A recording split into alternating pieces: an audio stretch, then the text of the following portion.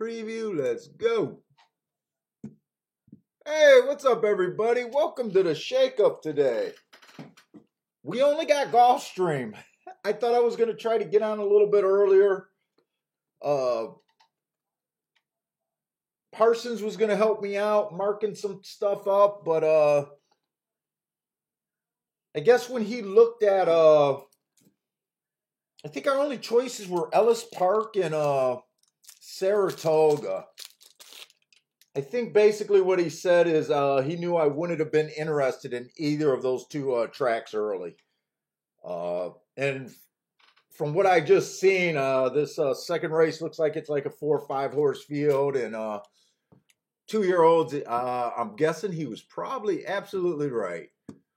So it's probably just going to be a slower handicapping day unless he wants to send me over some later stuff. He said he might if it looks good. But Gulfstream is on the dirt or on the turf today, so it does look like a nice day at Gulfstream. So it's probably just going to be a slower day at Gulfstream, and I'm actually okay with that. But I see a lot of you guys are already in here. What's up, Dean, Case G, Michael Lester's here, Parsons here, Steve B. What's up, guys? Q Savage, Hey, Marco Lou. What's up? Yesterday, coming off an okay day, ended up off of those 2 races making a little bit of a profit. Nothing fantastic, but then again, nothing too not terrible either.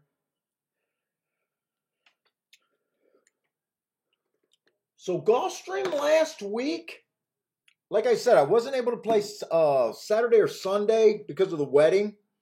But I did, like always, I got my eye on it. The inside on that turf route was awesome last week. Was absolutely awesome, especially on Saturday and Sunday. It's not always that inside. Usually the turf routes are pretty fair. Man, it was so good yesterday. I think I would have had a really good day last week. I did play one of those horses. I think it was a 2-horse in the last race on Saturday.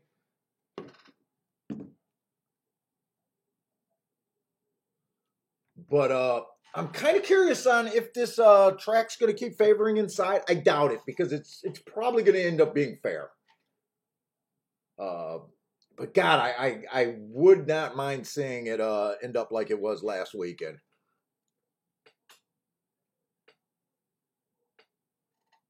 Oh, Marco, I look a little bit better. I look like I got some damn sleep. Oh, boy.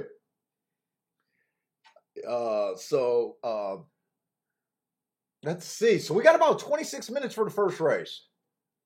And it is going to be on the turf. I think the card looks interesting enough that let's just hope it's not a chalk-filled day. Hey, what's up, Steve B?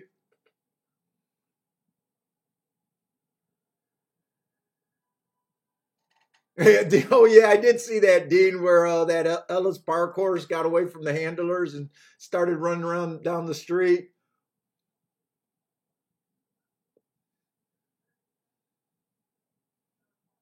Yeah, I wouldn't have minded having Saratoga or Ellis, even though, they're not what I really want to play all that much. Ellis does have some good trends. It's just, goddamn, those fields have been kind of short and chalky. I don't know. This summer has been like the year of chalk everywhere I've been looking at.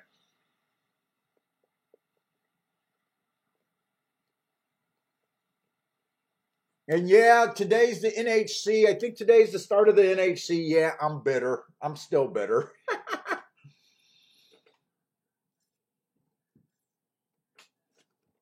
I'm hoping someone covers that on the stream because I love watching those tournaments.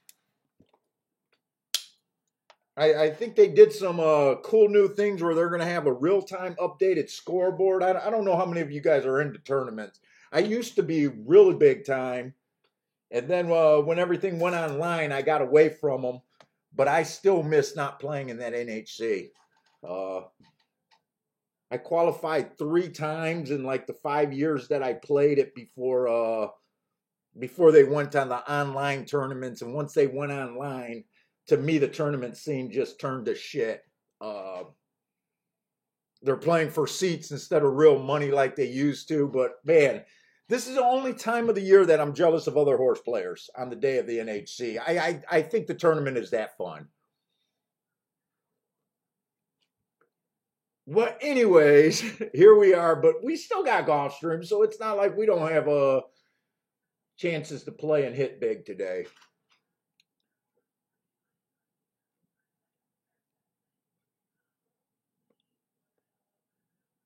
Let's see, what else do you guys got going? Dean, Labor Day starts next weekend. Oh, is that the Kentucky Downs meet you guys are talking about? Yeah, someone did say they did some work on the Kentucky Downs track and it might not be a bias like it was last year. Oh, I think that's what you guys are actually talking about with Michael Lester saying less hilly. I heard they leveled it off, totally flat now, or just less hills. Yeah, I usually don't play that meet, but since I was selling the bias reports last year and just started doing it, I marketed it where I was doing the Kentucky circuit, which would have met, Ellis Park, Churchill Downs, Turfway Park as they go around the circle. So I had to, for the first time, I had to chart Kentucky Downs. And normally I wouldn't have did it, but I think it's only like a 13, 14-day meet. And I know it's really short, but even I played a little bit for the last 3 or 4 days of the meet because there was a big bias there. I even played on that meet that it was a stalker closer bias there. But it sounds like I won't be able to count on that just to get a jump on them in a guess because you guys are saying that they redid the track a little bit. Hey, Damien Joe with a donation super chat. Thank you very much. Happy Friday to you too.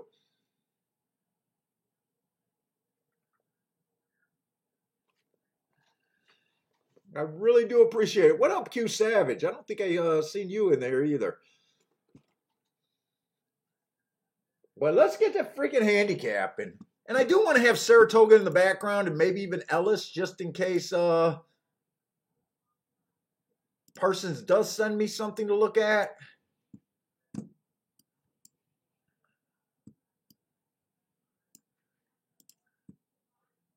I know 3 tracks will be too much. 3 tracks will be too much for me to do.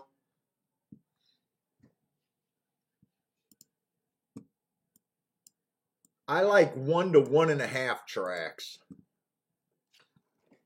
But anyways, okay, so this first race, we got a mile on the turf, maiden claiming 35,000. Kind of lightly raised horses, but I think they're 3-year-olds, right? Oh no, they are 2-year-olds. They are 2-year-olds. Okay.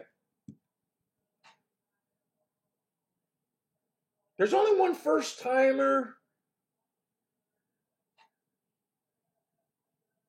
I'll give this race a look over. I do have enough stuff marked maybe to be interested. We'll see. Like I said, last week I really liked the inside of the track. I mean, really liked the inside of the track. Sunday, by the last race, I was sitting there at the wedding, at our table, watching it on the phones, telling everyone that I wish there was the guys that were watching the races with me. I was so convinced the inside was good. I was telling everyone I wish I had my form to look at the 3 and the inside horses. I think the 3 was in the 1 hole. I didn't bet because I just don't bet blind all that much. And of course, he went wire to wire, and I was completely convinced that's how convinced I was, just telling the people at the table to check out this 3 on the inside of the track.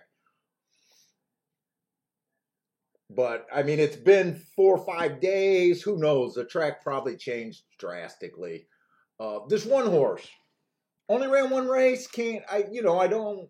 It's automatically kind of an excuse. He got a slow start. Slow match strides with the slowest winner. Slow. It's just not a running line that I can get excited about, and not really what I'm looking for. 3-1. God, I got to look at the other horses to even see if I think that's a fair price. He was at this level. He got in position, or she got in position at the top of the stretch. It was at this level. Another horse in the race beat her. Actually, a few horses are going to be coming out of that same race. Let's see how many horses are coming off of this July 25th. I just seen that the 2 is coming out of that same race. Two ran a better race than her. And the 2's at 8-1.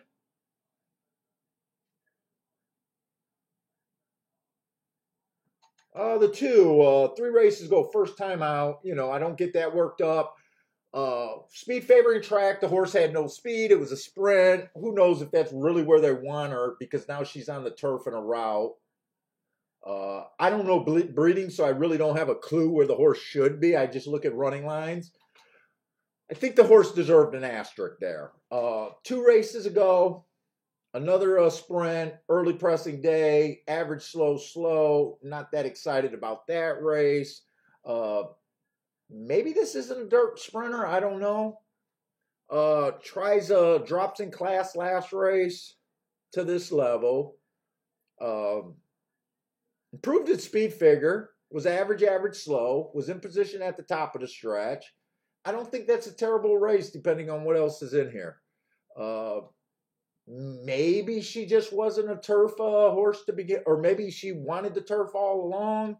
Or maybe she needed those 2 early races to get to running. But it is going to be a hard read on these early horses. But between her and the 1, I would prefer the 2 over the 1. Price and running style. Both of them are lightly raced, so they both got about the same upside to improve. Let's see, the 3 horse, 4 races ago, was trying a sprint, speed favoring track. Look, gave her an asterisk because she had no speed that day.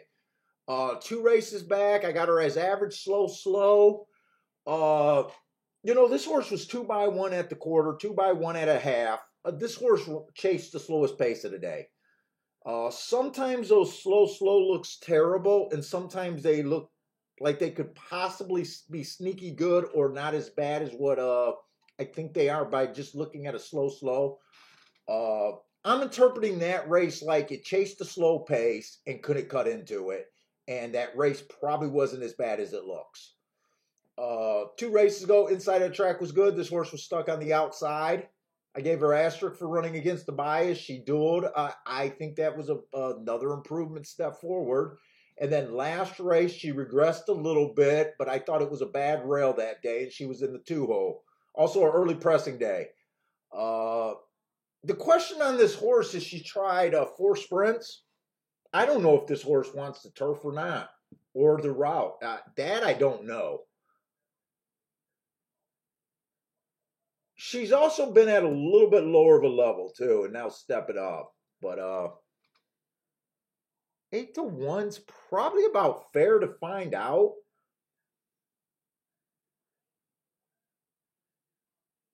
Has 4 excuses in 3 races. I think 8-1 is at least fair price. The 4 only ran 1 race. Inside of the track was good that day. That's almost pretty forgivable when you think the track is good on the inside and the horse has the inside. But I just caught my eye that it hesitated at the start. I mean, let's just say combine that with the first time out. I don't have an idea of the talent on this horse. I guess it has an excuse. I could say hesitated at the start is an excuse. I can't find a reason to bet her, though. The 5 horse is the favorite. 4 races ago, early pressing day. That was a sprint, had no speed. I don't really care about that. Did earn a nice speed figure at a decent level. Comes back the next race, regressed a little bit. I don't even have a problem with that regression, really. After the first race, regressing speed figure a little bit. Okay, thanks, Matt Parsons. No one's going to know who I'm talking about. Matt Parsons and Equid Racing. I know a lot of you guys know that's all the same person.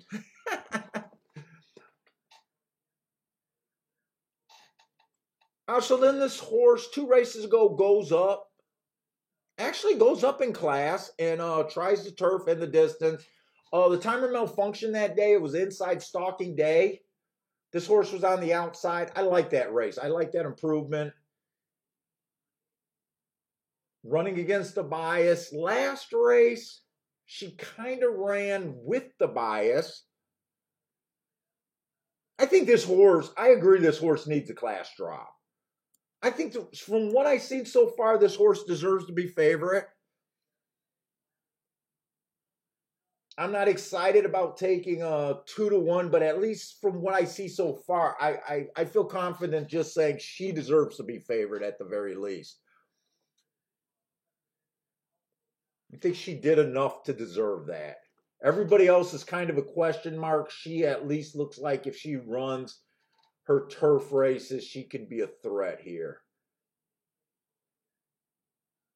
Let's see, the 6 is trying turf in a route for the first time. You know, I'm going to be saying the same thing about lightly raced horses. I don't see excuse in either of her running lines.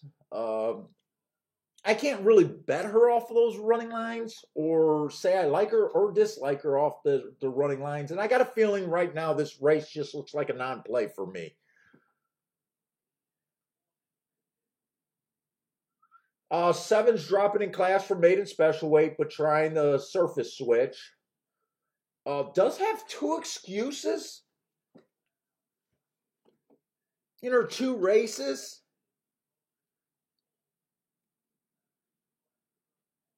9-1. 9-1 is at least fair on her. But you still got a major question with the surface change. She does have some things interesting about her.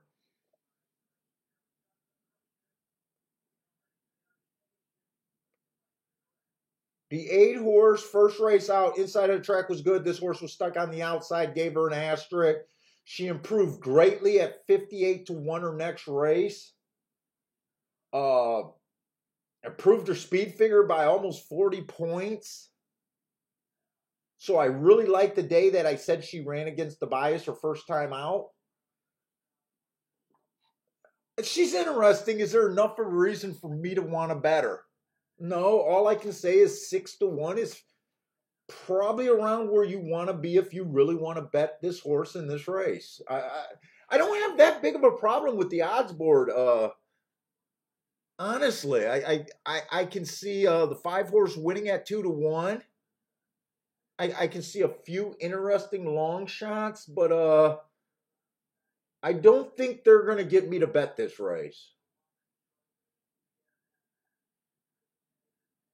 There's just not enough information, and there's too many question marks where I wouldn't take the 5 at that price, and I don't feel comfortable with a few of the interesting long shots, other than just saying that they're interesting.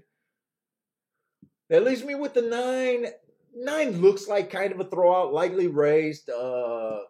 Looks to be in bad form. Does have a couple of excuses, but I couldn't make the leap and really jump in here. And then 10's a first-time starter. Yeah, this race looks like I'm going to just be watching it for myself. Hey, what's up, Mac and Co? Sir Williams. What's up, Sir Williams?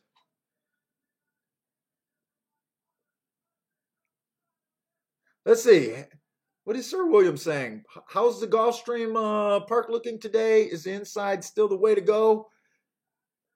Man, I started the show just talking about how inside it was last weekend on the turf. Put it this way. The turf normally is about even for the routes, right? So with the 5-day layoff, I would just start conservative. Luckily, I don't like this race enough to bet. I will be watching it closely. Maybe I'll look inside, but that's how I would approach it. Now, the dirt's a different story. The dirt, we have a whole history of a few meets in a row favoring the inside of the track. I would be more likely to jump on that inside right off the box, right out the box, than the turf's inside right out the box. Just because the dirt inside we know has a long history of favoring the inside, where the turf is kind of more even. That's how I would look at it. And like always, watch the races as careful as we can, and hopefully we can put something together. Were you the guy that was texting me at the wedding that was talking about the inside and speed on the weekend on Twitter? It almost sounds like you might have been one of the ones that bet that 3 in the last race. Hey, what's up, In? In is in the house.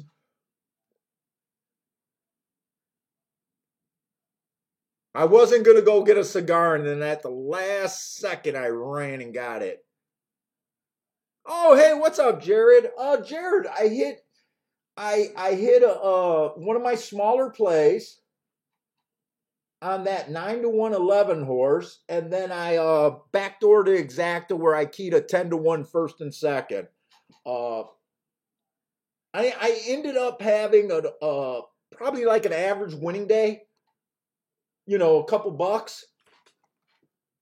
Nothing special, nothing to brag about, but nothing to, better than a loss. In a day that it's actually pretty good, because yesterday I was just hoping to survive with those tracks.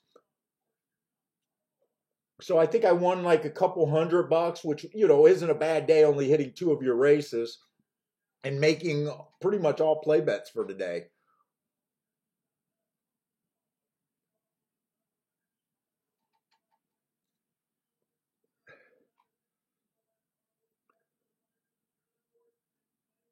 Oh, hey, Mac and Company. That's why no one wants to buy my damn marks from me, Mac and Company. You're hooked on the marks. You're never going to go back. Trust me. You're doing the work yourself.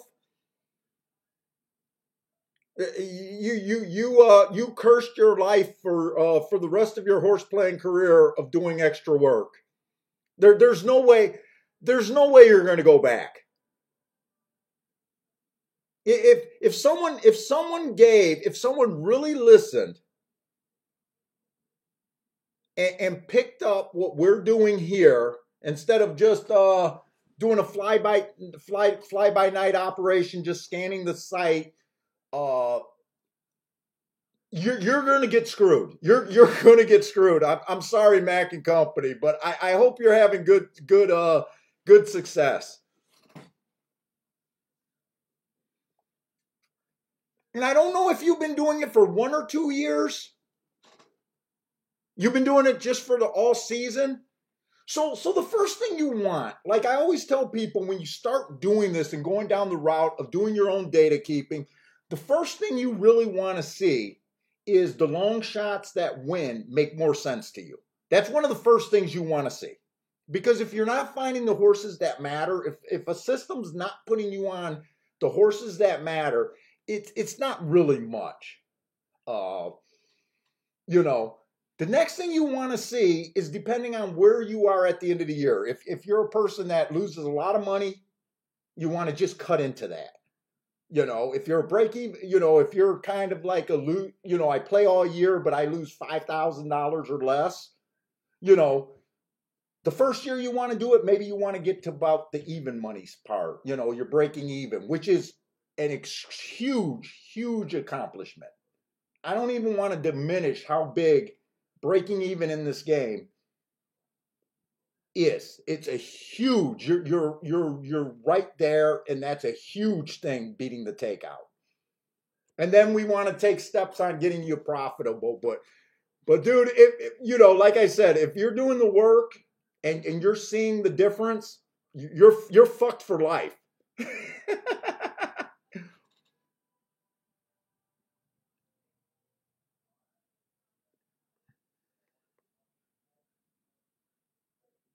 I mean, even on my worst days going to the track, every morning, for the most part, I feel like I have an edge.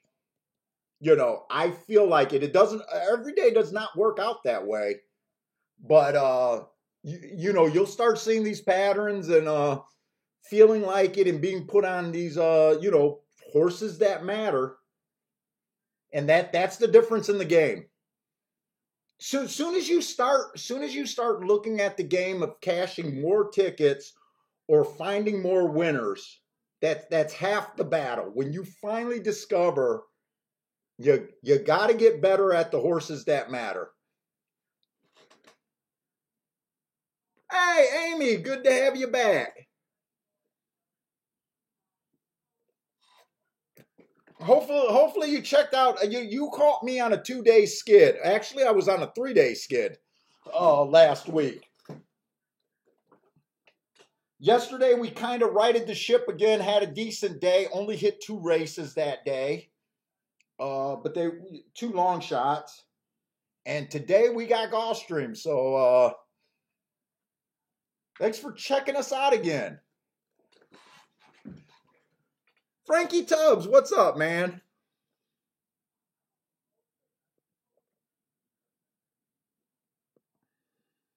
Attila's here. Man, I'm gonna kill your name, dude. And you do look like a new player. Let's see, which one of these? You gave me a first and a second name. Praveen?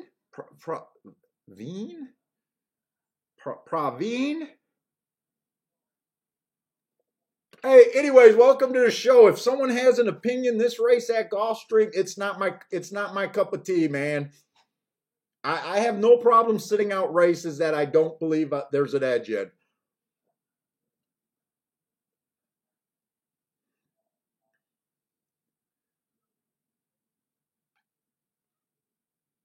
Yeah, Amy's here. Clean up. We actually are trying to improve our 2% of female viewership. We're trying to bring that number up.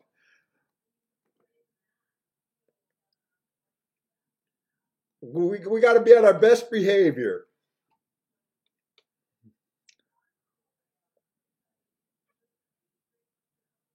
Let's see. In likes the number 8 to win in place at Gulfstream Park. Oh, by the way, I was looking at that July 25th race. Let's see how many more horses might be out of that race. Although, actually, that's the same day, not the same race.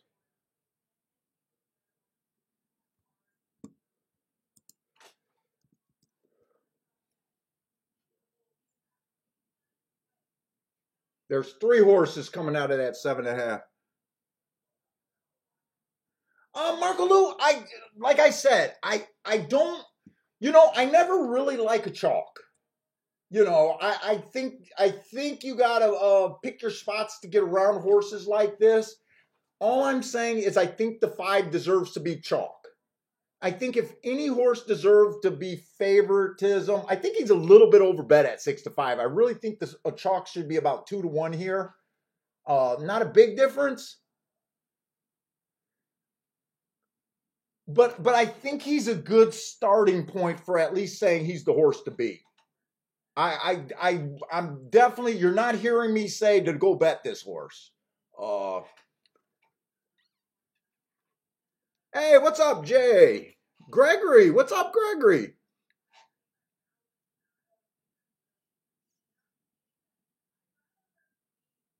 Yeah, there's a lot of horses stretching out, and you know, some of you guys might have better angles, like with breeding in here.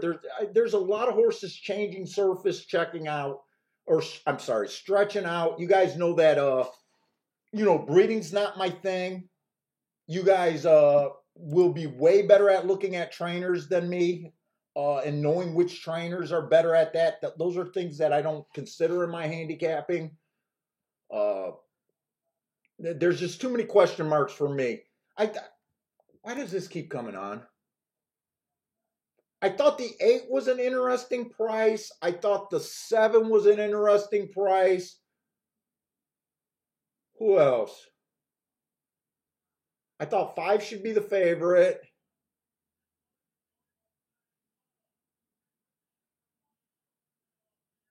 And I even thought that 2, if the 2 continues, but I have no real opinion other than that. That's not even that good of an opinion.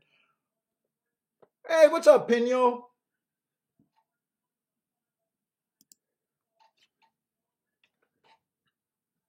$23-2.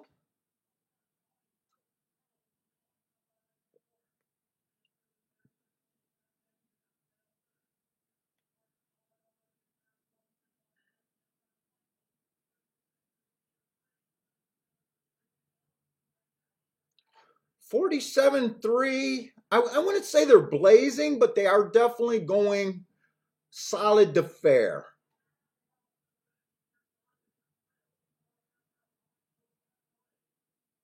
They're definitely going a solid to fair pace here.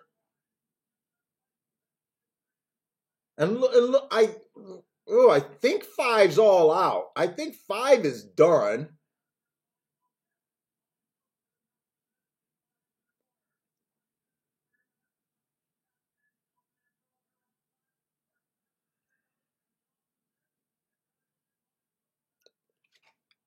Eight one three, 8135.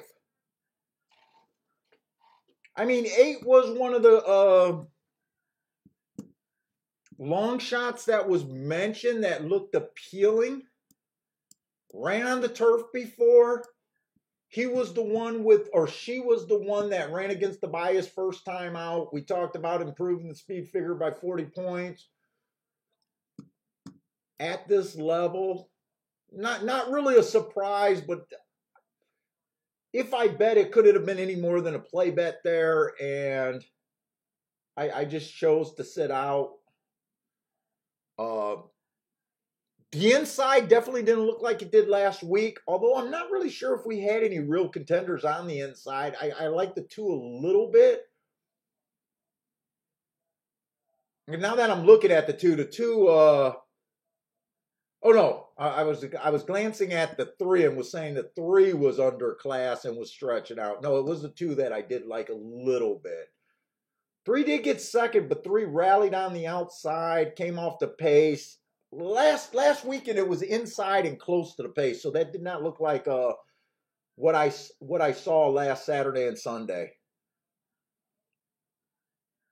And 8 did go wire to wire there, right? 8 did go wire to wire. I want to do the tic-tac-toe board. We only got 1 track today right now for the most part. Oh, that's right. Parsons did send me another track, so. But our main focus, like always, is probably just going to be Gulfstream Park anyways. 8 went wire to wire. Good price. Who was the one that got second? Actually, I thought the 3 got second. Okay, it came in 813. So the inside did represent itself. The inside, they did have some inside horses. I was just saying that this did not look like the bias last week. The bias. Wait a minute. Let me look at something real quick. Because I do think speed dominated last week, and the 8 did get the rail right away. Maybe it does kind of look like it, other than the 8 getting up and over. Let me see something. I might want to keep an eye on the turf. Okay, last week what happened? Post 1 through 3 won 78% of the time. So I said it was strong last week. They wired 56% of the time. I'm going to hold out judgment for this track because this 8 did get out and over. The 1 did suck up for second. The 5 was strung 3-4 wide the entire race and took a lot of action. You know what? Maybe I'm going to keep watching that just to see. Maybe it might be still kind of a speed favoring surface towards the inside. Maybe it might be. Marco Lewis pointing out the rematch race. I wouldn't call this exactly a rematch race, but for you guys that are keeping track of what races might be coming out of stronger, he's making a really good point.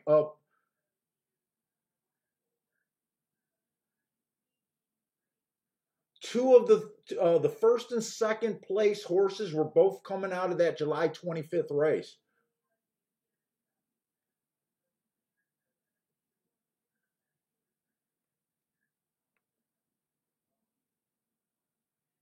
Yeah, 1 got second. I seen that wrong. I was thinking that the 8 got second. Or I'm sorry, the 3 got second. In came in the house and hit a kaboom. There you go, In.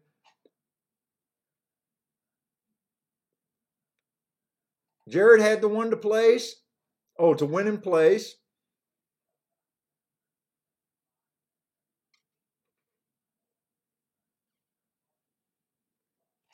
Let me grab this these marks from Parsons. Let me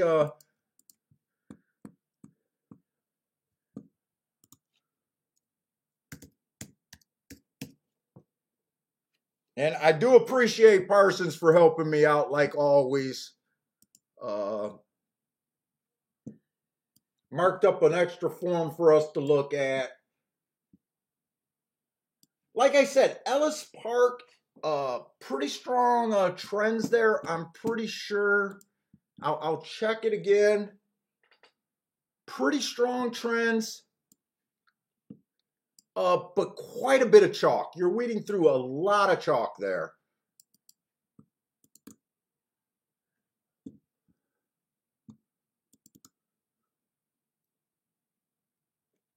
I think they're going in the second race there. Let's see if we could take a look at the second race. Oh man, he got the big bold writing. So on the dirt at Ellis Park, when they're not running down the highway, post 1 through 3 is winning 58% of the time. That's a freaking insane number. They're wiring 54% of the time. They're coming from 5 lengths back or farther, only 7% of the time. So you definitely want to fade closers. If you insist and you're one of those fanboys that just love closers, at least get a price when you attempt to bet horses that are bucking the system coming from 5 lengths or out. You need to get at least 10 to 1 to overtake that 7%.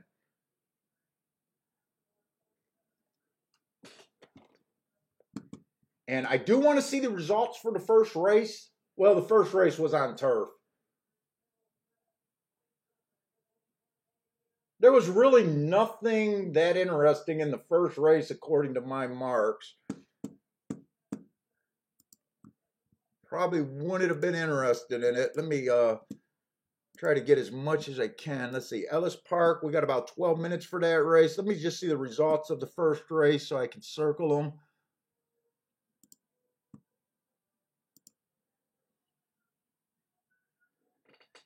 Let's see, the 5 won and he paid $8.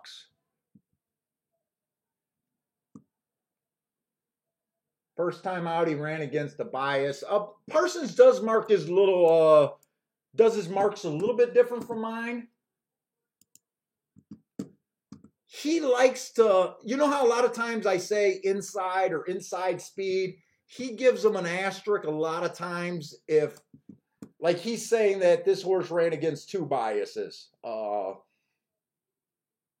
Not right or wrong. I'm just for if you guys are looking at the marks, that's how Parson does it a lot of times.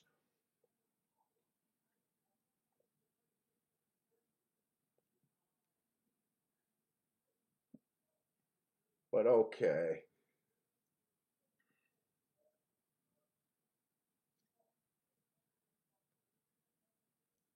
So let's see. So we're looking for inside speed there. Probably just start out with that. Let me grab you guys. I like seeing the chat.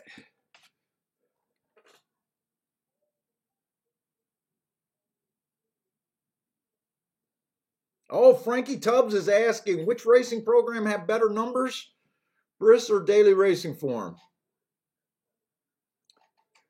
I honestly don't know. I would say it's a personal preference. The Daily Racing Form has the legendary gamblers, Andy Byers numbers. There is a little bit difference. I understand there's a little bit difference methodology to making the numbers. I think you just stick with one and got to stick with it. I don't know. There might be some guys in the chat room that have stronger opinions about which has better speed figures. I'm not really the guy to ask on that one. But I will say, other than that, other than paying for the difference between your programs, your racing forms, that's what you're paying for. You're basically paying for the speed figures, the pace figures, or any of this kind of stuff. All of this rest of the information, the race, the date, the trainer, the owner, the jockey, the running lines, all are supposed to be the same. So really you're paying for the layout between different publications, and you're paying for their extra, speed figures, rankings, or whatever special numbers that they do that they say makes them different.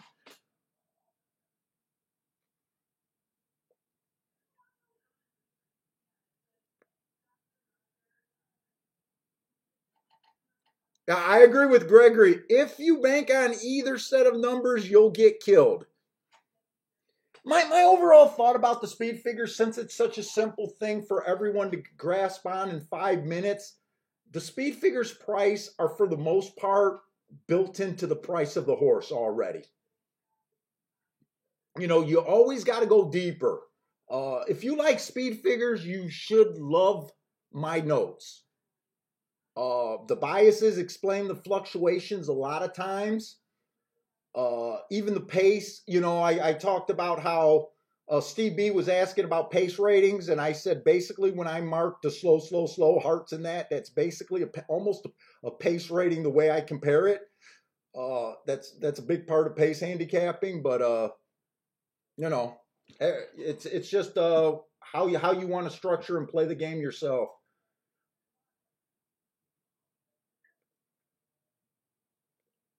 We got the second race, maiden claiming 75,000.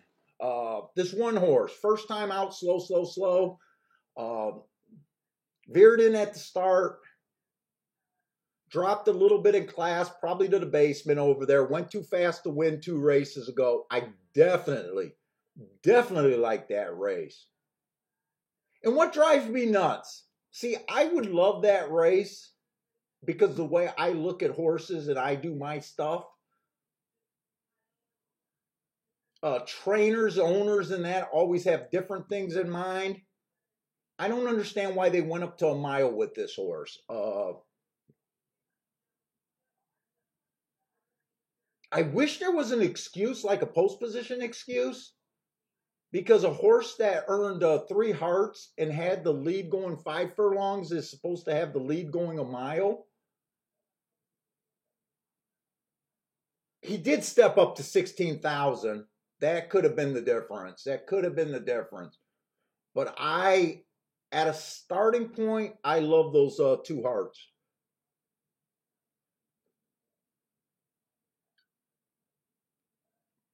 Oh, and he's 6-1. He's not even the favorite. Okay. The 2 horses we don't have marks on, he looks like he could be a stalker. And he looks like he could be a stalker or possibly even a speed horse here. A little tough to tell. Does have a little bit of muddy form. Is this on the turf or the dirt? This is on the dirt.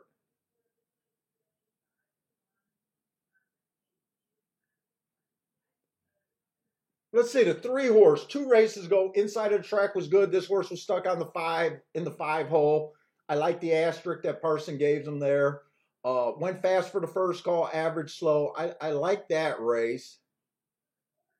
Then on July 2nd, another horse that looks like he should have speed, all of a sudden last race had no speed and was on the slow side of things.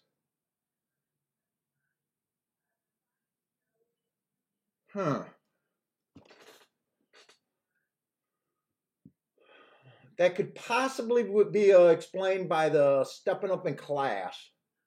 He went to 10,000 after competing for 5,000. He's probably not a $10,000 horse.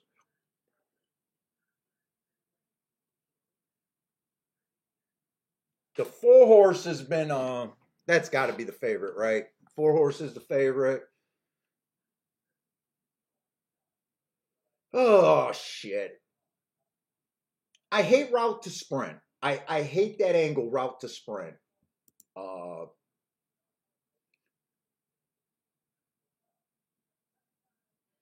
And I would like to throw this horse out instantly. The only thing I'm hesitating on throwing this horse out, he's one of the few horses that competed against much better. I can't play this horse because of price. You got to be price dependent in this game. He's almost a tough call because he's a horse that I definitely want to throw out, but he's been running against much better. And even showed speed against better last race, earning a triangle. 2 and 3 races ago, both of those he had an excuse, running style wise and post position wise.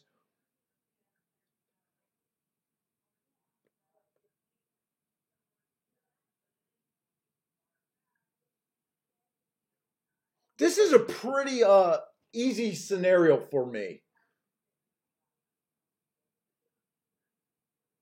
The only horse that I am interested in to even play this race, it won't be a main bet for me, but it's the 1 horse is the only horse at 7 to 1, 6 to 1, even 8 to 1, which he is.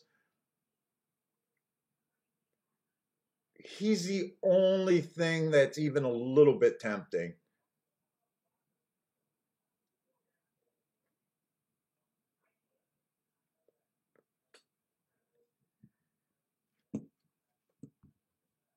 And I'm not sure if I'm going to play or not. Oh, let's see. I really can't explain last race other than stepping up in class.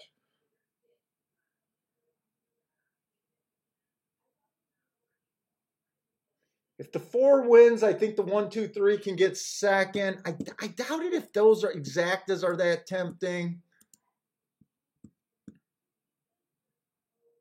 That would be the only other bet. Let's see. 4-1 is paying $8. 4-2 is paying $5. Nope, those are doubles. Those are doubles. Wait a minute. 4-1 is paying $18. 4-2 is paying 7. 4-3 is paying 3. Those two are no-goes.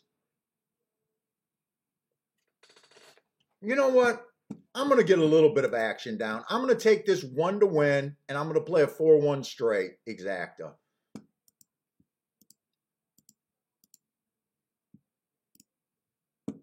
One to win, and then a straight exacta, 4-1. That's really the only 2 places I can go.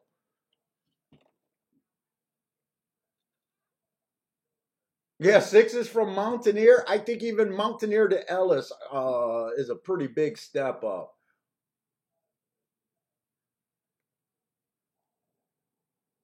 I kind of glossed over him. I don't even know if I said anything about him because I didn't have marks on him. He is dropping from maiden special weight, but he also tried a $4,000 claimer over there.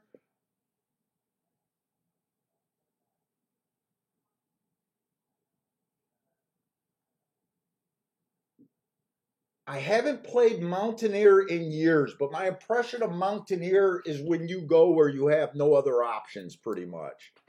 Maybe Mountaineer Racing got a little bit better in the years since I even gave it a look. But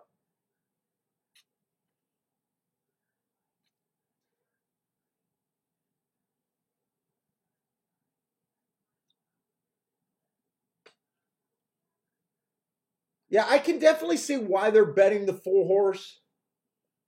I can definitely see why. It's more of a class thing for me. He's a horse that I would try to beat, but I think Marco Lou is pointing out that he earned probably the best speed figure at a sprint. I think the one's only chance is to get the lead, and he wasn't able to get the lead. I think the one's gonna be done. I don't even think the one can get second if he doesn't get the one can't even get second. 3 got the lead.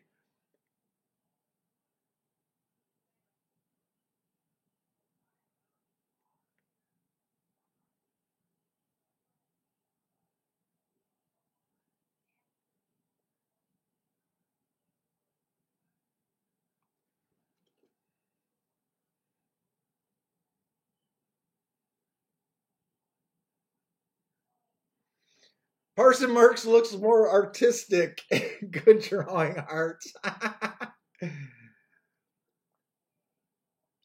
Let's see. It looks like it's going to be 4 on top of the inside horses, but they were not playable exact. As 4-3, I think was paying $3. 4-2 was paying like $7. I was willing to take a shot with the 4-1, paying 18 to 1, but you gotta avoid bets like a 4-3. Yeah, I can't say I was surprised there. I thought that the one's only chance was to get an easy lead for a little bit of time and maybe hold the 4 or be able to get second, but wasn't even capable of doing that there.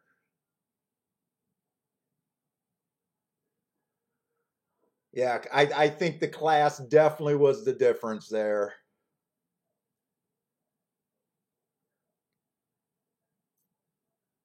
All right, we got Gulfstream, and we got a couple cheap races back to back on the dirt,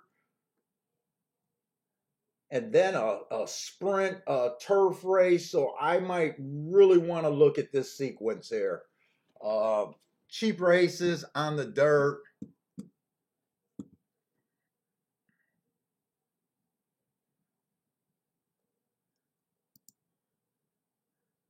And Gulfstream Park, the inside was not as strong last week. Post 1 through 3 only won 30% of the races.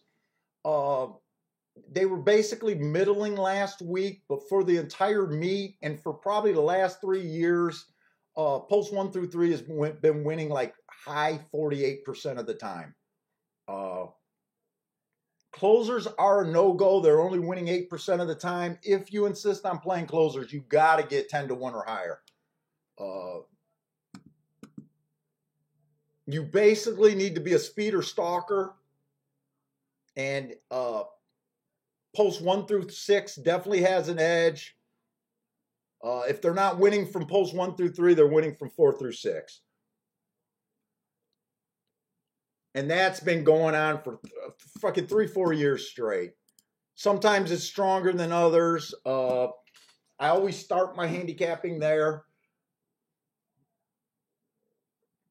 And hopefully we can get the track like it was 2 Fridays ago. Get a 10 grand day again.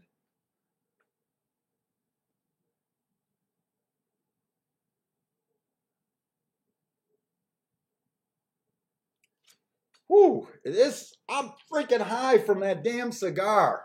Holy smokes. Let's say the 6 is the favorite. There's only one horse from 7 on out. That would be the 8. There was one scratch this race. If you can get by the 6 here, the betting board does look good. The 1 horse, first time out, don't care, slow, slow, slow. Improved greatly. His second race inside of the track was good. He had the inside. He was 1 tick slower than the fastest winner, average, average. I do like that race. I like that he took another step forward on the turf, speed figure wise. The clock malfunctioned that day. This horse looks a little bit live to me, possibly. The 2 horse, 4 races ago, speed favoring track. I gave him an asterisk, no speed. Came back next 3 races ago, average, match strides with the slowest winner before falling apart. Ran against the bias 2 races ago, ran against the bias last race. Speed figure's been going up. I think there's enough things to like about him. I'm hoping I hate the 8. Or I hate the favorite is what I meant to say. I think it's the 6. The 3 horse got 3 asterisks in a row, but it's the asterisk that he's been earning basically has been early pressing track. That's just what Gulfstream is. If this horse is 5 or farther back, he does not fit the profile of this track very good. Got a nice speed figure last race. That might be one of the higher ones, 71. But in a way, if he's that far back, I don't like him. Now, if he's within 3 or 4 lengths at the first call, all bets are off. But I'm probably against him. 4 horse had speed. I didn't look up the Houston or the Fairgrounds race.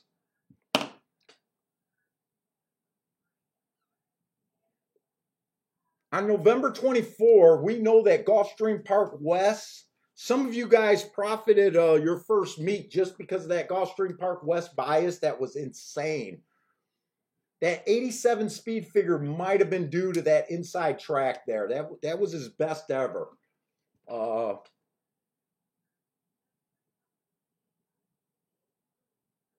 He came out 1 tick slower than the fastest winner. Man, I got mixed feelings on him. 3-1. I don't think it's worth guessing. He is dropping though. I'm going to hold that out. Wait a minute. I just seen that's a pretty substantial drop, and he gets the inside. I don't like this 5 horse. He does have an excuse last race, but I can't bet him off of that running line.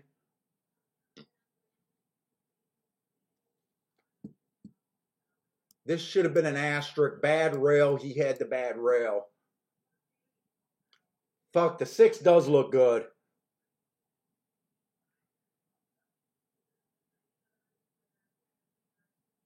Six does look good. Last race he had a bad rail. The race before that he was in the 8 hole. The 8 hole is almost never good. Still ran an average race. The race before that he was in the 7 hole. Cleared and then got caught on a stalking closing day. He's been burning a bit of money. I think if he loses because of the rail here.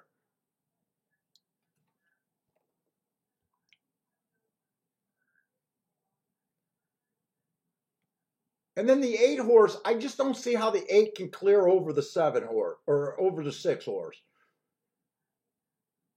So I think the 8's going to have a rough trip. I'm mostly interested in the 1, the 2, and the favorite. 1, 2, and 6.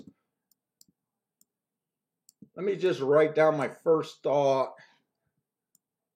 I want to scan ahead and look for doubles here. Hey, what's up, Hernandez?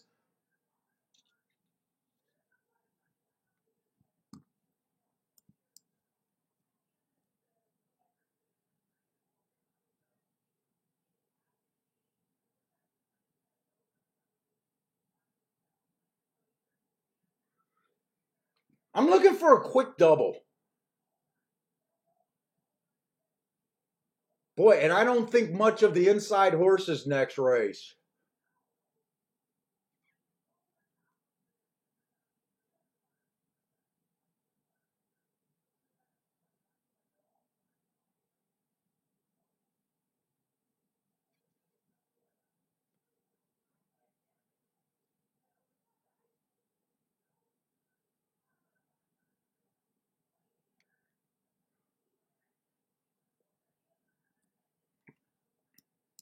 I want to check to make sure these doubles are paying going to be worth it. I'm running out of time, but I'm considering a 1-2-6 to the 1-5 in the double.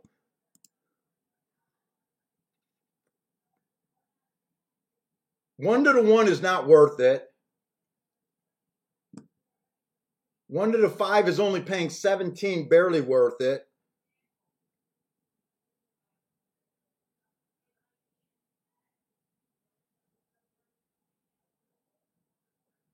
Oh, I'm looking at Ellis Park. Shit.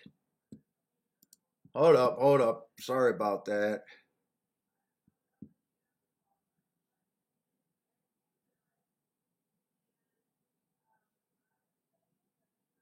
You know what? I can do these doubles. And I think I got to put it in without checking it completely. I got to put it in now. 1-2-6 to the 1 and 5, I think it was. I hope I'm right about the 5. I just got to put this in and make sure it's the 5 that I really like.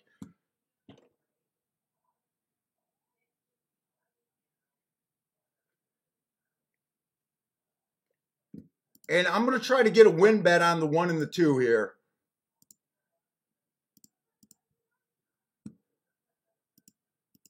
Well, I get that. I got that in. I got that in. 1 and 2 to win. And then I did the doubles. Let me just make sure that yeah, it was the 5 that I liked.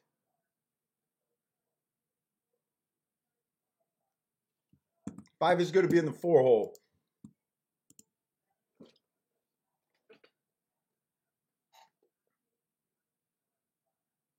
Was I looking at the exacta? Fuck, I might have been looking at the exact. No, I was looking at the double. I got that the 1-1 is paying $42, the 2-1 is paying $65, and the 6-1 is paying $18.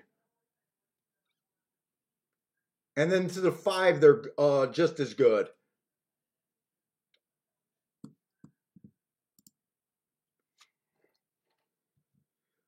I need to get something to drink.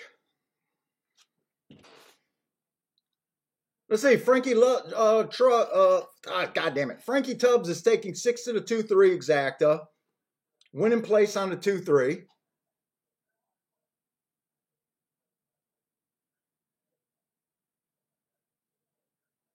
Four gets the lead here. Four was the horse that was dropping. He kind of fell out of my radar after a second. Shit.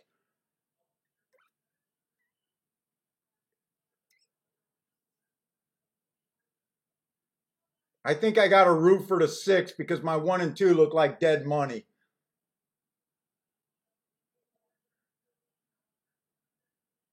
I didn't want to play the 4 at 3 to 1. He went down to 9 to 5, so I'm not going to be that pissed. Come on with this 2.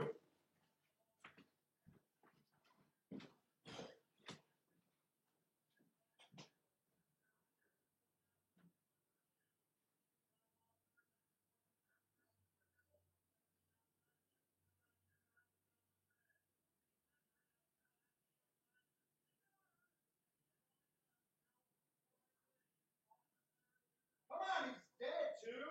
He's not dead? No, he's not.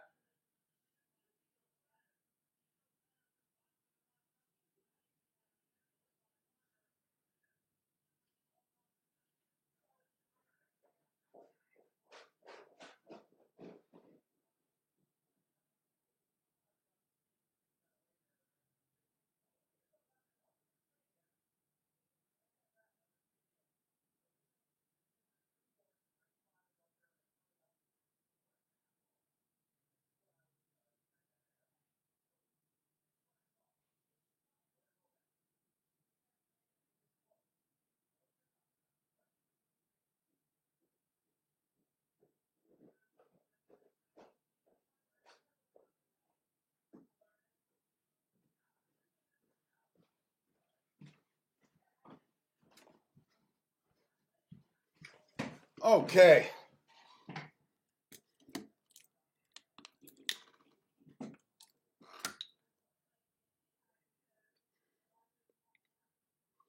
Another big class dropper.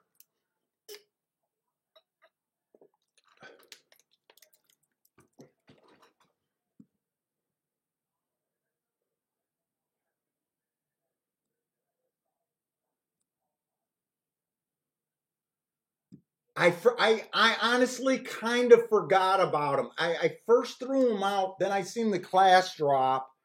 I got no problem with this running. Soon as I seen him got the lead, soon as I got him, seen him getting the lead in the rail, I knew I was in trouble.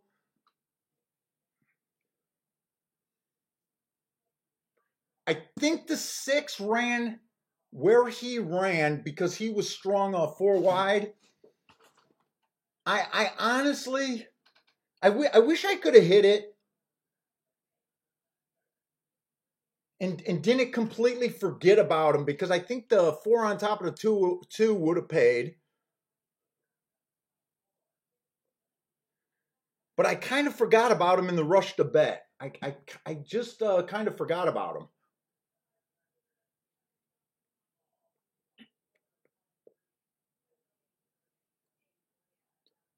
Hernandez hit the 4 there. Nice call, Hernandez.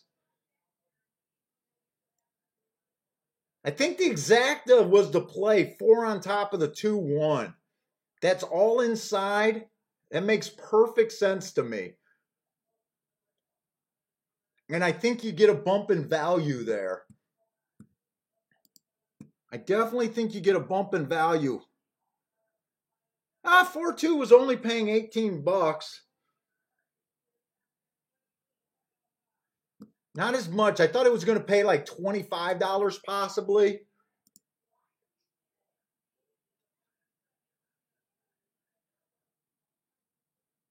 Yeah, 6 gave up when he couldn't bet past the 4. But I do think him getting strung out, that looks like an inside track to me at Gulfstream so far. I know it's dangerous to say after one race with a 9-5 horse winning. But if you guys could tell in my voice, soon as the 4 got the lead over the 1 and the 2, I knew I was in trouble. I knew I was in big trouble.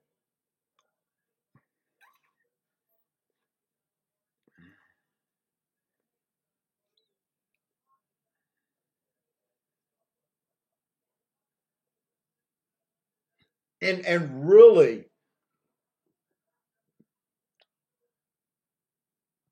I think the bigger sin of my bet in that race was even using the 6.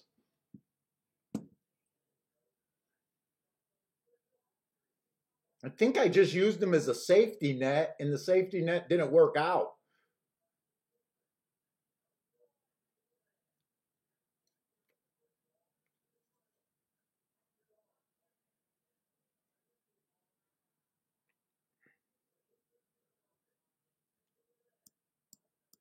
Whoa.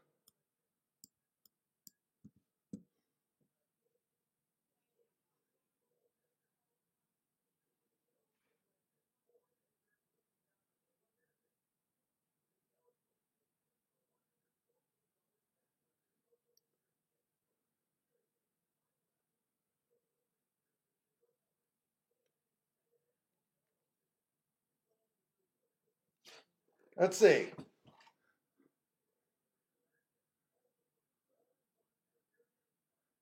Dean hit that?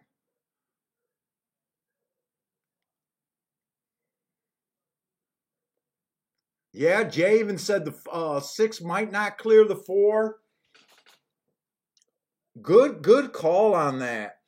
I honestly kind of just forgot about him. I kind of just forgot about him, and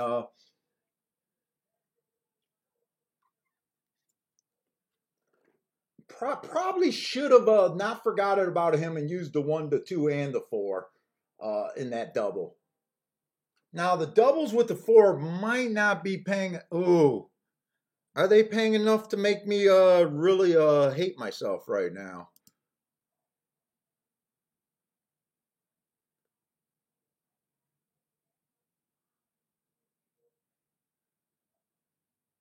Let's see, 4-5 is paying $13.90. That's borderline that I wouldn't even pulled that trigger. 4-1 is paying 23-1, which is okay.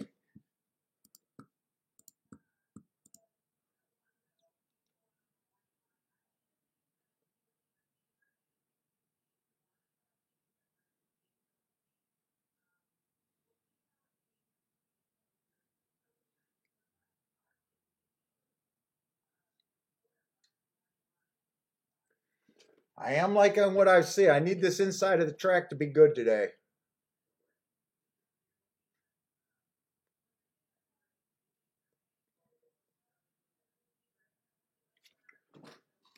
Let's see, 4-2. Did I circle that 4? Yes, I did.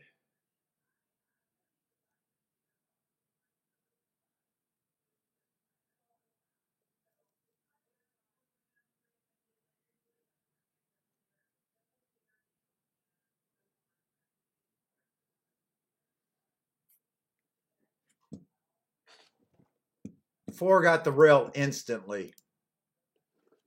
He got the rail pretty much instantly. I want to see the fractions of this race. Two's about 3 wide down that back stretch.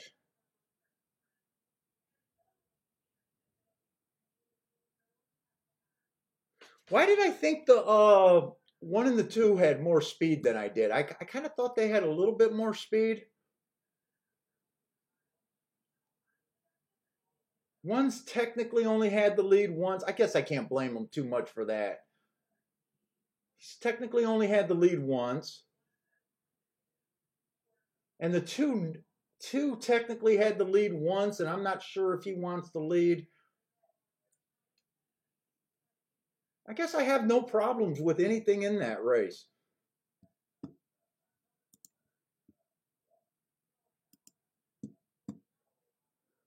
Let's look at Ellis Park. I'm going to try to look at some stuff today.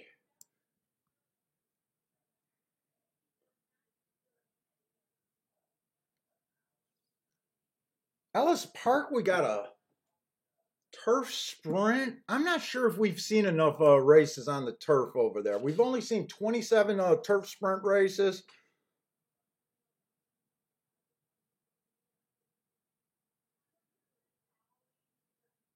Just, just not enough to be able to say the track's doing anything running style wise or post position wise.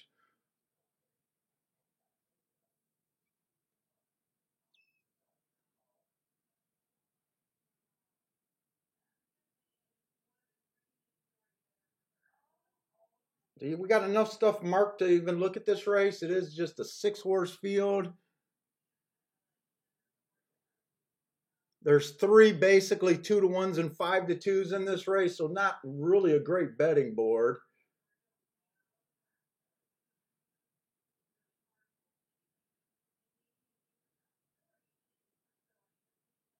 Let's see, we don't have much on the 1.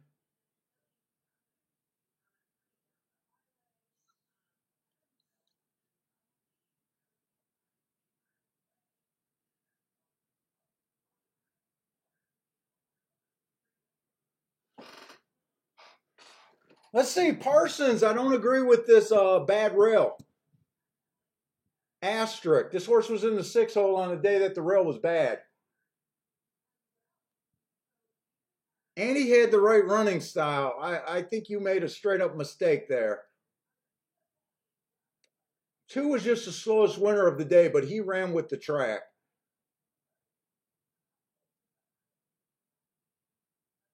3 races ago, he ran on a speed favoring track, didn't get the lead. I like that asterisk. I just don't agree with his last race marks.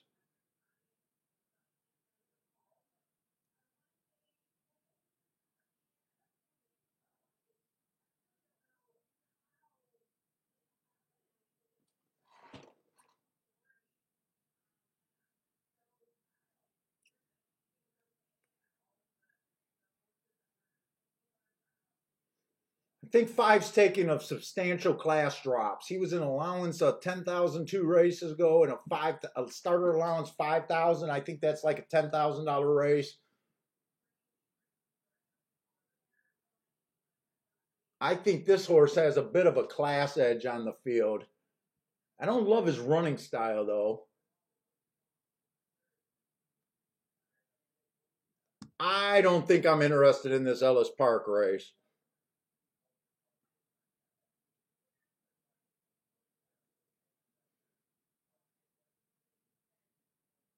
I'm kind of just coming up with 1, 2, 5. That's what they're betting. Yeah, there's no reason for me to look at that race any more than that. Hey, what's up, Gregory?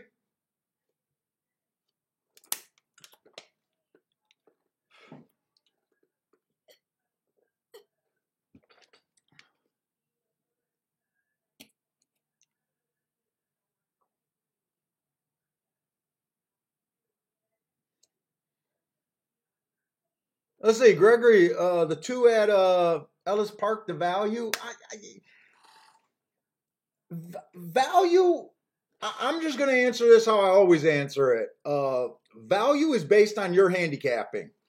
So if you think this horse is even money, 5 to 2, 3 to 1 is great value.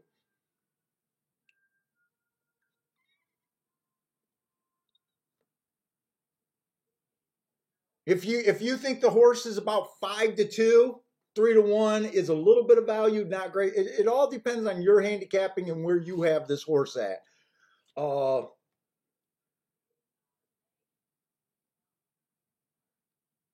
I don't know if I could separate those 3 horses, the 1, the 2, and the 5. I like the 5 because I think the 5's ran against a little bit better. I don't like his running style, so that's a hit against him. I think the 1 or the 2 are the most likely speed. But I can't really separate them. And to me, 3 to 1's just not that kind of value that I'm looking for. And I'm not even sure if we're going to get 3 to 1 on any of those horses. Let's see. It's kind of like almost how I forgot about the 4 when I threw the 4 out last race, and then I said I'm not interested in him at 3 to 1. And then he goes down to 9 to 5. You know, to me, I didn't think he offered value, even though I kind of forgot about him.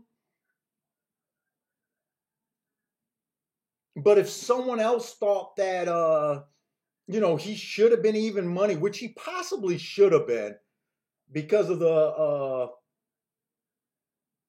he was showing more speed than the 1 and the 2, you know, then all of a sudden he looks like great value. You know, we're educated guessing, kind of. We're doing handicapping, kind of using it educated guessing, and it's in the eyes of the beholder, kind of the eyes of the handicapper, where you think the value is at.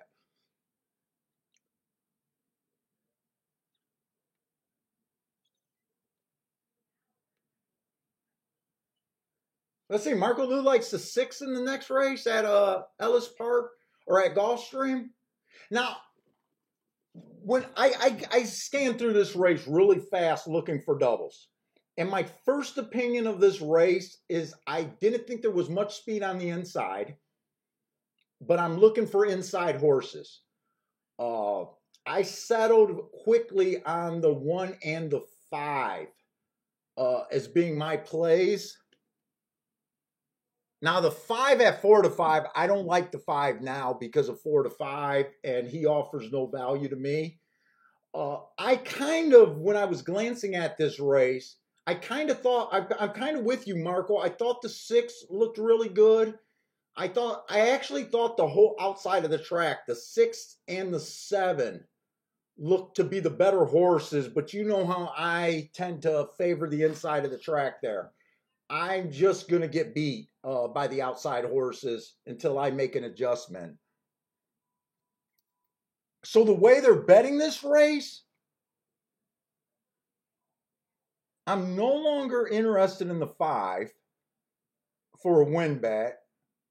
I think the 1 offers some value. I'm still a bit interested in the 1. I kind of thought that the 5 and the 7 was going to take a lot of action here. And I'm surprised they're taking this little. And my first thought was to play against the 6 and the 7. And now they look a lot more appealing the way the public's betting this board. I know if you're new to the game, it's not about winners. It's about prices we're looking for.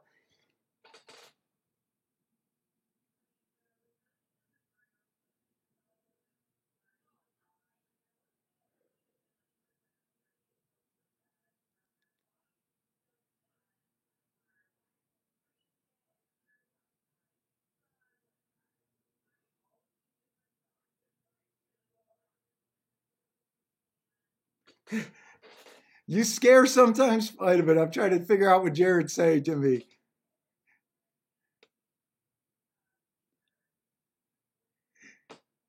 I can't make out what Jared is writing. You're scared sometimes, Paul. You're that guy that sits in the OTB all day and talks you off horses, I think is what he's saying. I'm not trying to talk you off. I honestly, I'm actually agreeing with Marco Lou that I think this horse probably should be about 5 to 1. And right now at 8 to 1, I think he's a huge value. I honestly think I honestly thought the 7 and the 6 were probably going to be the favorites this race. I think the 5 is over bet.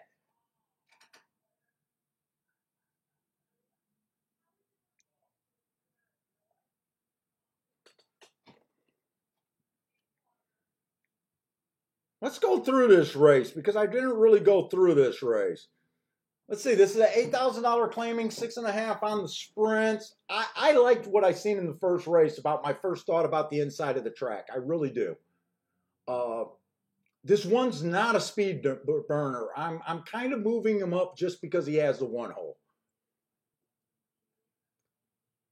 I don't even know if my marks justify me moving him up because at the most he just looks like an average horse at 16,000. That slow race on the turf is slow. But I didn't think the 2 had any speed. I think he's going to be a dead nuts closer that makes it hard. The 3's a route to sprint. He has a couple excuses. He's not even fast at a route, so I'd be shocked if this horse is within 3 lengths.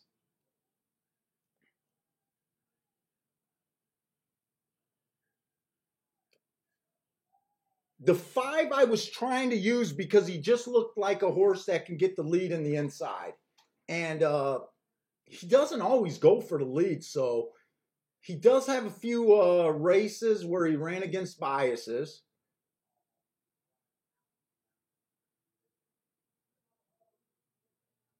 If the 6 was on the inside, I would love the 6.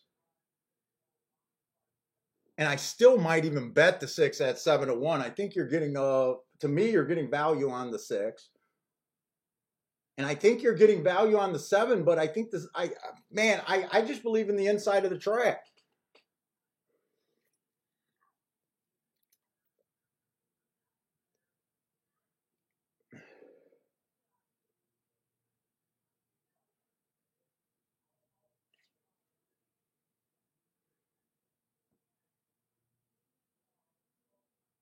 Yeah, I'm talking about Gulfstream Race 3 if you're asking me what I'm talking about. And it does look like that 2 horse that we like, the 2 and the 1 are going to be in the exacta at Ellis Park. That was the horse that someone was asking about value. I think he won the race at 8 to 5, and it's just where you had this horse at. The 5 did get beat. He had no speed, and it came in basically 1, 2, 3. 2, 1, 3 is what it came in, and 3 was 46 to 1.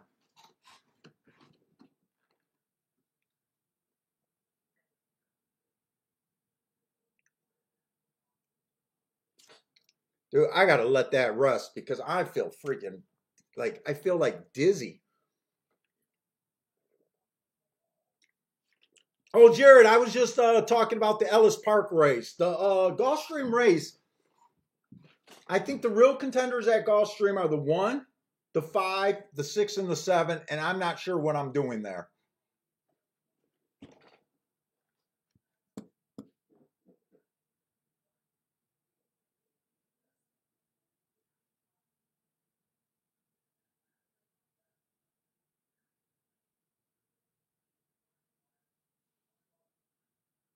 I never looked that horse up. And I might have to look at a double because we love these turf sprints. I definitely got to look up this Belmont horse. Oh, man. That cigar knocked me freaking loopy today. That's a cigar that I always smoke, too.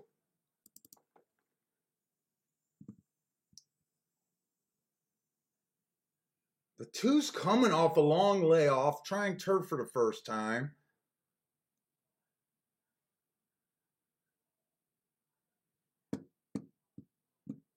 Damn it. Why'd you have to look good? This horse is going to probably take action, and I wanted to be against him.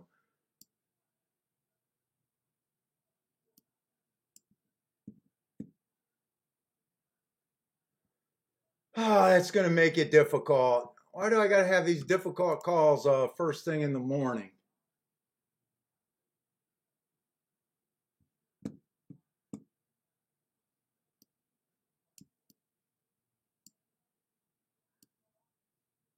I love his last race.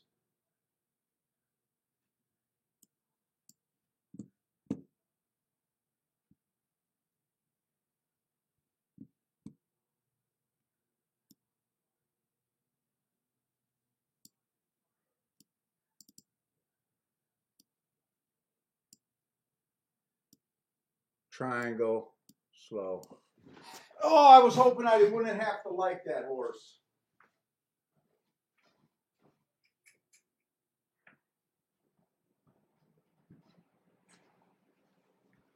Oh, I got to turn on these damn fans.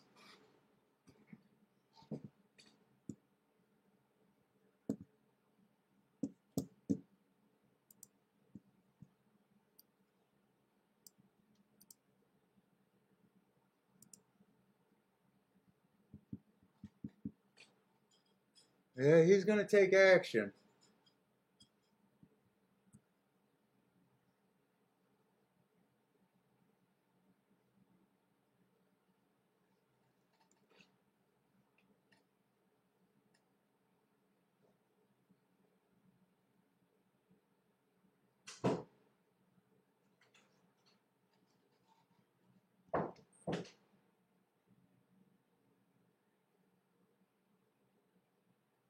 I think we had this horse last race at 20-1. I think I remember betting that horse. I definitely like the 238 next race. I'm hoping the 2 does not run, but I think 2 is going to be the favorite. I really don't want to use him, but his race came back too damn tough. There is a first-time starter. But that's the only place I can go next race. 3's supposed to be 5-1, and 8's supposed to be about 8-1.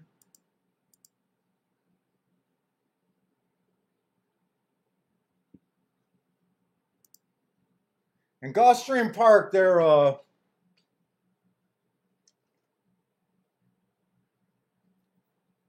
I am not agreeing with this favorite right now, this 3 at Gulfstream Park.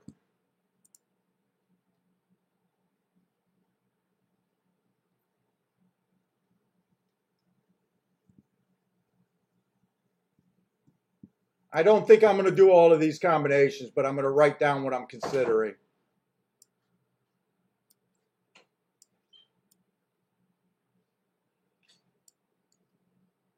1, 5, 6, and 7.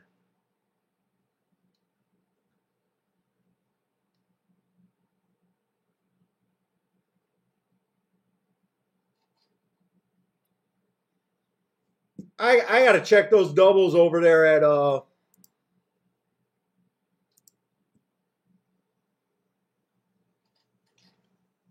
especially to the 2. Let's see, the 1 to the 2 is paying 19 bucks. To the 3 is paying 42.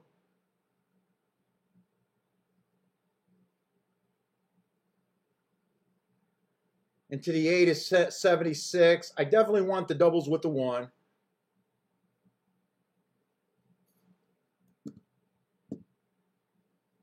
I can't play the 5 to the 2. If the 2 wins next race, I can't have him with the 5. That's only paying about $5. 5 to 1. He can still be played to the 3. And I think he can definitely be played to the 8.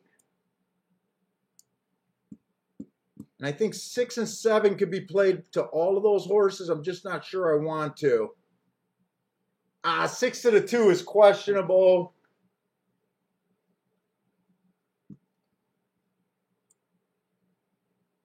I'm going to leave 6-2 off.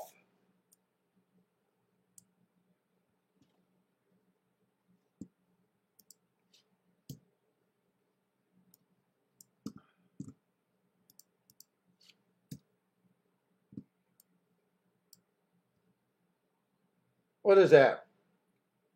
1, 2, 3, 4.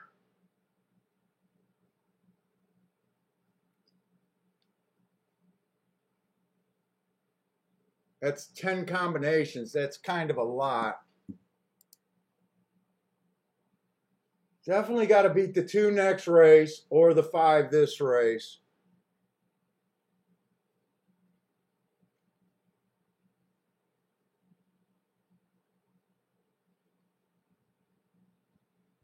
And they are betting the 3 here.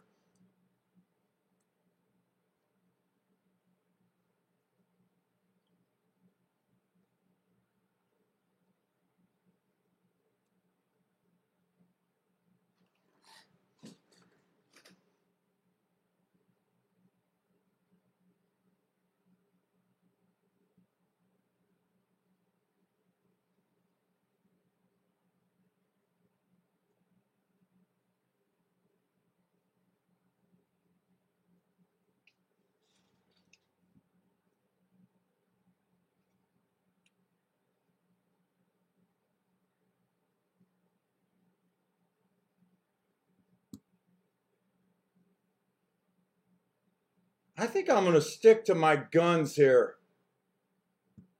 I think I'm leaving the 7 off the tick. I want to play this race, and I don't want to spread my bets out too much.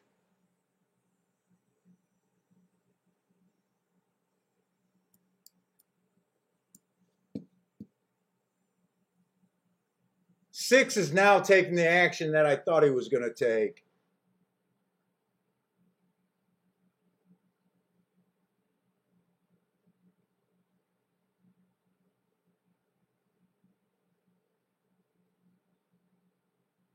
Dude, I want to leave the 7 off, but he's the biggest hit.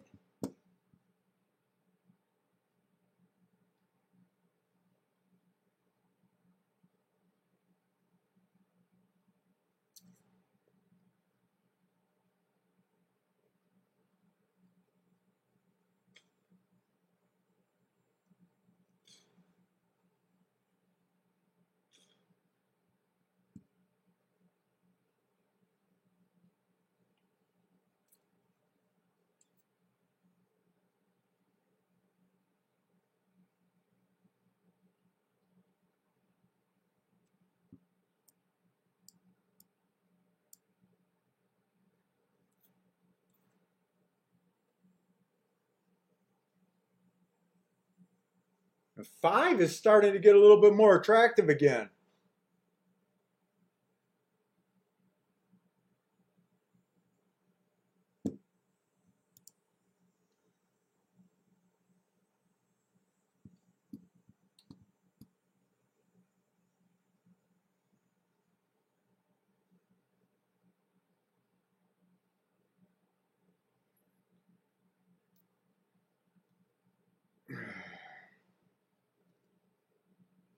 Let me do my win bets first.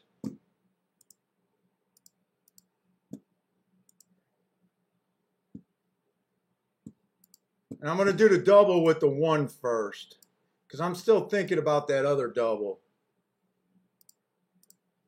2, 3, 8. I want those for 10. I'm going to just use the 5. Ah, shit, I use them both. 5 and 6 to just the 3 and the 8. I am going to do that.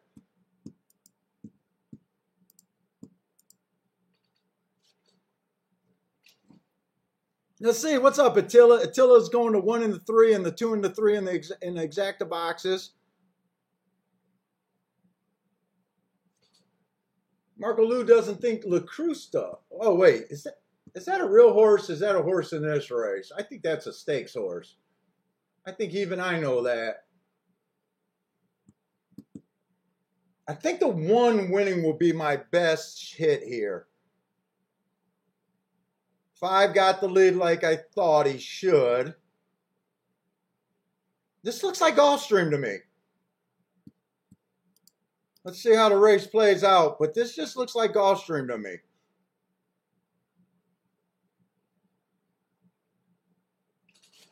Come on, 1, ride that rail.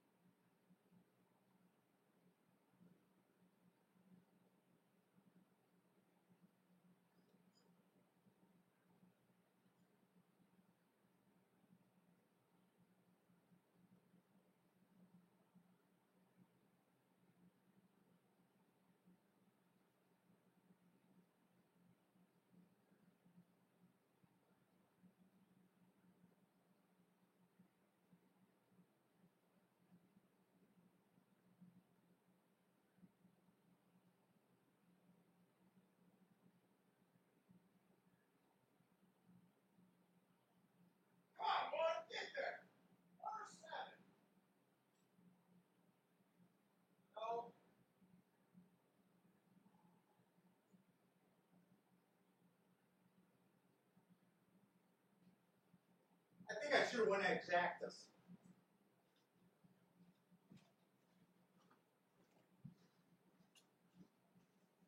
Damn it, I think I should have won exactas there. I really should have won exactas there. This looks like Gulfstream to me. I think the horses on the outside are struggling.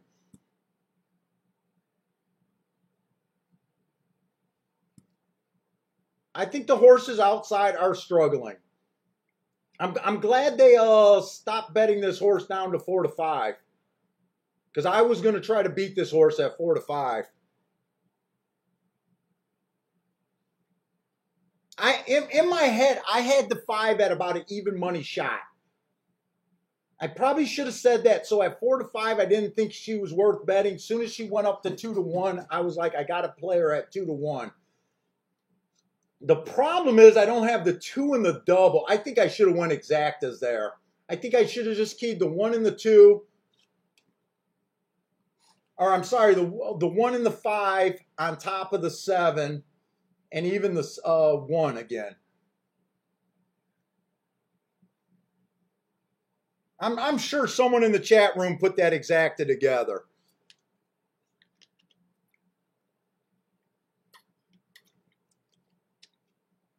It came in 5-7 all day long. That came in 5-7, Marco Lou. What are you watching?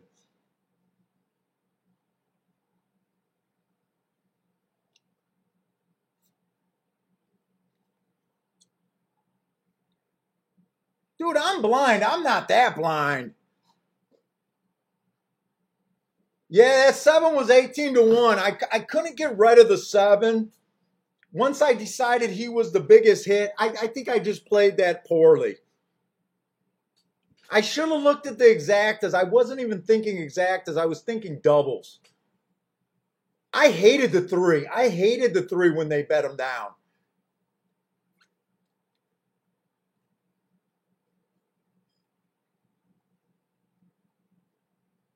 Yeah, I think Gulfstream is just looking like Gulfstream to me. Speed and Stalkers towards the inside.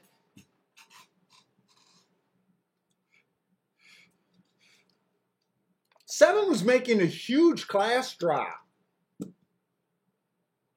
I kept saying if the 6 or the 7 was on the inside, I would have really teed off on this race.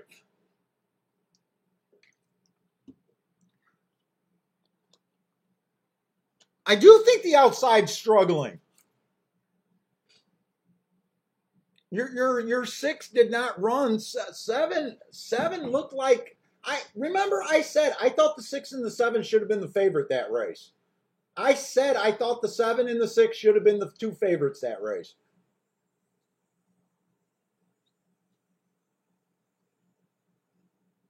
What did this exacta pay? 32 to 1?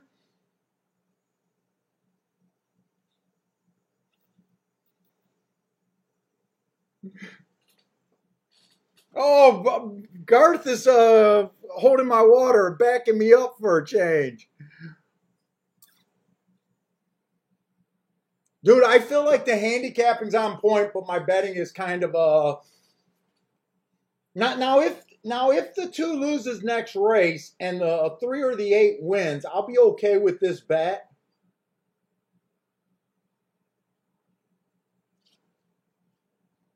But the 5 was the closest horse on the lead to the inside.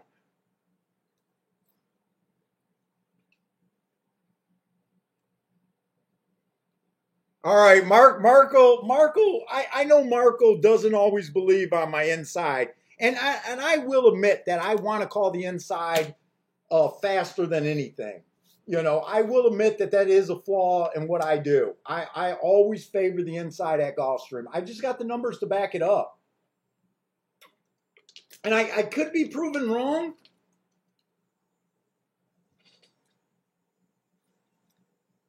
But you guys know that, you know, I try to jump to get an edge quick.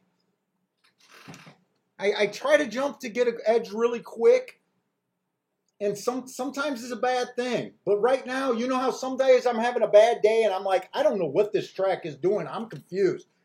That's not the case. I think right now I'm just not picking the best plays right now.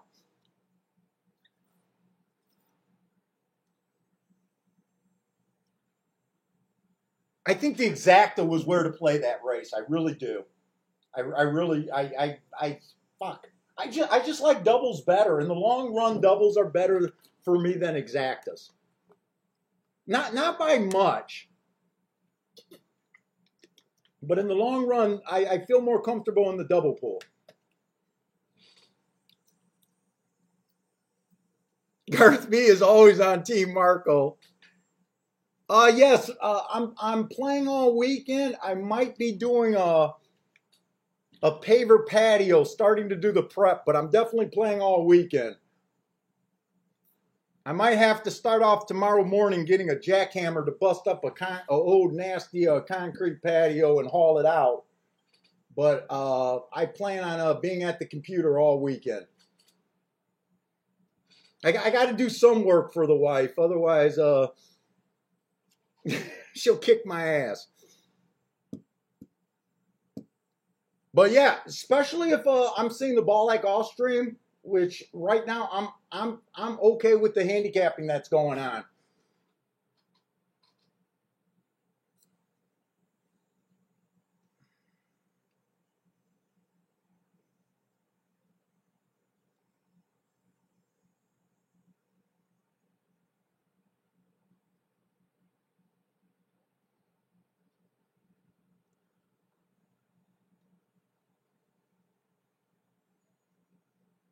And wasn't the 7 like 8 to 1 the entire betting? I never seen this horse at double digits until after the race.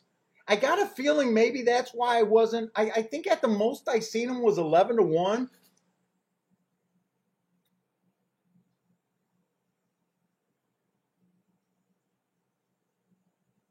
See, look at the 5 keeps the 6 from getting over. He gets the lead. He's technically not on the rail, but I bet he's within 2 lengths, maybe 3 lengths of the lead, or 3 lengths to the inside at the farthest. 6 is strung kind of behind and maybe even a little bit wider. I'll have to see the head on this. But I think down the back stretch, this 6 was, or this 5 horse was inside.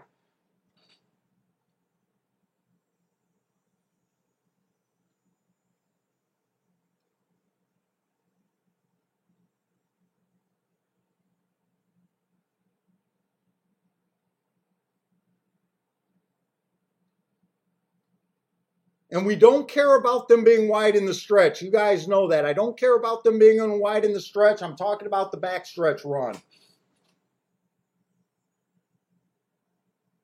So I really don't care that this 5 is now about 4 or 5 wide and drifting out. I really don't care about that. I don't care about the 7 being even wider. I think the bias is on the back stretch. I think that's where the horses are getting the jump and the advantage at. Let's see how close this horse gets to the rail. Maybe he's wider than I thought. I will admit that I might be. Well, no, now he's ducking to the inside. Let's see if he goes over. He's inside.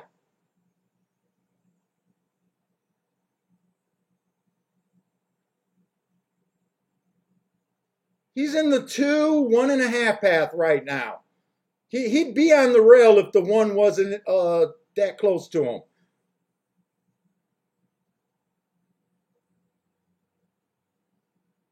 And he looks like he's kind of in that same, maybe 2 wide, maybe even in the 1 path around the rail.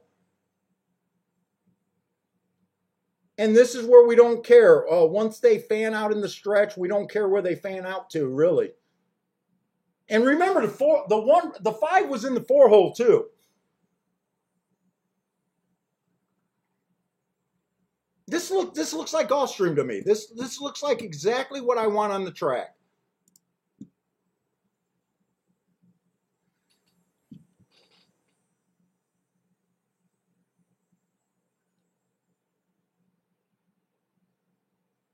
Well, next race, Marco Lou, next race is on the turf. Remember, we're not that in. Wait a minute.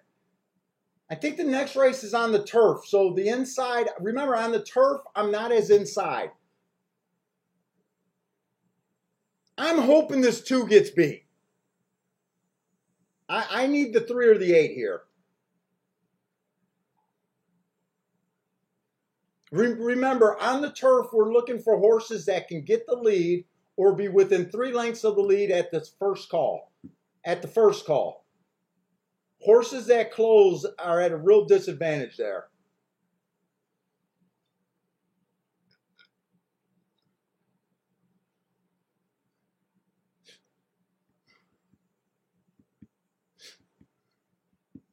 And they're betting the 6 horse, huh?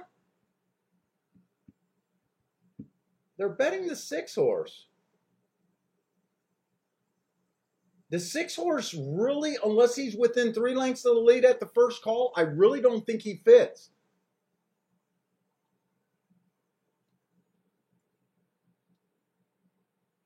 He was at Indiana. He wasn't fast at Indiana. He ran 2 routes. I don't think this 6 horse fits, in my opinion. I just don't. I'm against this 6 horse. If this 2 stays at 7-2, I might bet the 2 to win just because I wanted him in the double and I couldn't play it.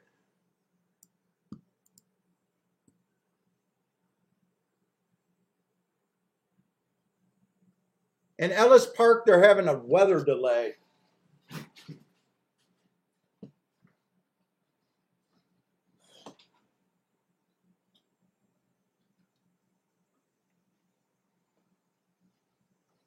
Man, Kiki, that cigar got me messed up.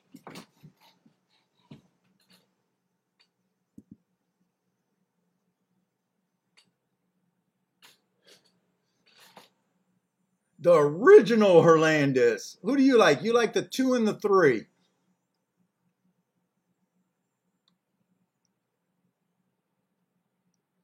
Sir William, what's the question? You're asking me if I can explain what I'm seeing at Gulfstream Park. On the dirt, I'm pretty convinced that it's inside. Speed into the inside.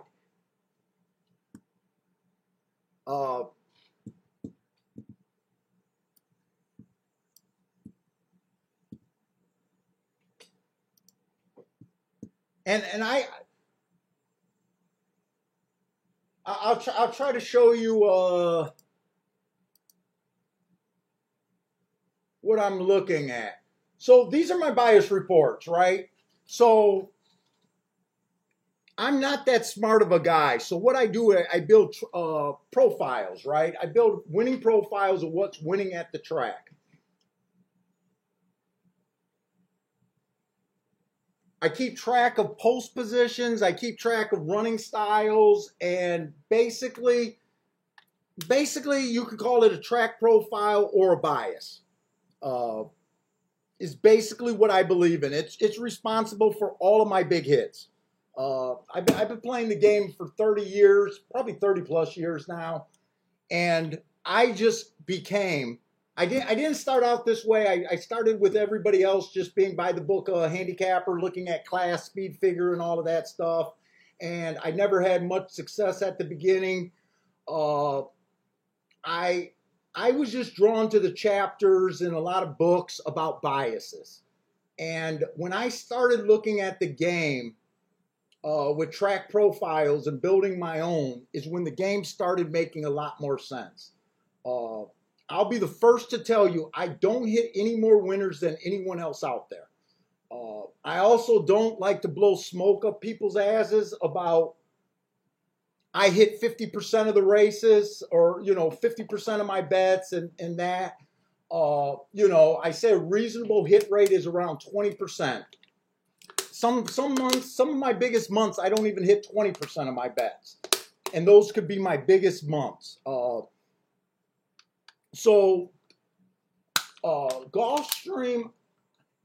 my main track, not because I love Gulfstream. It's because I love the bias. I love the track profile.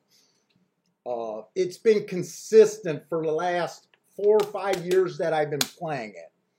So the first thing I like to do is, this is my tracking. So this 48% is telling me that post 1 through 3 is winning 48% of the races, right?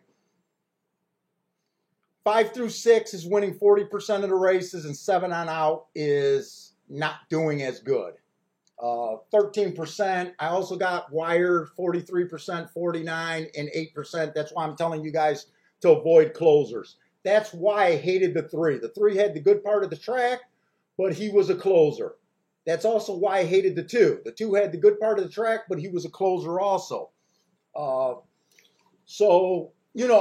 use this with profiles. I keep track of it. So this is what it's been doing for the year. This is what it was doing for last week. I like to keep track of the last weeks. Last week, the inside was not as strong. You would have had to make an adjustment. But it was still stronger than the outside. And, the middle of the track, when I said that when post 1 through 3 is not winning, it's the middle of the track. Now, I do know that a 4-horse and a 5-horse won today, or 2 5-horses won on that dirt. But to me, they both got the rail quickly, and they both fit in that 43% wiring number, and that's what they both did. I know they were both chalk. Usually, you want to get this excited when you start seeing 10-to-1s and 20-to-1s winning. But, just because chalks are winning doesn't mean there's not a bias out there. A lot of guys say, some people are too quick. And I admit, I jump, but I have my stuff backed up with data. So right now I'm excited about that. The profile for the turf sprints is basically, you're supposed to be looking at basically 1 through 6. But in my experience, they're wiring 50% of the time. That's the stronger number. And what I said, the other part of the profile is you got to be within 3 lengths of the lead. They're stalking 43% of the time. So I try to back it up with numbers. I play for the long term. I know a lot of times I do worry about if I'm winning or losing for a particular day, but really the goal is long term. I hope that kind of helps what I'm kind of seeing.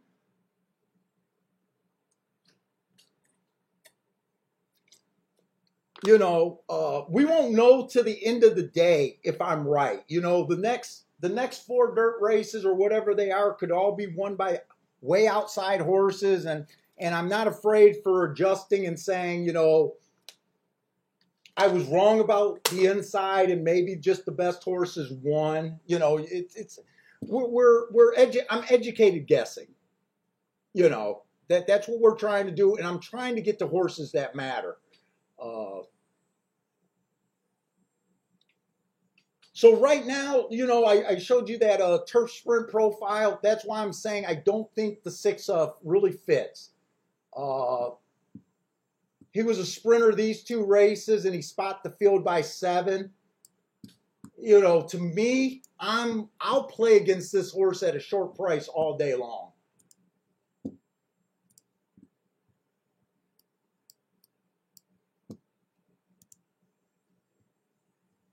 You know, someone said Parsons writing was an artist. You got to be like a betting artist to try to get to tickets that matter here.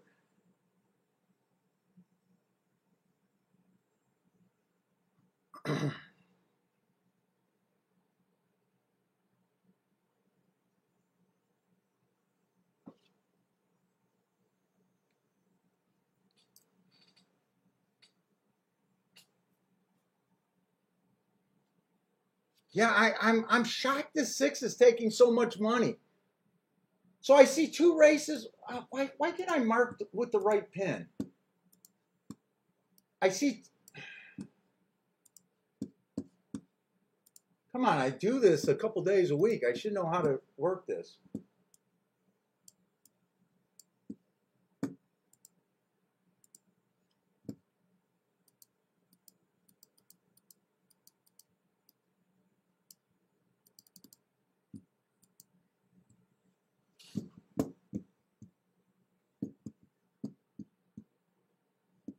I'm going to re-grab my form because I can't mark it.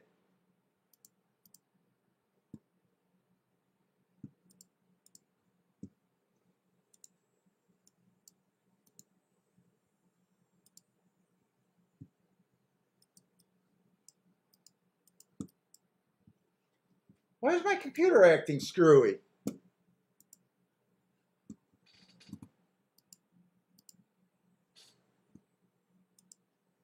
Am I online still?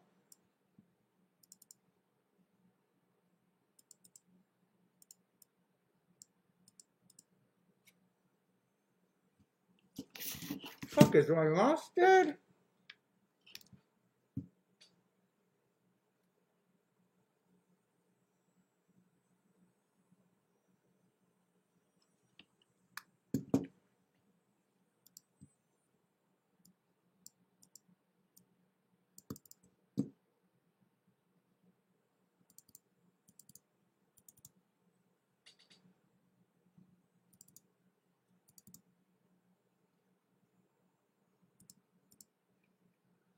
Oh, there we go.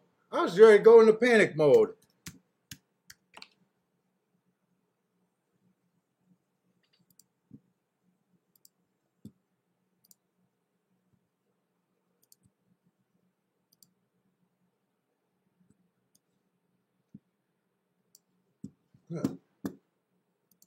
Man, I got to put that cigar down. My God.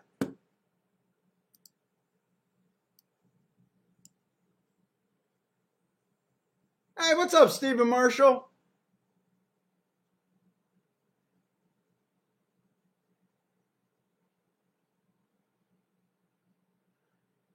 Oh, we got Ortiz in here. We got Ortiz, a big fan of gambling. I don't know why he's on the channel. Thank you very much.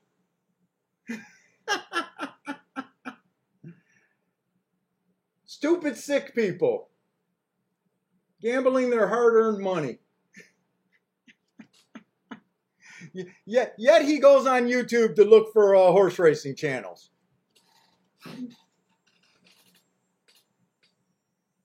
what's up, Steven? We don't get trolled very much.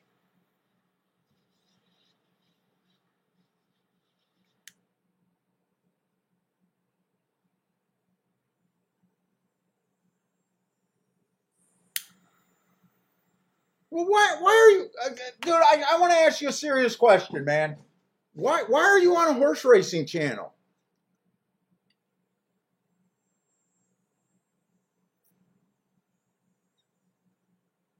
I mean, YouTube, you can look up any niche thing you want to look up.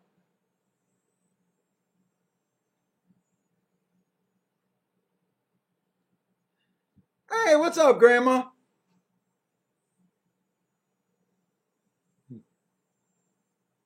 Garth B. wish he took Alberto's advice 20 years ago.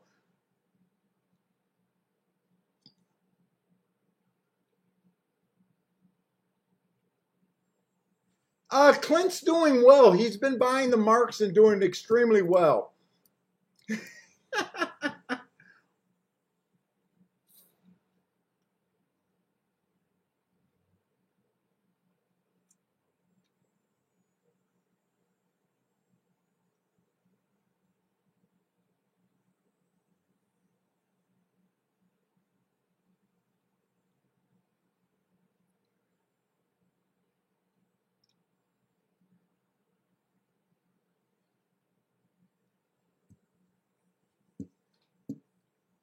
Let's see. We still got 7 minutes for Gulfstream.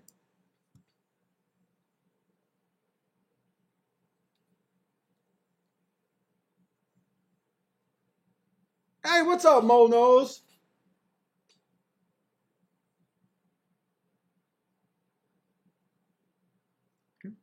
All right, Alberto, I hope you enjoy the show. I don't know what's more interesting is watching people you don't like doing something that you don't like, or actually finding something that you enjoy and spending your time doing that. But I guess it's cool. Hey, what's up, Ren is due?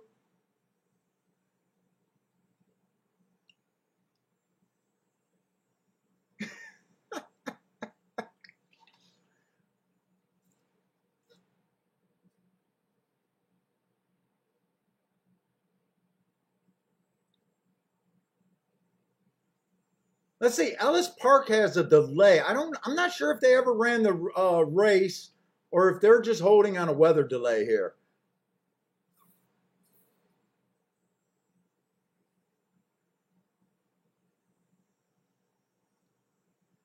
Now 2 is going down to 2-1.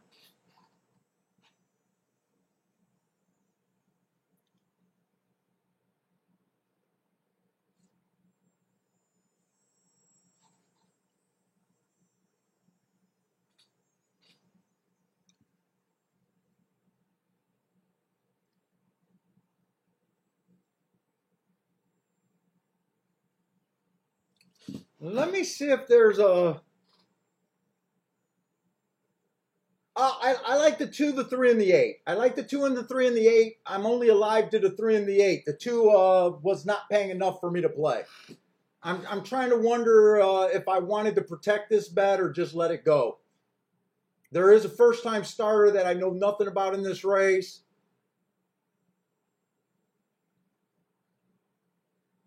And for some reason, I never looked up that Tampa race.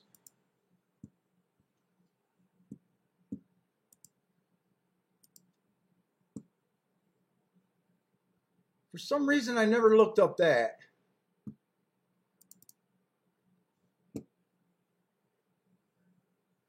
That actually looks like a better race than I thought, too. The inside was kind of good that day. Let's see. Am I able to write? Yeah, I'm able to write now.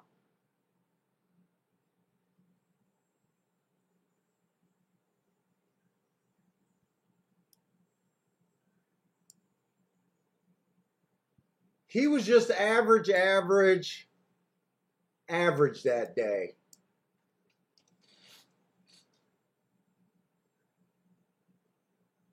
And if he has more front end speed today, he could be dangerous.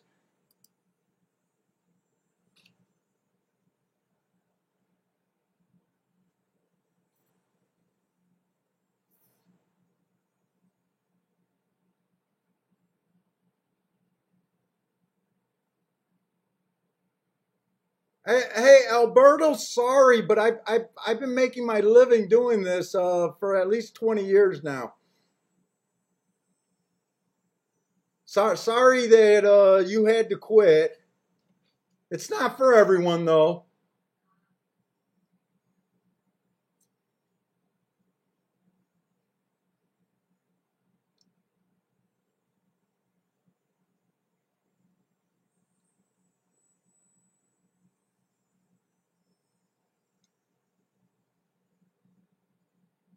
'Let's see, we got about 3 minutes for Gulfstream, and I thought at a decent price I'd be able to protect myself with this too. And at 8 to 5, I'm just not interested in it. And I never checked what I'm alive for.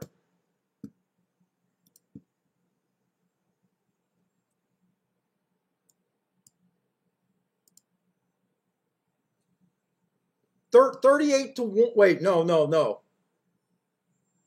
These went down quite a bit. No, this is not worth protecting. Only 14 to 1 to the 3 and only 19 to 1 to the 8.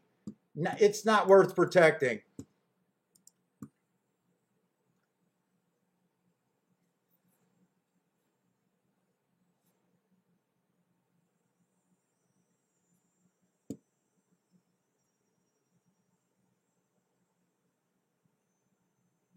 No, Steve, I disagree with your marks on the 3 for his last race.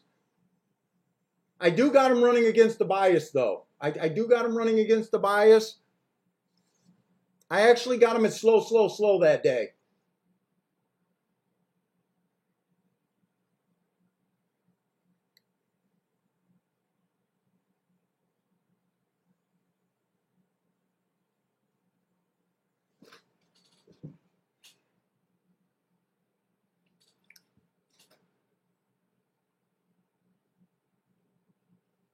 Let's see. Ombrake is looking at the 1 and 2. Now, remember, I hope you're not thinking that the bias is on the turf necessarily. It might be, but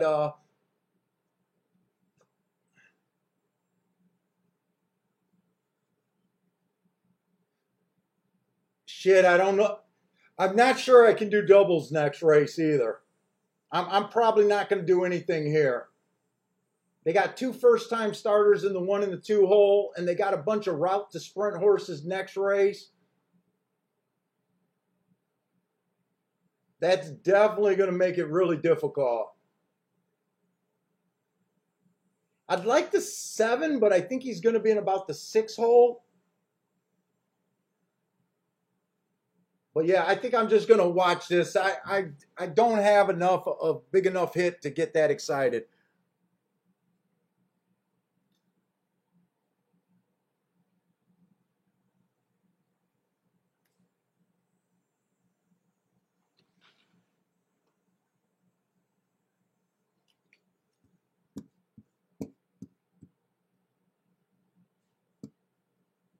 Let's see, Steve, you keep insisting that.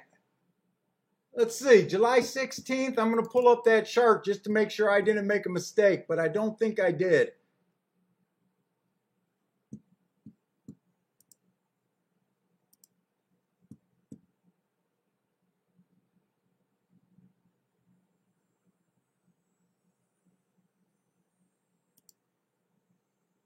I don't think I did. Let's see, Gulfstream 716 is what I'm looking up.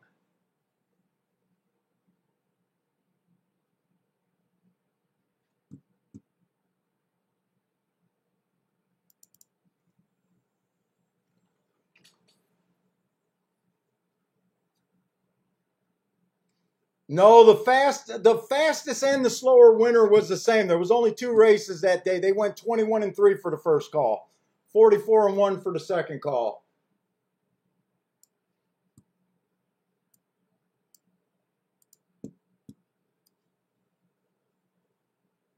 If 2 has run, I'm going to be in big trouble.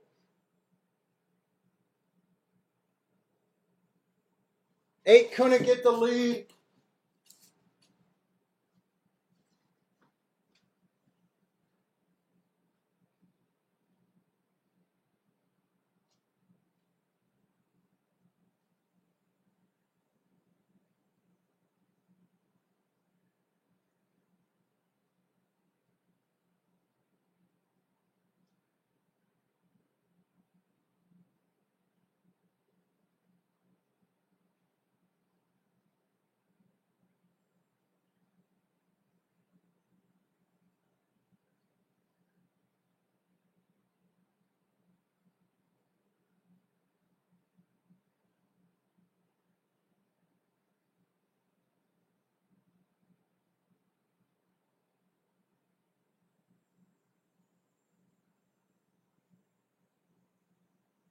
That's a win.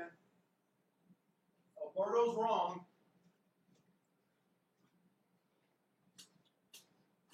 Alberto, we're sorry to win that race. We do apologize. We do apologize for winning a race. I know you tune into the show to see losers.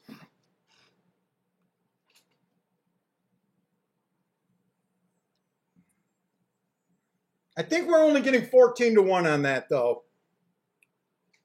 It was 20 to 1, but after the race, it did go down a bit.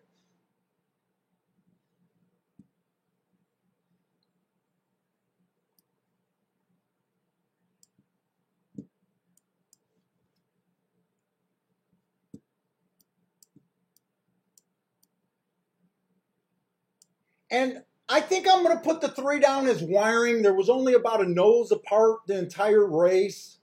Speed definitely held. I'm not going to split hairs and say technically he stalked.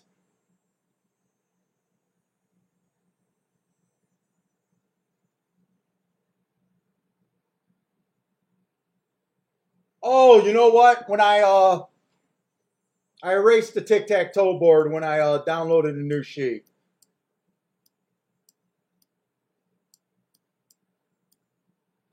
Let's see. Let's see if I remember what happened.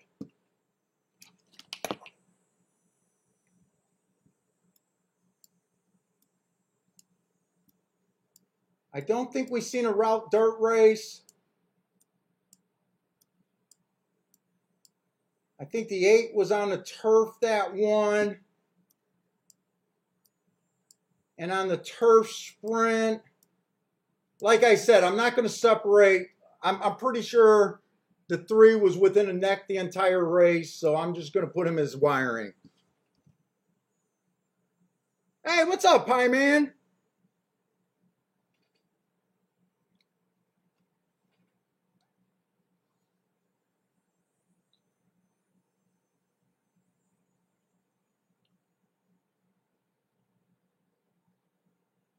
Jay's playing the 6 to win in place over there at Toga. Good luck.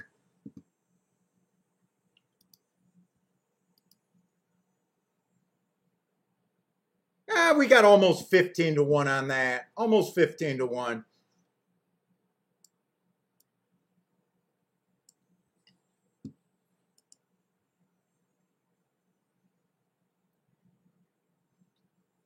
JW says the trainer on the 3 was a 26-0 so far going into the meet.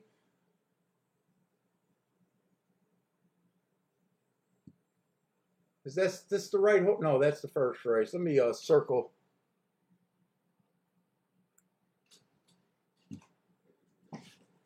The trainer on the 3 hasn't won since since 2018. Yeah, those trainer stats weren't to be looked at, I guess. Stephen Marshall's alive to the 128 over there at Toga.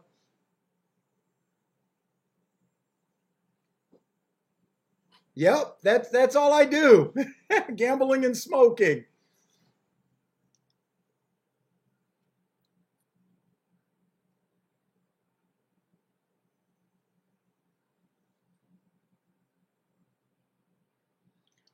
Hey Alberto, you said you haven't made a bet in 4 years. What did you used to play?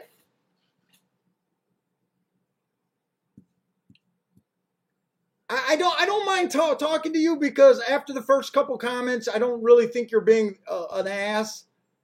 But I don't mind having a regular conversation. I'm just curious. You said you haven't bet in 4 years. Was there a game in a time? It sounds like there was a game in a time that you used to gamble. I'm just curious if it was horse racing and that's why you're watching a horse racing channel, or did you just used to play everything? I'm serious, just having a conversation.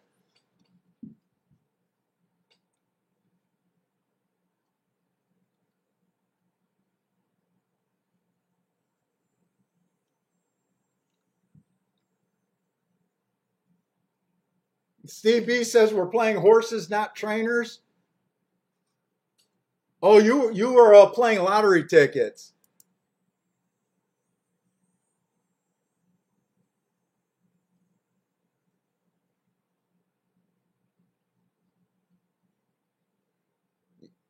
Lottery tickets and something else, it looks like.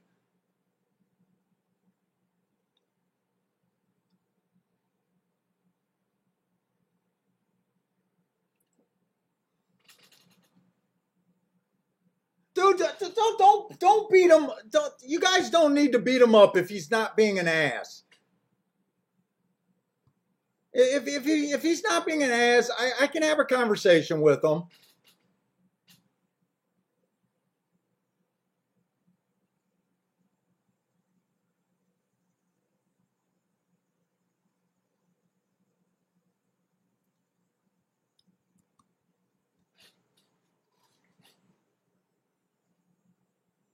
Hey, what's up, Jeff?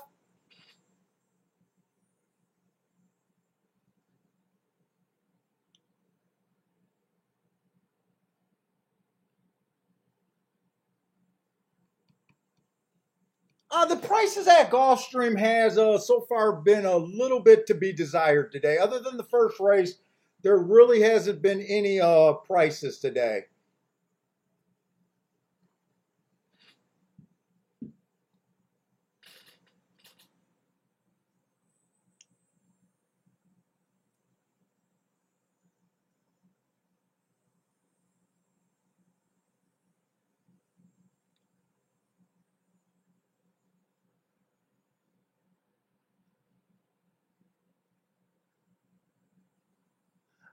Frankie Tubbs, you know what? I didn't have all the tracks today, but I think you've been around. Haven't you been around for a couple years, Frankie?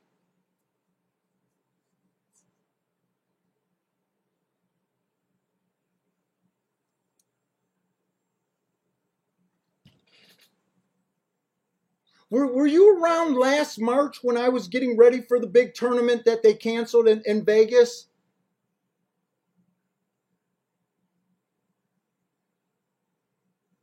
I know there's not as many people that are chasing. When I go around to a lot of tracks, and even when I was really big into the tournament scene, uh, a lot of guys, I used to try to convince them. Even our track, Northville Downs, had a tournament 1 year. And I'm always amazed. Back in the day when I used to do it, you used to have to be on location. And I used to be shocked how many people would be at the track but not take part of the tournament. And when you asked a lot of people, they just didn't think they were ready for the tournament play. And that might be true with a lot of the handicapping thing. Uh, but I talked to a lot of good players who actually felt that way. The tournament scene is a small group of players. I think even the NHC partnership said that 5,000 participants chased the tournament dreams this year, which is pretty low number. And I used to always make the argument for roughly $200. How many times you take the $200 at a track and turn it to 10 or 20,000? And back then, that used to be the prize pools of these tournaments. They changed that when they went online. And most guys would say they almost never turn $200 into 10 or 20. And I used to wonder, Well, why aren't you in the tournament? Because you know someone in that building, someone in that room usually is going to walk away with that prize. Uh, you don't need as much experience as you would think, but you do need to know to play the game right. And the right way is basically what I preach every day about looking for value. You're not going to win a tournament for the most part betting low price horses. Uh, so the tournament question is just where you feel like you're in on picking long shot. But back in the day, every time they had a tournament that you could have made it to, you should have been in if you were at least a decent handicapper.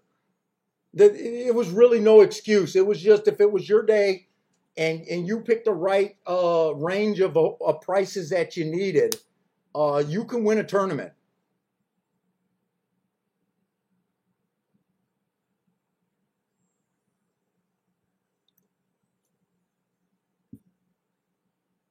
So, and if you were like Frankie, if you were around when I was getting ready for the tournament, basically on a $2 mythical win and place tournament, you need to roughly average $100 a day. You need to be able to turn that 15 or 12 plays into $100 to have a shot. $100 won't get you first prize in most tournaments when you went to them, but it would put you in the range and a lot of times on the board. I still think the most popular tournament is the $2 win in place. I think I seen an interview where they have no thoughts about changing that. The real money tournaments, it's a different animal. You got to be willing to put it all in. Something that I'm not really willing to do. You know, I always say the real money tournaments are for the guys that are used to being able to put $20,000 on a race. That's just not me. You know, the mythical bet is more suited to your average handicapper, I would say.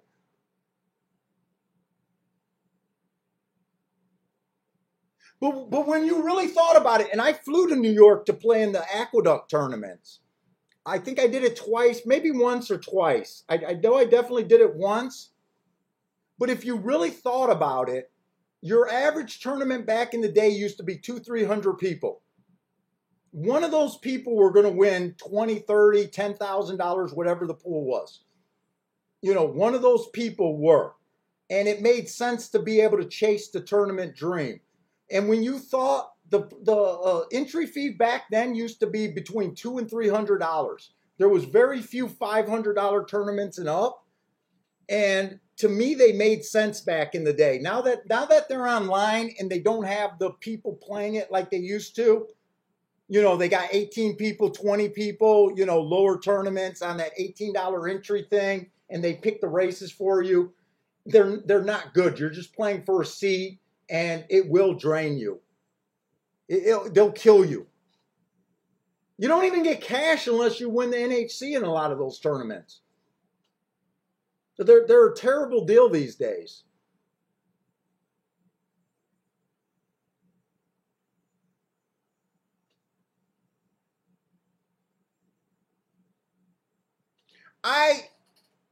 The Breeders' Cup tournament, probably the NHC has more prestige because you can't buy your way in. Your hardcore gamblers would say that the Breeders' Cup is a more impressive fleet because a lot of because a lot of people kind of shit on the NHC guys that they're just looking for 20 to 1s and higher. You know what I'm saying? Where the other one is more like the track. So the purists would probably say that they like the live money tournaments. And, you know, those guys are turning $7,000, $7,500 into roughly 100 and some thousand to be competitive. JW, the tournament takeout, especially back in the day, I think the tracks used to go in the hole on these tournaments, and they didn't take off, and that's why they went online. And the NHC seat is so expensive now. I think they value it at like $7,000 to $10,000.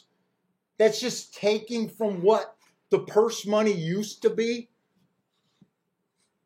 I don't know all the ins and out of it because I don't follow the industry news, but to me they killed the NHC. That's why I haven't. I'm jealous that I'm not there, but it's not worth pursuing like it used to be. It used to be worth pursuing.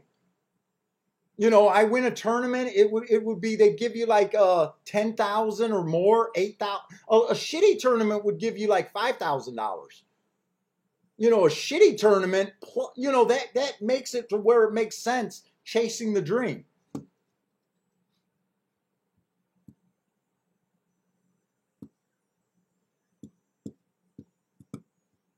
Oh, man.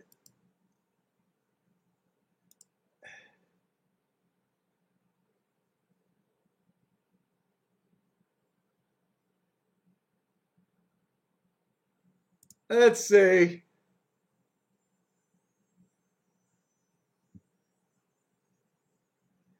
Okay, Ortiz, I get it, but no one will see your messages from here on out. I tried to talk to you and tried to give you the benefit of the doubt, but do what you want to do. Get some scratch offs.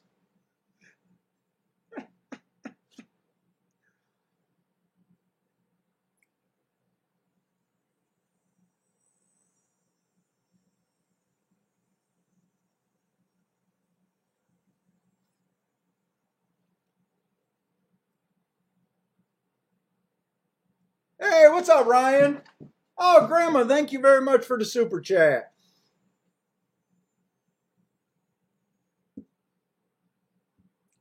Dude, I try to talk to him. Look, we don't need to deal with that. I mean, I was okay if he was just going to be cool about it. But I get it. I get it. It's a tough game. It is a tough game. It ruins people's lives. I get it.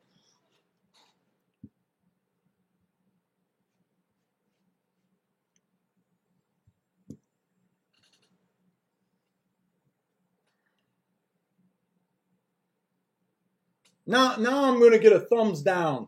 Fuck. I was averaging 1 thumbs down a day. I'll probably be getting 2 for a little while.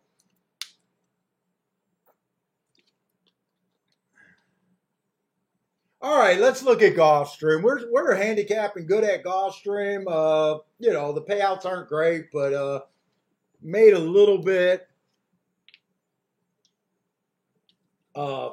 This is going to be a tricky race. We got a seven furlong race. I prefer sprinters. I still prefer sprinters at 7 furlongs. I know a lot of people don't mind the routers to sprint. What makes this race super tricky is we're going to have a bunch of routers, a few first timers on the inside. I don't know if I'm going to have a play here, but it is a maiden claiming 35,000. I am liking. I definitely agree with Marco. I'm liking speed. He might not be convinced on the inside like I am, but I will say you definitely want speed so far today.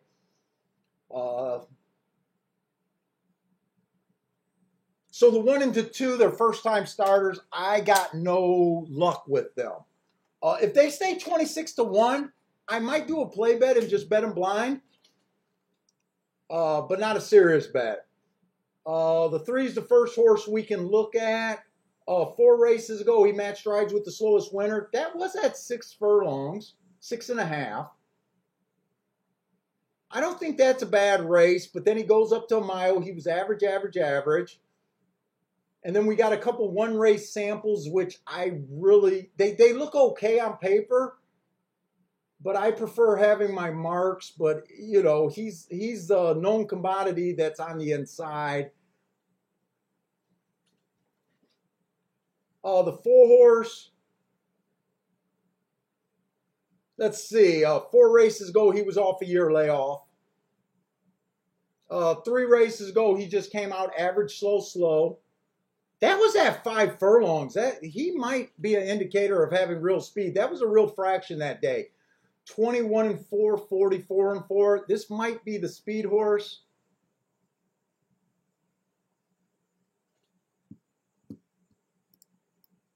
Let's see. I didn't look up that race 2 races ago. But last race, on the dirt, after the drop, he showed a little bit of speed. Average match. What kind of odds? 18-1?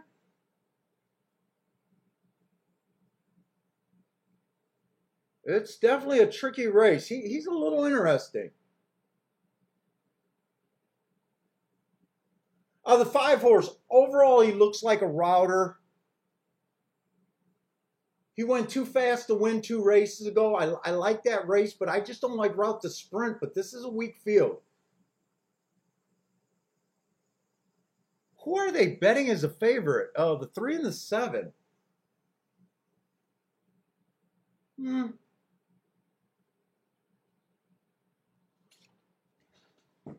The 7 horse is going to be in what? The 6 hole?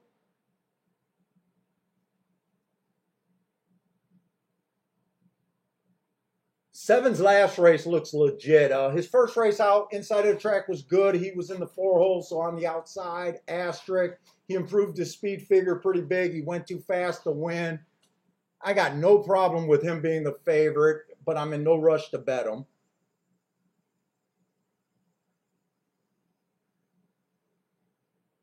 Six is at least a sprinter. 6 is at least a sprinter. Got a couple excuses 3 and 4 races back.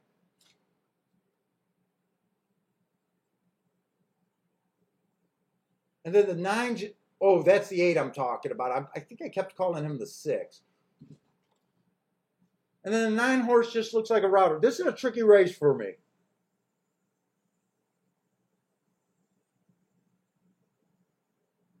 Let's see, Marco Lou doesn't trust the speed on the 4.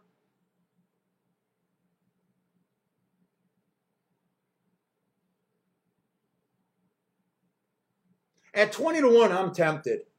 At 20-1, I'm tempted. I think that price is built in. At 20-1 is like the right price to get me a little bit interested in him.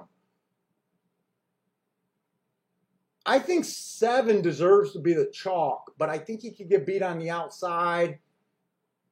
If he gets to the inside right away, I could see him winning. I'm a little bit tempted on the 4, and I'm a little bit tempted on the 1 and the 2, but I might even sit out this race completely.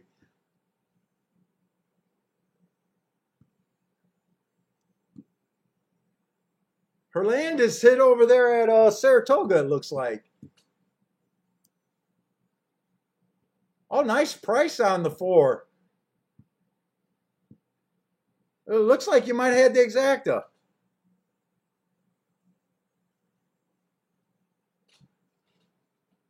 Yeah, my choice is easy on the inside, right? It is kind of easy if you believe on the inside, right? But what makes it hard for me is if neither of these horses have speed, all of a sudden that bet is not good at all.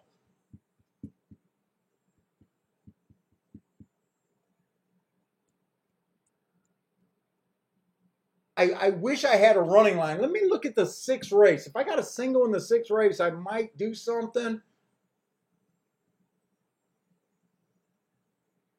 The 6 is going to be another 5 furlong turf race. We just seen a turf sprint. The profile held up. They went wire to wire basically. No one passed anyone. I think the 1 is too slow. 2 is definitely in. Oh, whoop! I think the 2 is out actually.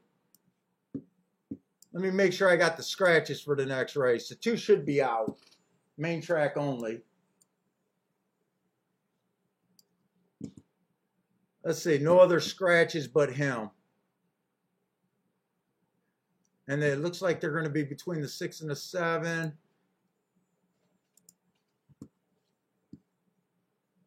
Let's see, I don't like the 3 next race. I'm talking about next race at Gulfstream. He's a route to sprint that never works on the turf for the most part. Oh, the 4's tricky. 4 ran 2 route races, but before that he was a sprinter that fits.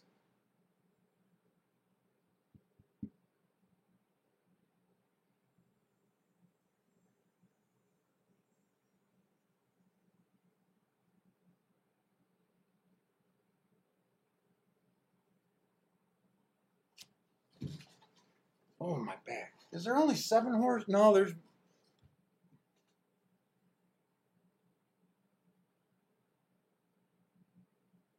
Eight's a router.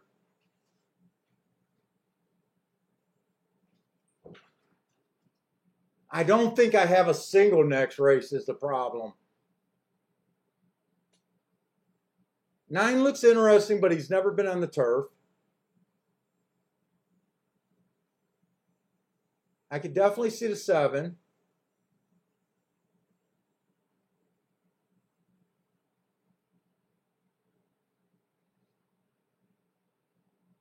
Six is a mystery. I could go either way on the 6.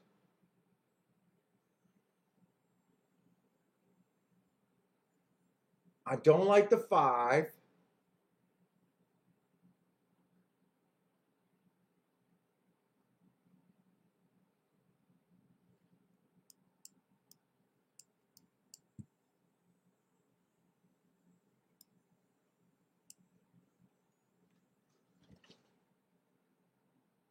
Six is a mystery. Maybe a 6.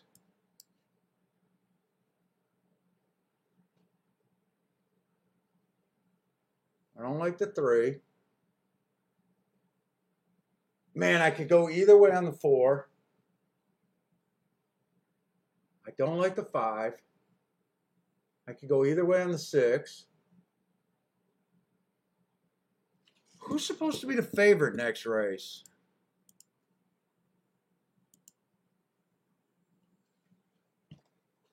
Boy, they got the 6 as the favorite, and I just got him as a... I could go either way at a big price. At a short price, I probably wouldn't use the 6.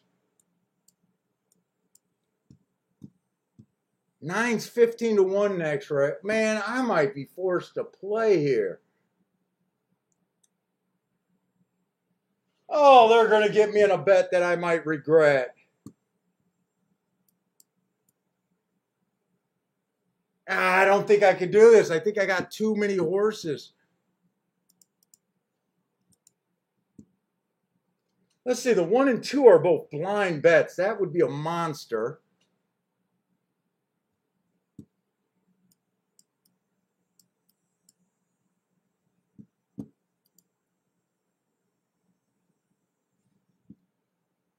Da, da, da, da, da.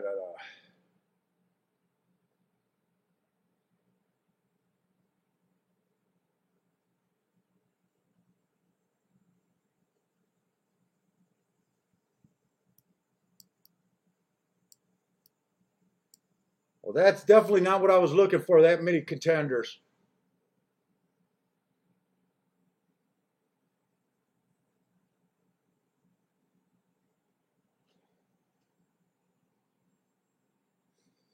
This could be a monster.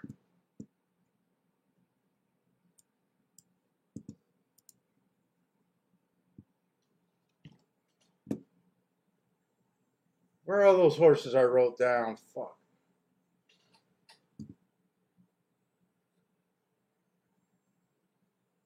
Got 3 to 4 is paying 124 to 1.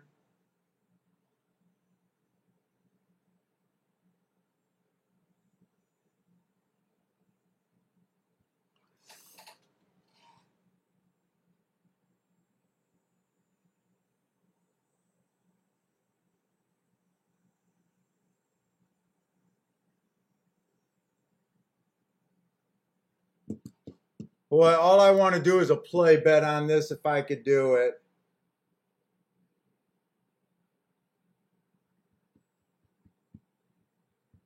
These are all going to pay a ton. But that's a lot of combinations.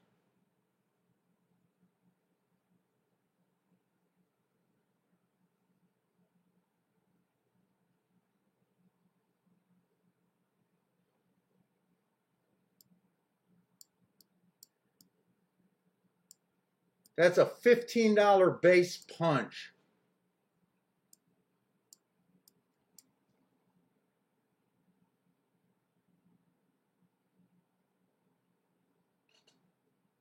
I definitely can't do them all. Well, I could do them all for 10 bucks. That's 150 bucks.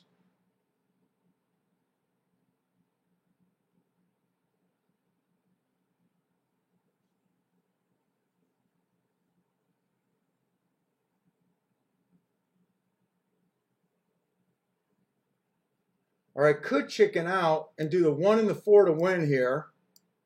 Leave them out of the double, and then it's only a 3x3 punch. But if 1 or 4 wins, those doubles would be a Rolex.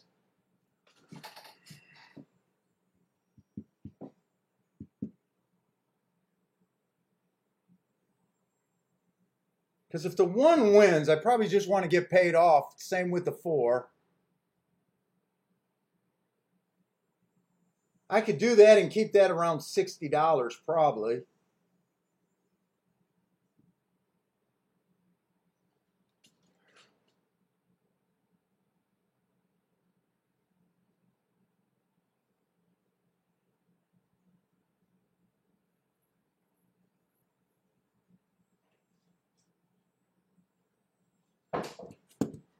I think I'm going to do it. This is a risky bet. I said I was going to sit out. I believe in the inside.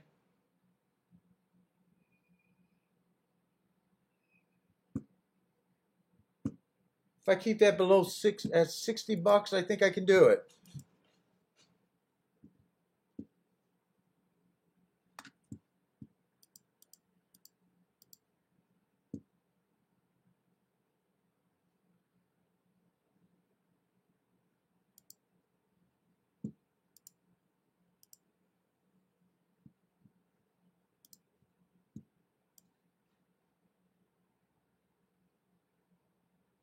I almost want to leave the 3 off the ticket too.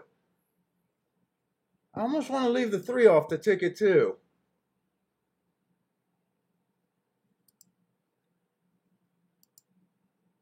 One and 4 to win. I think I'm going to do it that way.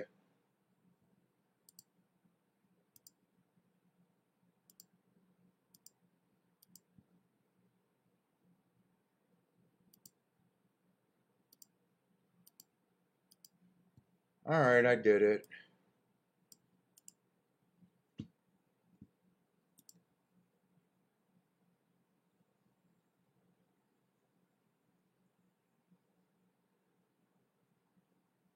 Steve B says my 4 doesn't like the dirt.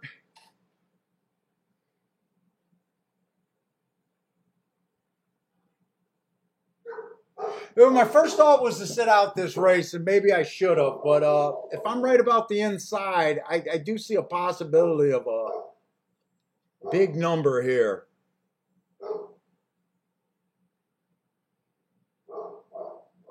I guess I could have left the 3 and the 7 off and just did the doubles with the 1, 2, 4, and even kept the bet a little bit smaller than 60 bucks.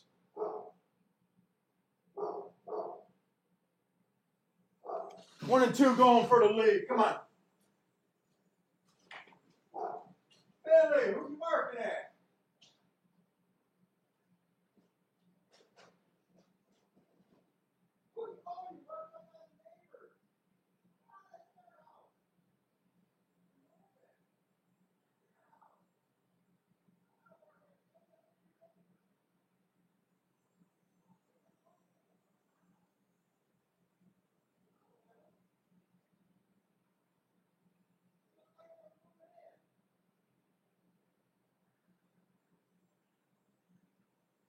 Boy.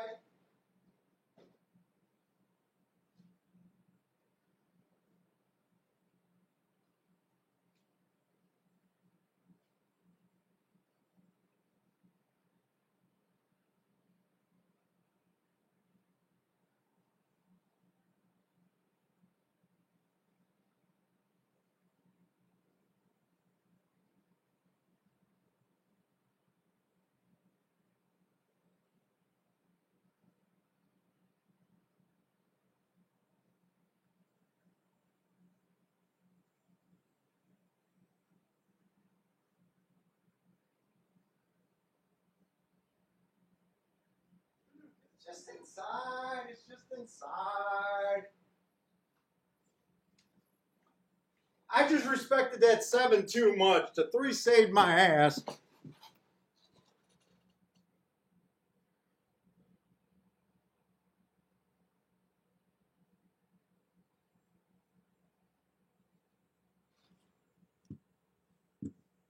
So I got doubles alive.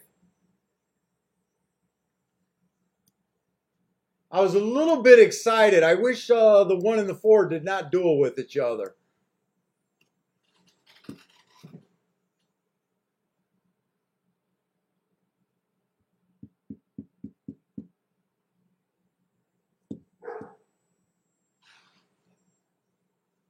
No, on break, I'm just not believing in the outside of the racetrack. I think everyone on the outside stopped.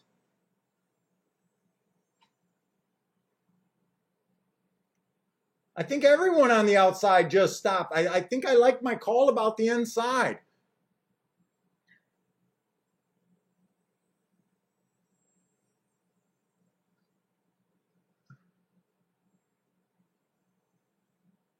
Four held on for fourth. I thought he held on for third, but he held on for fourth.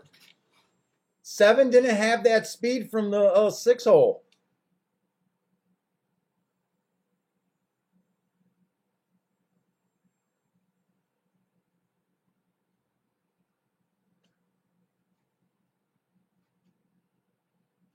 You know, I never been to either of those two places, Finger Lakes or Buffalo Raceway.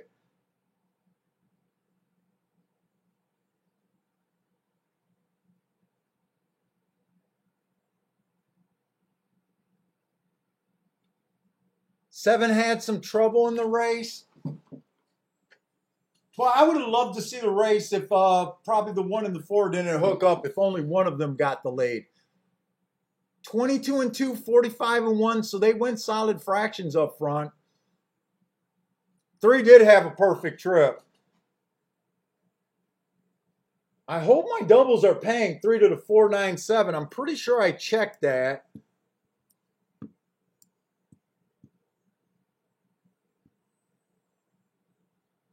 Yeah, 3 to the 4 is supposedly paying 60 to 1. 3 to the 7 is not great.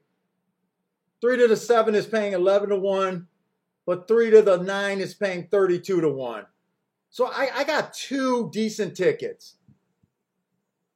2 decent tickets, and if the 7 wins, it's probably going to basically be a little bit better than break even in the next race.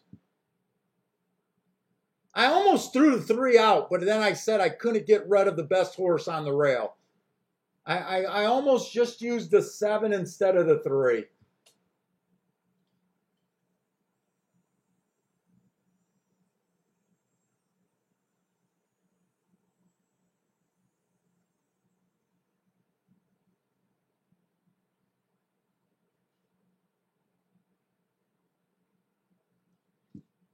We'll see if that ends up being something. I don't have them for a lot because I kept the bet down to 60 bucks. I only got $5 doubles, so 4 or 9 is what I need next race, really.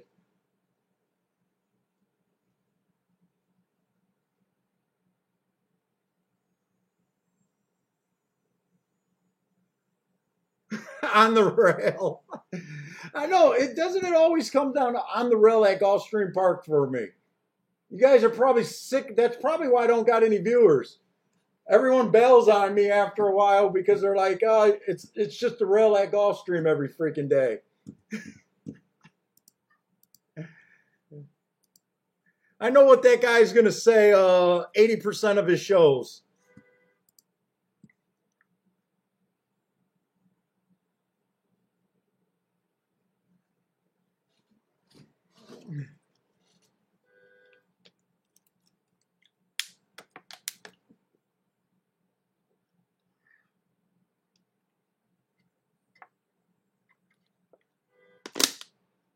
So it looked like they got weather at Ellis Park. I'm not sure if they ran another race after the break, but they're finally on for the 4th race.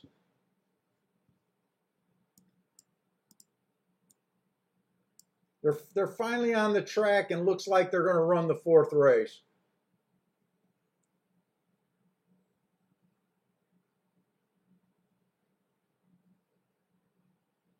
And I'm not sure if they're taking this off the turf or not. They might have took it off the turf. I have no idea.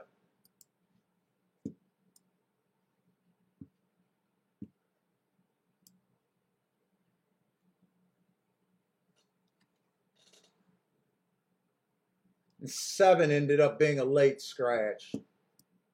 So I think that turns into a 4-horse race. That's a 4-horse race. I'm not interested. I guess the main thing is just to see if they took it off the turf, which they probably, I'm guessing they did, but I'm not sure.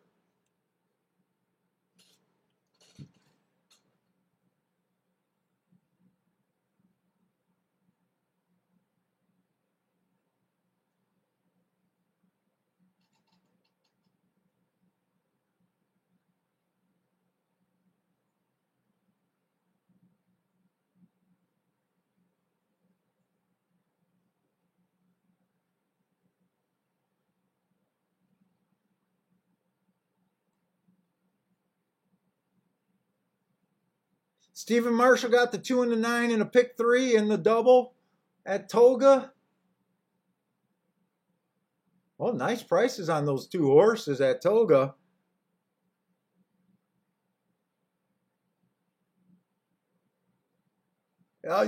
You guys, I still have not heard from Wild Bill.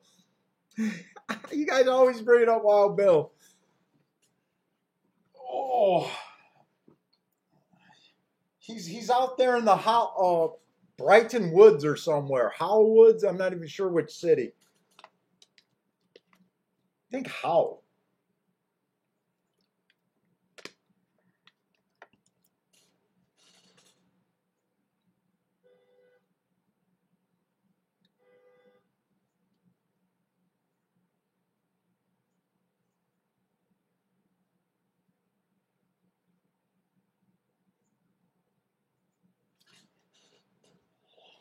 Oh man.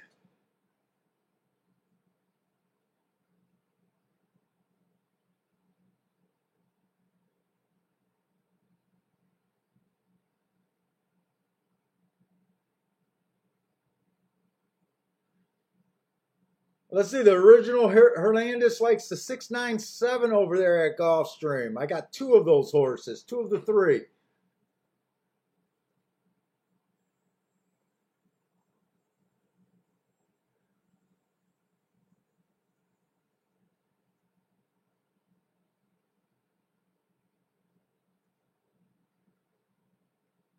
Dean, I don't know where Michigan Tech is.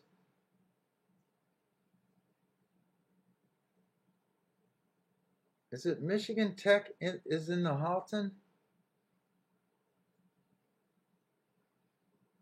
I have no clue where that is. Let's see, we got about 3 minutes for Saratoga. Ellis Park should be going off, but that's just a 4-horse race. Let's see, Jay got a Toga pick 5 over there.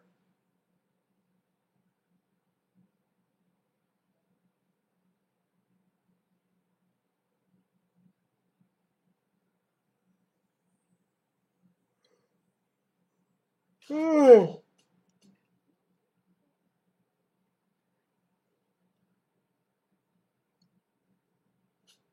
Hey, look at this Gulfstream replay again. I was a little excited when the 1 and 4 was up there. God, 3 was in perfect spot. Came out the gate fast. Let other horses pass him and was just sitting there 3 lengths off the lead towards the inside. That's a perfect trip. Let's see. Marco Lou says the 7 got in trouble. I'm not sure where he got in trouble at. Let's see.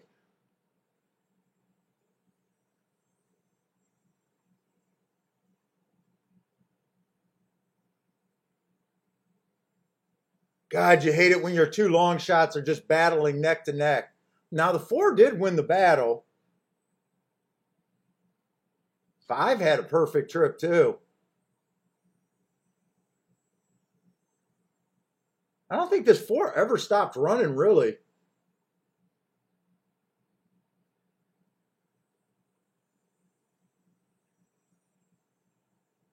Thank you for not lodging ejection on the 3, by the way. The people on the 4, because the 3 did come over on the 4 and made contact. Thank you for not being a dick and lodging objection. I don't think it would have went through, but I do appreciate that when a jockey knows he's beat. 7 did get in a little bit of trouble at the break. It looks like the 5 and the 8 kind of sandwiched him a little bit, and maybe that's why he didn't have any speed.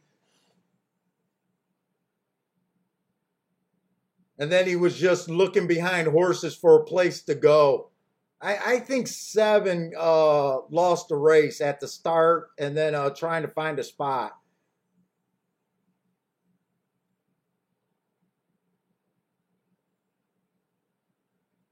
Then he did the right thing and just decided to rate after that. I think that was the right move to do on a young horse.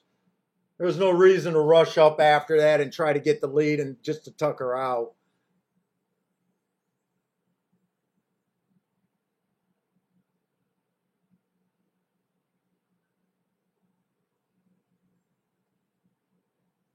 Yeah, 3 got the perfect trip.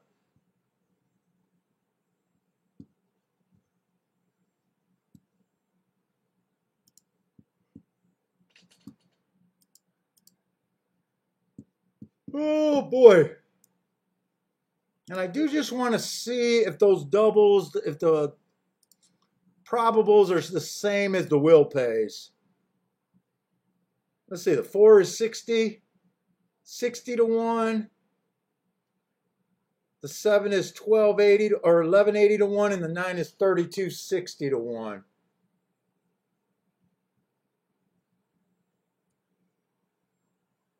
They're definitely not worth protecting. I think I'm just going to let this one go.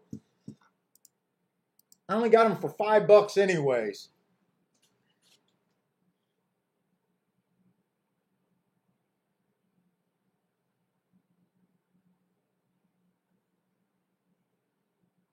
So if the 7 wins, that'll basically be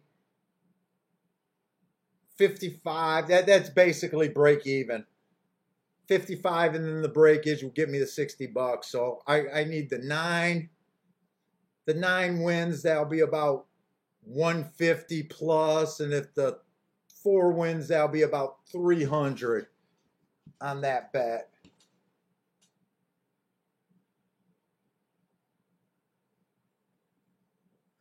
Let's see, Ellis Park came in 1-2-6-5 in the 4-horse race, and Saratoga is loading. Who do you guys got for Saratoga? Let's see, Marco Lou likes the 5 and the 8 at Saratoga.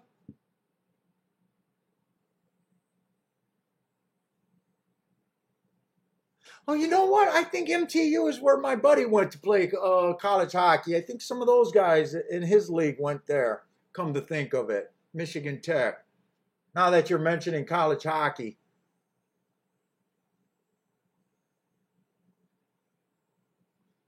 Let's see, Rennes Due, like a lot of you guys got plays here. Rennes Due got the 259 in the exacta box.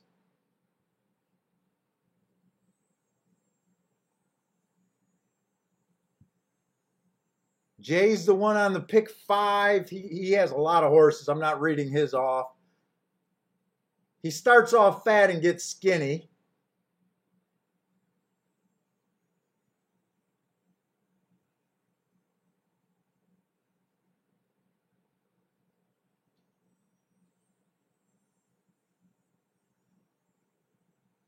Hey, what's up, Joshua? Oh, Joshua's shooting with big exactas over there. I think those are at Saratoga. Let's see, exacta 2 and 5 with the 2589. Looks like his main bet, and then he has a backup bet with an 8-9 with the 2-5.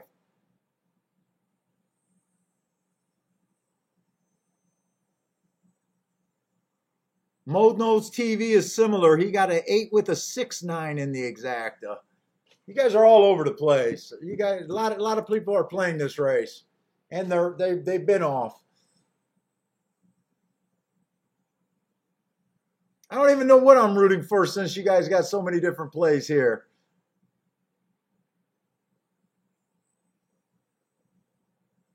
Now, Saratoga on the dirt, I've been liking the inside, but I'm not going to be like, I'm not that strong like I would be at Gulfstream on the inside. I thought the inside's been running good, but I don't think I watched yesterday, and I haven't been paying attention today. The inside did win 3-9-2, so 2 of the horses were inside horses. I think 9 was the big favorite there. Wasn't 9 the big favorite?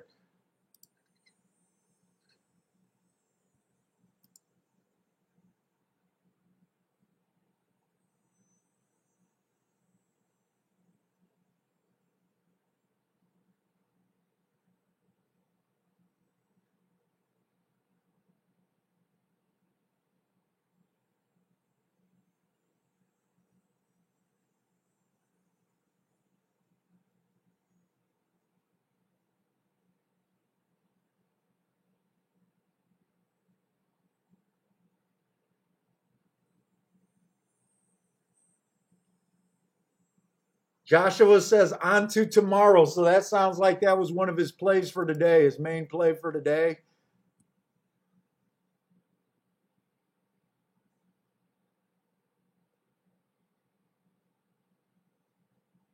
Right? We didn't look. Did we look at Saratoga yesterday? No, we did look at Saratoga yesterday. Didn't we? Thought Saratoga was pretty inside yesterday, didn't we? Got it. All these. I play too much. This stuff just blends together. I want to see the results for yesterday on the dirt.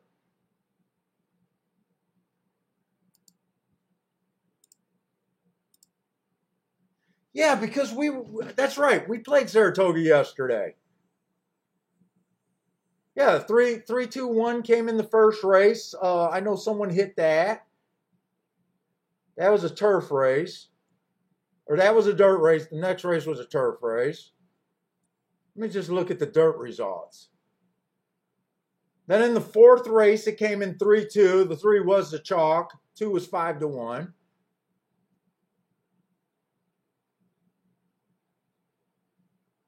The fifth race, it came in 8. He was a big favorite. 8-5-2. That was an outside winner. So far they only ran 3 races on the dirt yesterday. Well, they did have another, they ran 4 races, so 7 won that race. Maybe it wasn't inside as I thought it was yesterday. Yeah, they only ran 4 races, 2 outside horses and 2 inside horses. So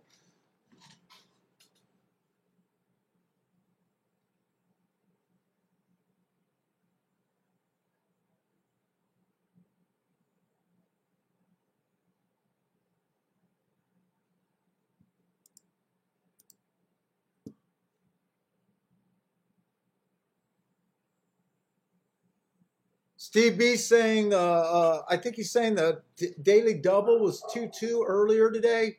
I'm not sure. Hey, Ryan, that's what you're supposed to do every day.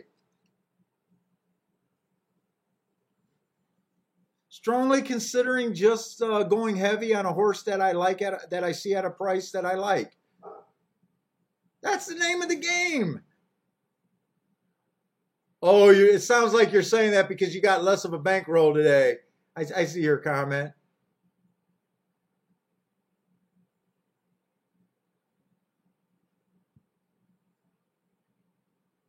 Oh, wait, did Joshua hit that bet? I thought from Joshua comment he missed that bet.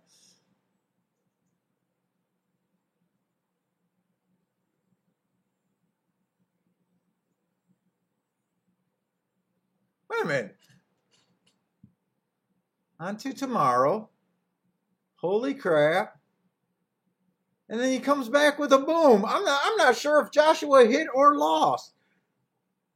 Oh, if the 3 gets tossed. Is there objection here for you? Oh, Joshua, you're putting me on a roller coaster of emotions for you right now. Oh, I think he sees a object. Is there objection or something going on?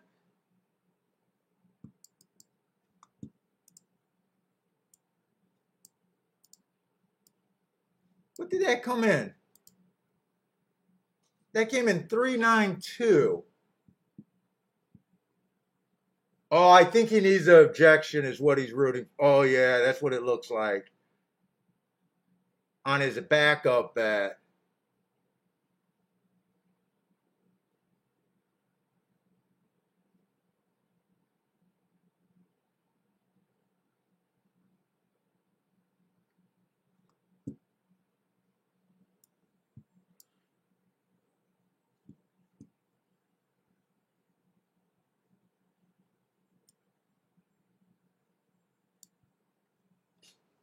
All right, what are we gonna do, Marco? You got a okay, Paul, Mr. Playback. What do we got?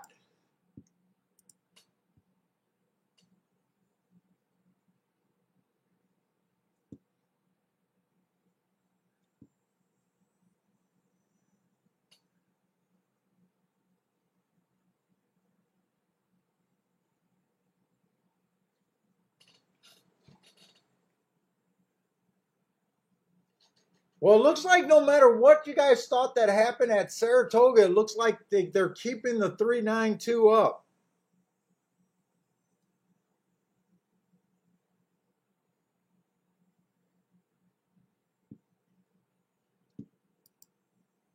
All right. I don't think I really went after this or over this race. So 5 furlongs on the turf. We're looking for speed, or you got to be within 3 lengths of the lead at the first call.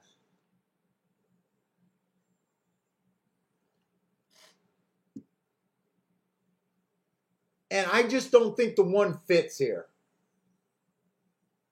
I just don't think the 1 has the speed, and I have a hard time seeing him being within 3 lengths. If he does, he'll be dangerous, but I'm having a hard time seeing it.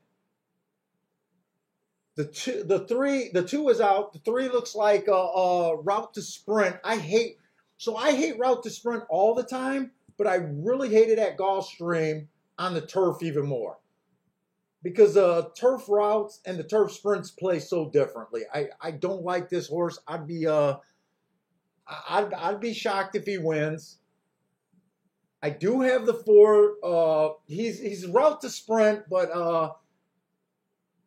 I gave him some plays because he has been able to get the lead at 5 furlongs. And that's my best option.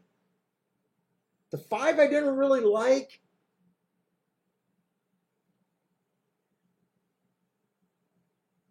He can be within 3. If he's within 3, he'd be tough, but I didn't really care for him.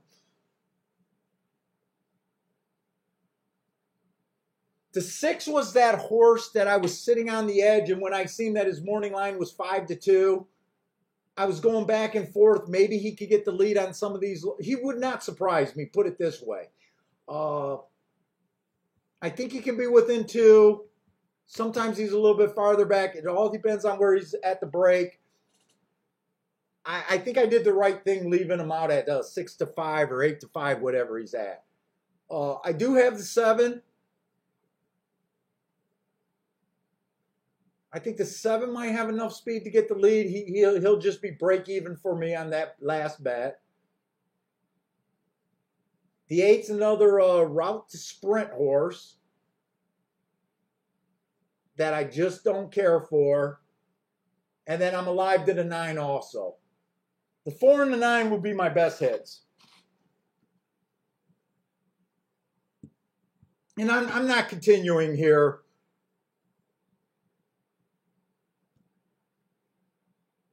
Wow, wait a minute. 4 is 18-1. Wait a minute.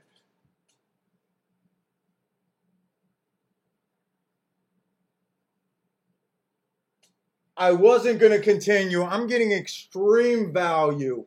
Why is the 4 so high? I think the 4 fits. I'm going to do a win and place bet on this 4. Fuck, they're going to sucker more money out of me. I already got 4 in the double. I got 4 in the win. And I'm going to put a couple horses on him and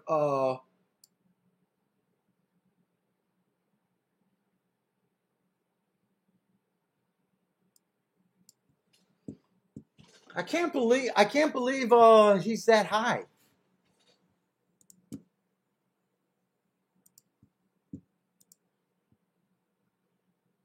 Let's see. I want the 4 to win in place. Win in place.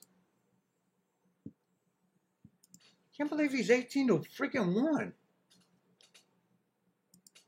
And I want that exacta backdoored. 4 in second. With the 6, the 7, and the 9. Shit, wait a minute. And my 9's 14 to 1 right here. Wait a minute, I might even go more. I'm doing a quick exacta box. 497. Also.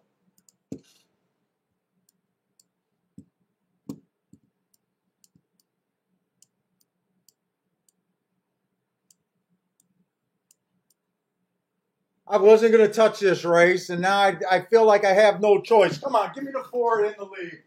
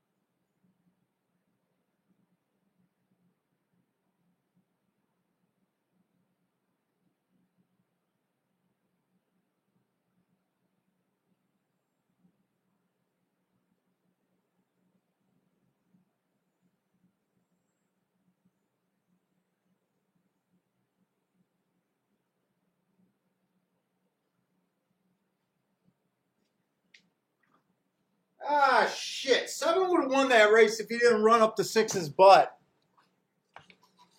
7 would have won that race, I think, if he didn't run up the 6's butt there and had to alter. I don't think that's the 6's fault either. Oh, they suckered more money out of me big time there.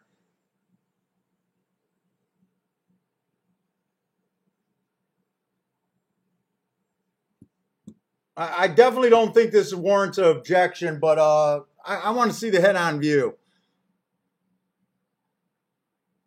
I did not see this 6-horse. I thought it was possible, but at 8 to 5, I wasn't going to put him on the lead. I wish. Oh, that's the first race that I really made a bet.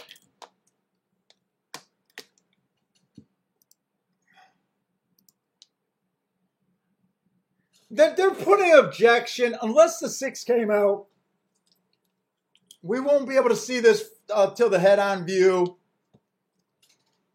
It looked to me like the 7 ran up on his butt himself. Maybe the 6 got away from that rail. I don't know.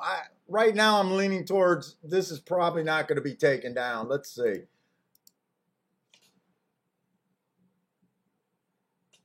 Seven came over to the 6. Yeah, I don't know. 50-50 call.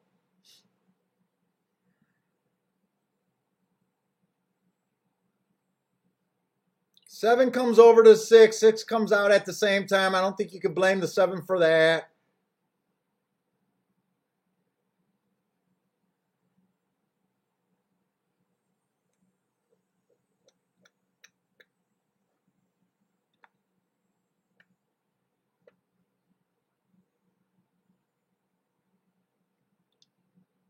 I don't feel good about this one.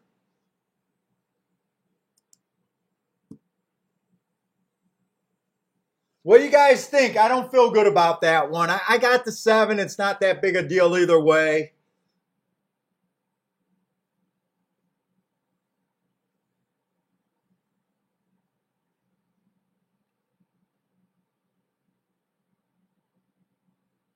Yeah, it always depends on what the steward's glasses are. But what do you guys think? I think that I know why the seven comes over, because they wanna give that horse, to see that horse, to be able to get a little bit more out of him. I think it kind of backfired on him.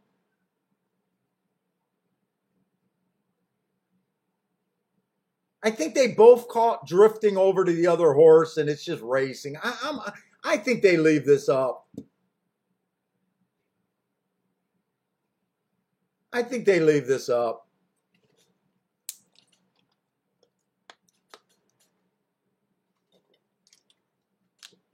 Like I said, I don't have a ticket that really matters here. I get like $60 back.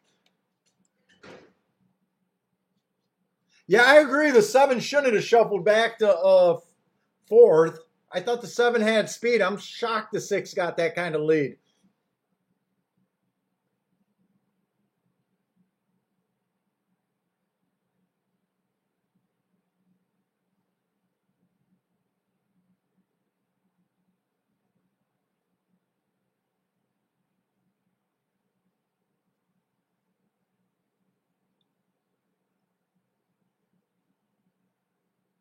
Well, I think the stewards definitely had to see it,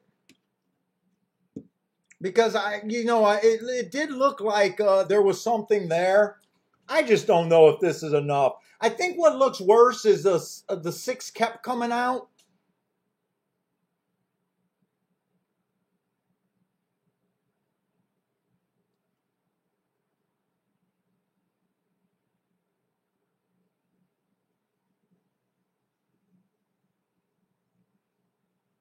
This is a 50-50 call to me. It might as well be a coin flip. They might as well just flip 3 coins and determine it.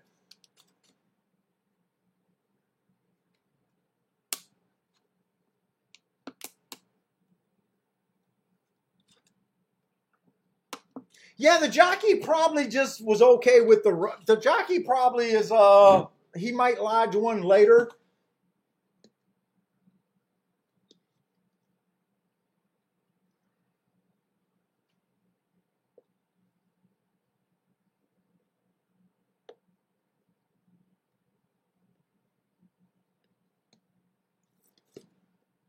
Let's see. Marco Luz says he's coming down. Crusader thinks he's coming down. Wow, I'm surprised. So many people are just saying to take him down. I'm honestly.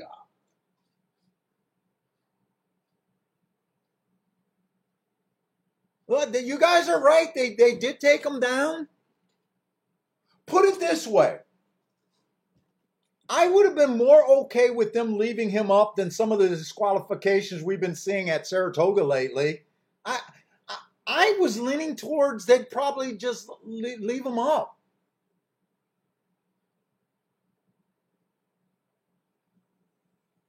And I should have just stuck with my initial thought of sitting out. I got a little greedy when I seen the prices on the 4 and the 9. So all I'm going to do is break even for my double bet. But I'm going to end up losing all the fresh bets that I put in either way. Yep, 497. I don't have that.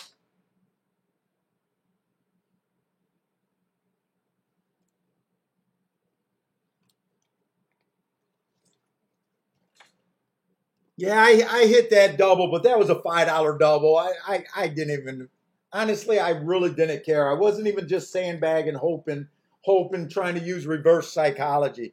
That was really a disqualification that I would have been okay with either way they would have did it.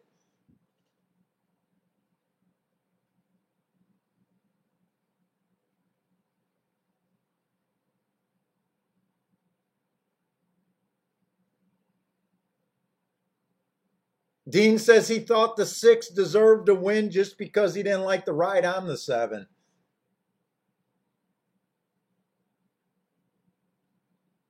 I don't think anyone's going to really curse for that decision either way.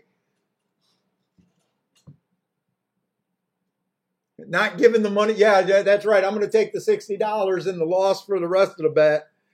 But I'm not giving anything back either. Don't show me your 6 tickets because I'm not reimbursing you. They took me down on a bad one a couple weeks ago that I was bitching about for like 3 days.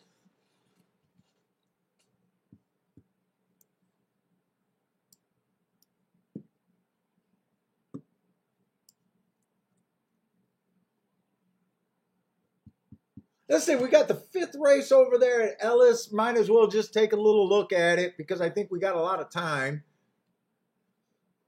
Parsons marked up this stuff for me, so I might as well look at it. Let's see, it did rain there. I know what I was looking for Ellis on the sprints. On the routes, that inside has been even stronger. Well, no, it's been 52% to the inside on the routes. 52%. Only 44 race samples. You really don't want to be a closer. Kind of stalkers with a big edge and then speed.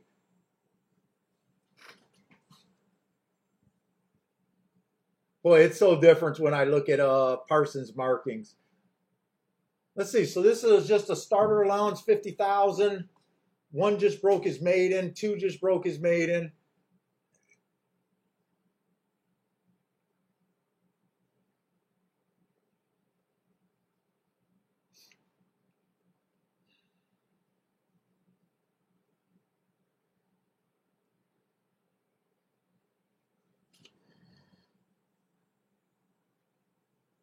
Well, actually, this betting board is not that bad, actually. I was kind of like,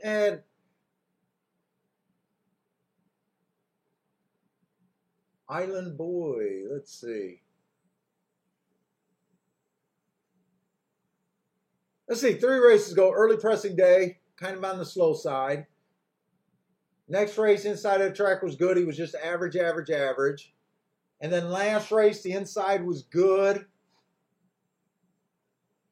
Won that race. Didn't look like that tough of a pace, but he had the inside of the track on a day that it was good.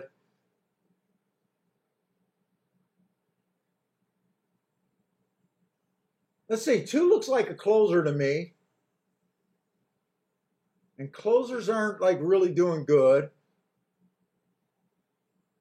Let's see, the 3 horse has been a sprinter stretching out. I don't mind that. He's been a closer at a sprint. He might be a stalker at a route.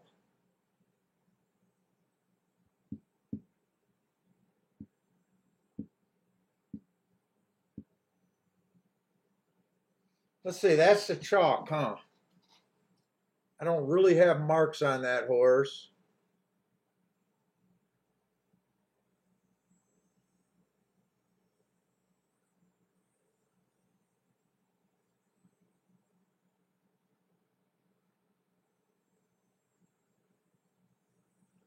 Six looks a little bit interesting to me. I don't really feel like I got enough information here. I would have liked to know what this 4 horse did. I got a feeling we were just behind that week.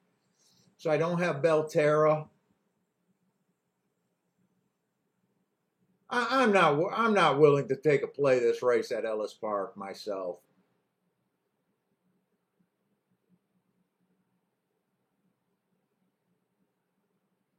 And the only horses I would really consider in trying to beat them with is the 3 or the 6. Hey, I don't think I'm interested in that race. Oh, that was an ugly extra bet. But we got another 6,000 on the dirt at Gulfstream. Let's see. What does the rest of the card look like? I think I'm going to definitely be interested in that race. Then we got an allowance race. Starter allowance on the turf. Might not be that interested there. The 9th race is probably going to be an interesting race. And the 10th race. We got a lot of turf sprints today.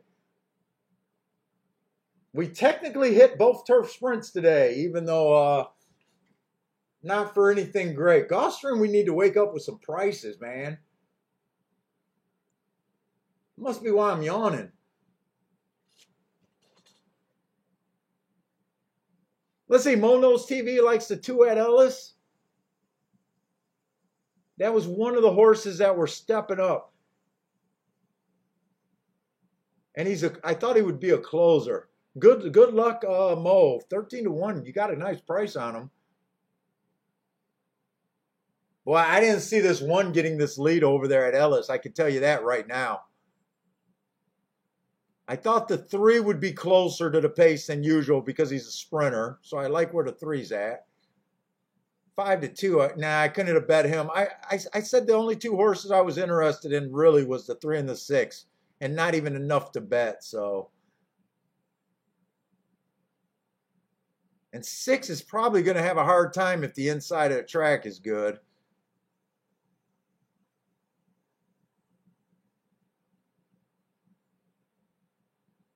Four is ranging up. 4 looks serious here.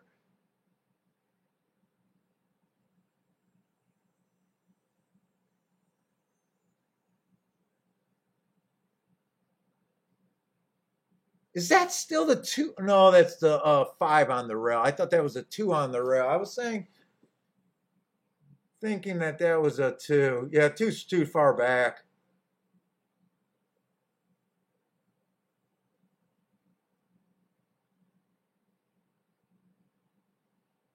Well, I don't know where the speed came in on the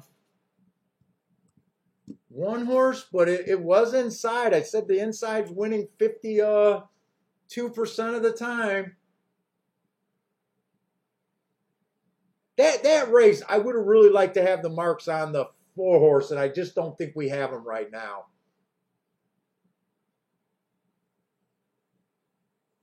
And depending on what those look like, I would have known if I could feel confident trying to beat them or not. 6 ended up getting 3rd, so you had to figure out what the 4 was.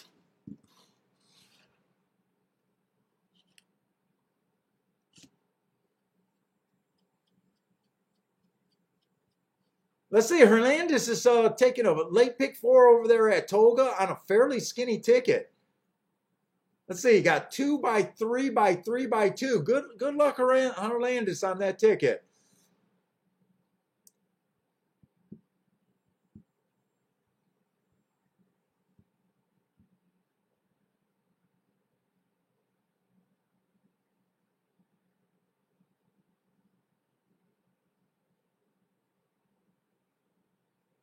Hey, Jeff, right?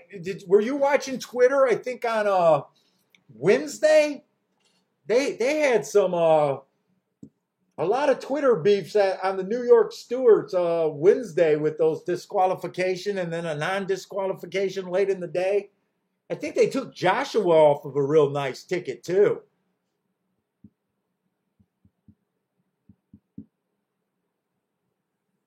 I was supposed to watch the last race. I think he had a beef with that last race disqualification.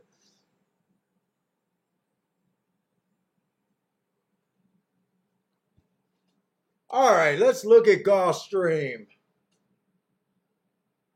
You guys know what I think about Gulfstream. We got a $6,000 claimer. This is definitely a race I want to look at. let's see, this one horse, 3 or 4 races ago, early pressing day, came out slow. That was at a route. Asterisk, don't like that race. Comes back 3 races ago. Inside of the track was good. He had the inside and he won at 2-1. Average, average, average there. He then ran again. Had the inside again, even though I didn't note that that was exceptionally a good inside. He went too fast to win, which actually is the same as an excuse. It's the same as an asterisk. I love those hearts. So I love that race 2 races ago. I'm wondering where his speed went last race. I got to explain that last race. He broke a step slow. Maybe that was it. He did go up in class. I might be willing to bet him 6-1. I definitely got him on my radar a little bit.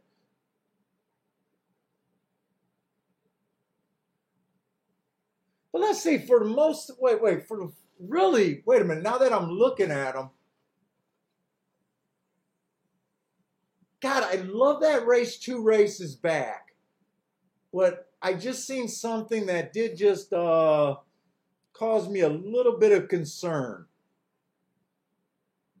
For the most part, he's not a front-end horse.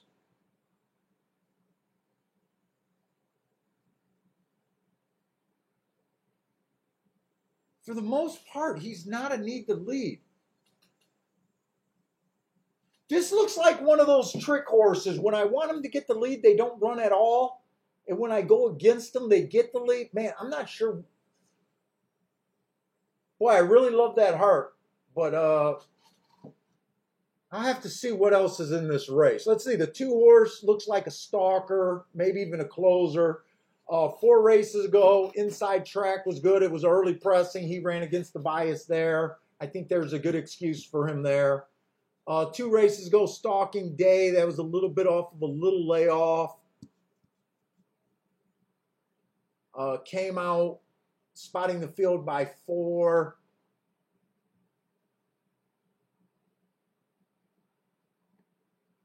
Last race, it was inside speed favoring track, and he was on the outside, asterisk, no speed, asterisk, but I definitely don't trust him on the front end.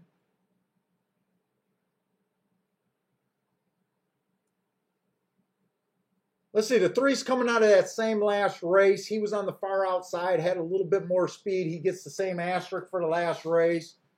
He's interesting. 2 races ago, he went fast for the first call while winning on an early pressing day. He was 1 tick slower than the fastest winner for the first call 3 races ago.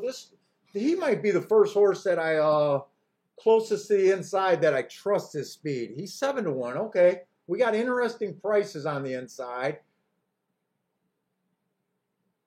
The 4 horse has no speed. Has an asterisk 3 races ago, but man, his last 2 races leave a lot to be desired.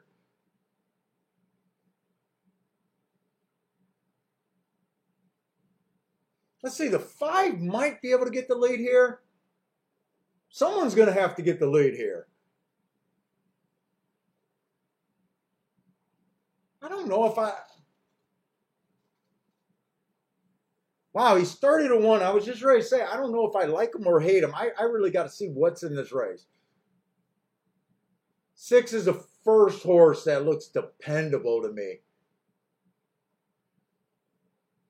Let's see, 4 races ago, Stalker Day. He went too fast to win while trying to go wire to wire. Loved that race 4 races ago. Comes back, flashes speed at a higher level, a little bit higher of a level, falls apart. Drops back down to this level, had the 7 hole on the day that the inside was good. I like that race. And then last race, it was an inside speed day. He fit the track that day. He just wasn't good enough to win. That's got to be the favorite. Wow, that's not it. Who are they betting? The 7.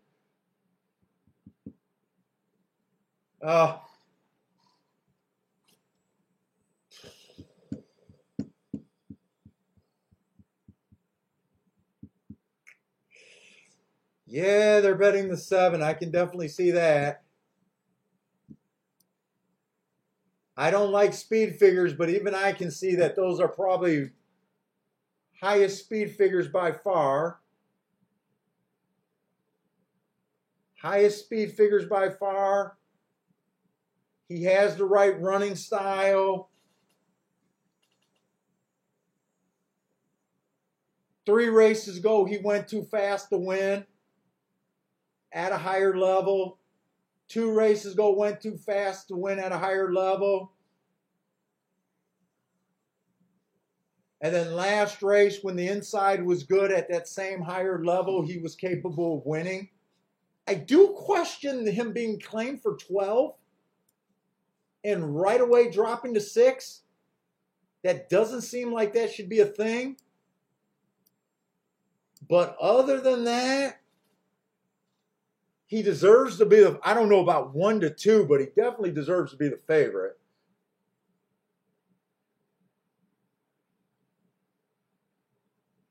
God damn. Who did he beat July 25th?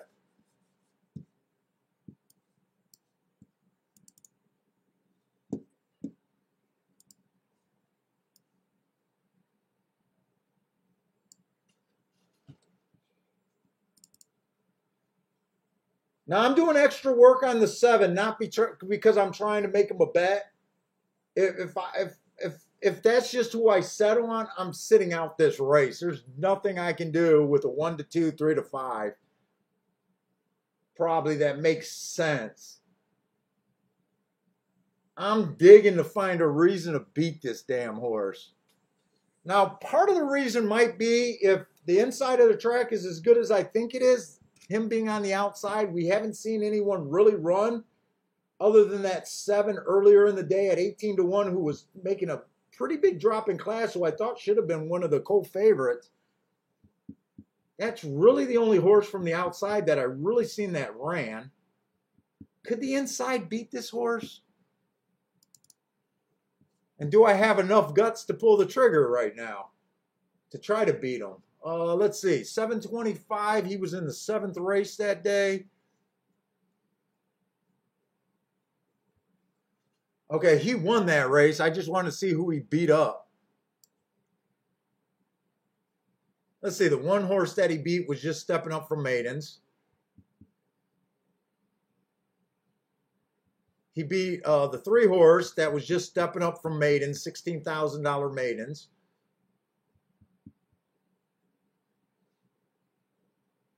The 4 horse looked okay that race, but he was just a 12.5 claiming.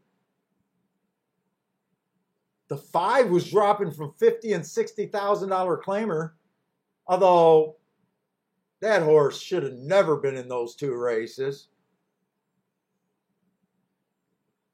I don't think that was an extremely strong 12.5 field that he beat.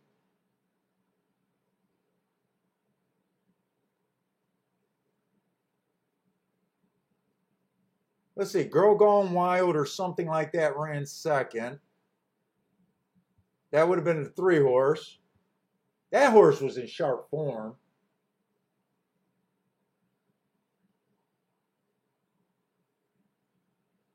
Oh, boy, this is a tough call. What do I want to do?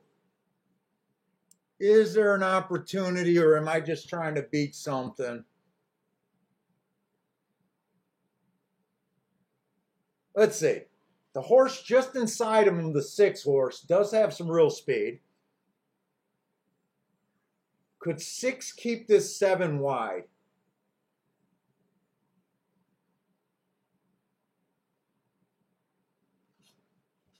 I think the 7 is going to have a hard time crossing over if the 6 gets a break.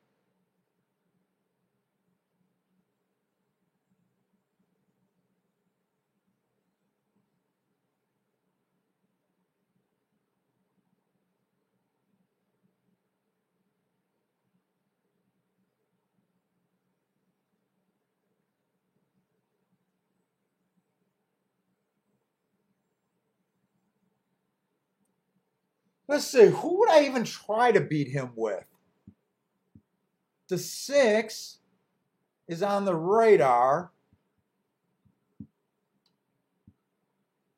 He's a nice price.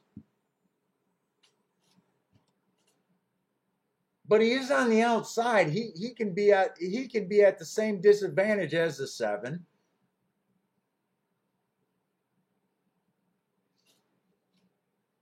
So the horses I would try to beat him with would be the 1 who I'm not sure if I trust this horse's speed, but I can see this horse rating and getting up there. But at 4-1, is it really worth the play to try to beat a 1-2? Is it that much of a race to even try to beat him with that, or just to sit out? The other horse that I could kind of make a case for would be this 3 horse.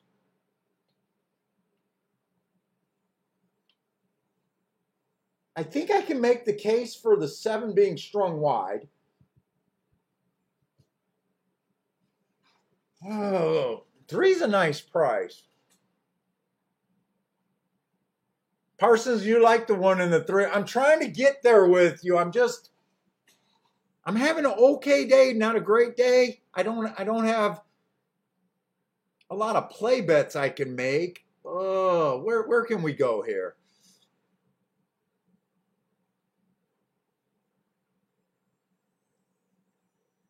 Hey, what's up, Matt Dale?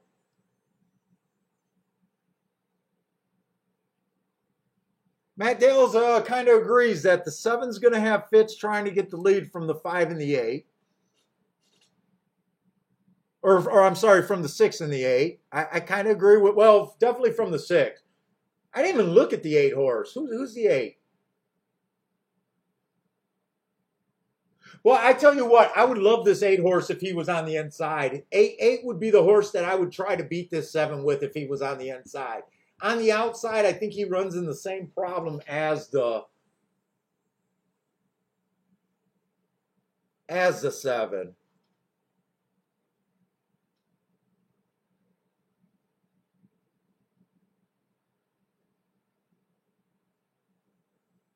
I do see a fast pace here. It's just, do I want to take the 1 at 7-2, 4-1?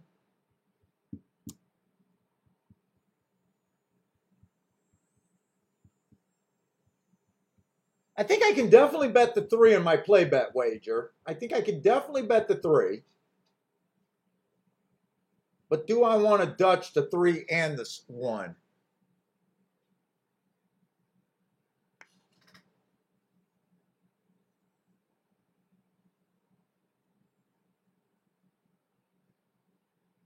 I don't think I can get to the 5. I think the 5 almost looks like a 5 would have to get a complete meltdown and just the perfect trip. I think 5 can just beat tired horses.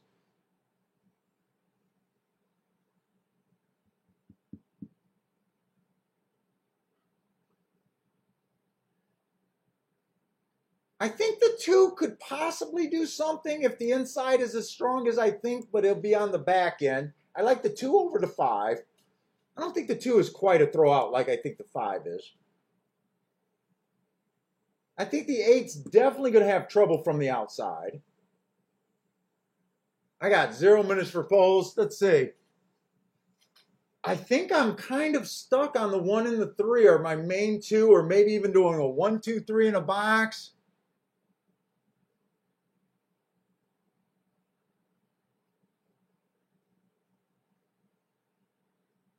I could possibly see a 1, 2, 3 in a box with a 1 and the 3.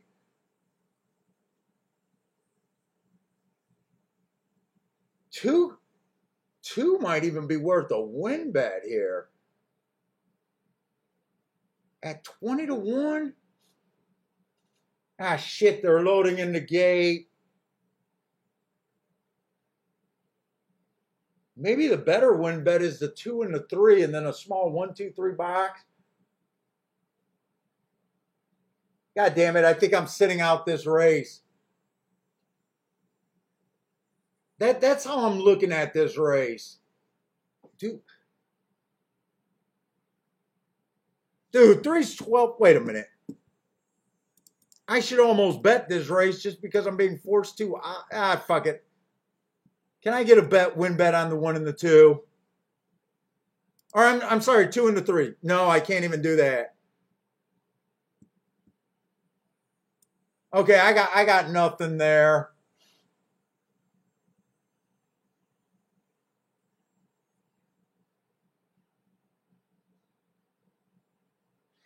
Wow, I'm shocked six got a easy lead over the seven. I am shocked the six got this easy of a lead.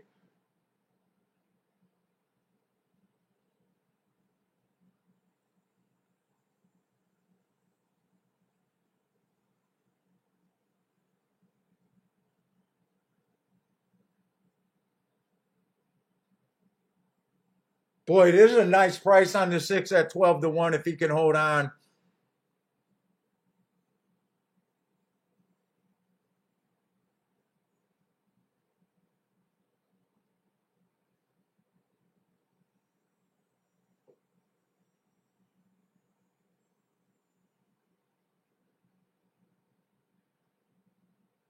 Boy, six and seven are not giving an inch. I think the seven, oh, nope, the seven can hold on there.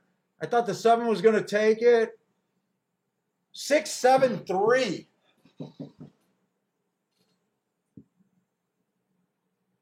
Boy, and I sat off of that six. I over handicapped that race.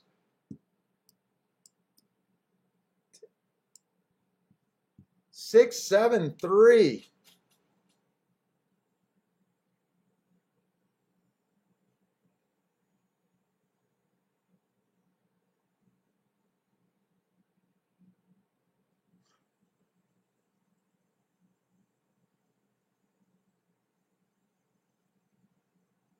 Now the six didn't go wire to wire from the middle of the track. Six was never near the rail. Six, I don't think ever was on the backstretch or nothing on the rail. This is the first horse to me that might make me agree with Marco that it's just plain old speed. Boy, I wish the six was in the four hole or the 1 through 4 hole, and I think I would have fired on the six. He ran a good race, 12 to 1. Man, that's generous. 3 sucked up for third, but just they never fell apart. Yeah, I'm giving the six a lot of credit there. Now, it was suspicious that I think seven still ran a winning race. He was definitely second best without a doubt. But there was a little bit of a suspicion, them claiming him for 12-5 and dropping him to 6. But I mean, he still ran a winning race. It's not like he was unhealthy. Just overbet. 2 held on for a 4th. What's up, big guy? How's my big guy doing? Oh, I know. You got to go potty?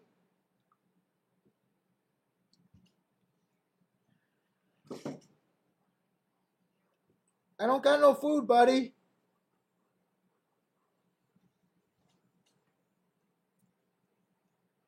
Hernandez, you hit that 6-7. Nice hit. You got extremely rewarded on that 6 horse. What was his morning line? I don't. His morning line could not have been 12 to 1, could it? His morning line was 6 to 1. What's up, big guy? What you want? Let me take Finley out to the bathroom. Come on, let's go. Go, go, go. Okay, we gotta go. Let's go.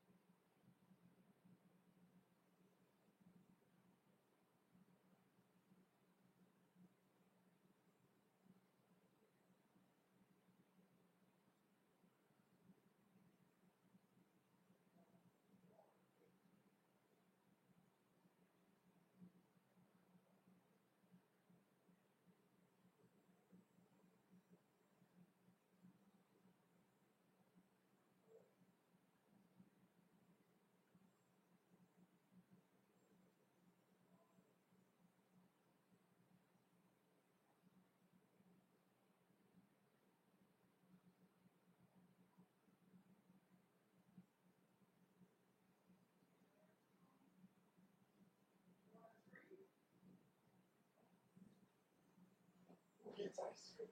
Who gets ice cream? Yeah?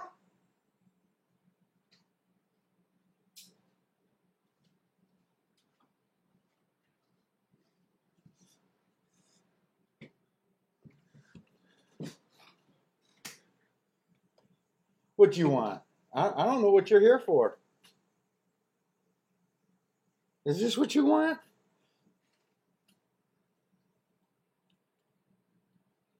Here you go. There you go.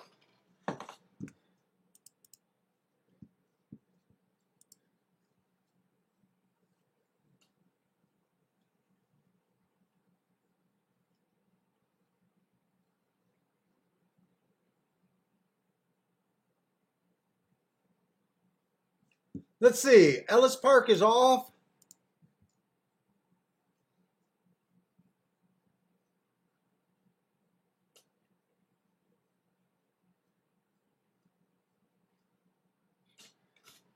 Yeah, everybody kind of went mid-track there.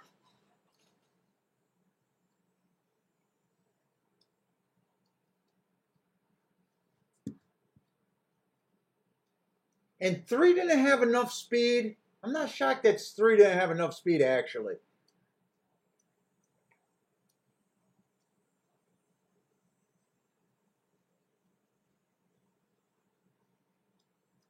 Boy, 6 looked too good marked up to miss at 12-1. He had too many good marks at 12-1. I went down the wrong track thinking that this might be the race where they could back up. I thought it was a good race to try to beat the 7.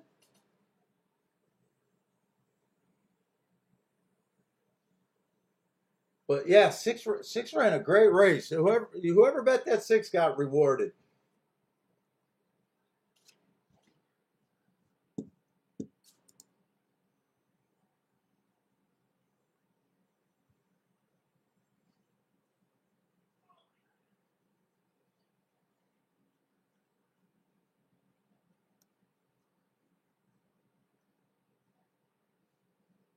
It was supposed to do good on the speed favored track too. So Ellis Park got canceled. So it's just Gulfstream from here on out today. I think I'm going to like the late double for sure. I think I'm probably going to play that late double.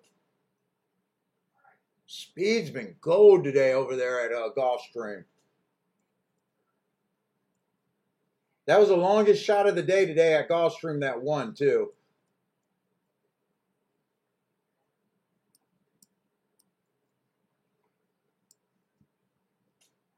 Dude, and maybe I'm reading too much into it because the tic-tac-toe board actually does have it middling more than what I gave it credit for. Let's see, we're missing a couple results. What are we missing? That 7-horse stalking.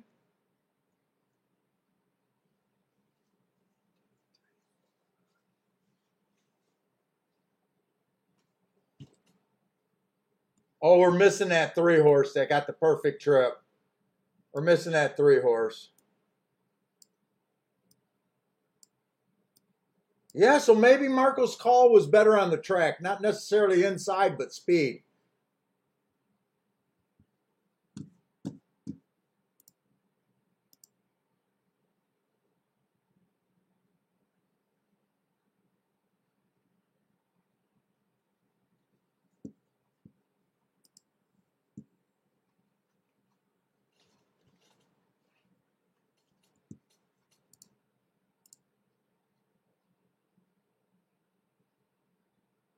Let's see, 6 did get too wide on the backstretch. There you are. 6 did get inside on the backstretch. I thought he was in the middle of the track the whole way around. Wait a minute. All right, I'm definitely going to say you got to respect speed. Right now, I thought that 6 was 4 wide the entire race. He ran a Gulfstream race. He was basically skimming the rail. At the farthest, he was off all the way around the turn and didn't fan wide until the stretch.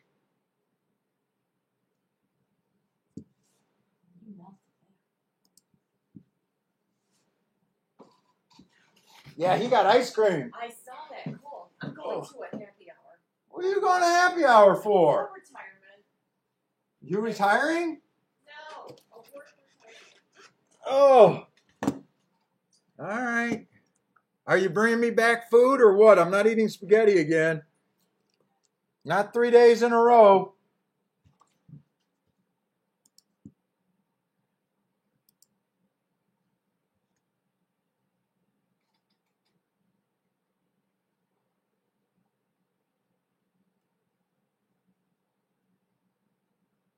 Mo knows TV. Oh, you've been taking a beating the last 2 days? So many winners and nothing to go with it. That's a tough. That's as bad as second-itis if you're betting combinations.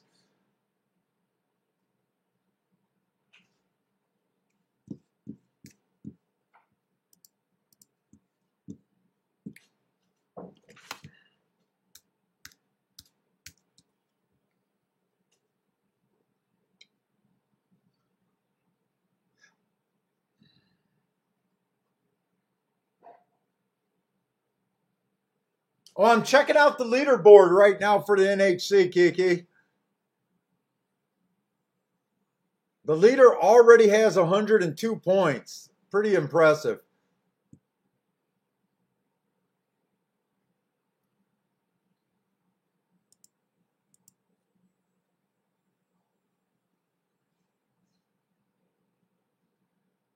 I thought they were gonna have a.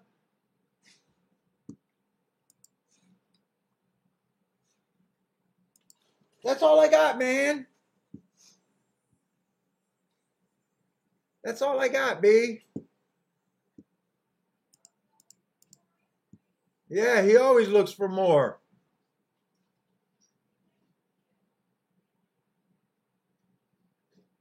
Oh, wait. No, I'm wrong. Wait, here's the real scoreboard. The leader has 135 points already.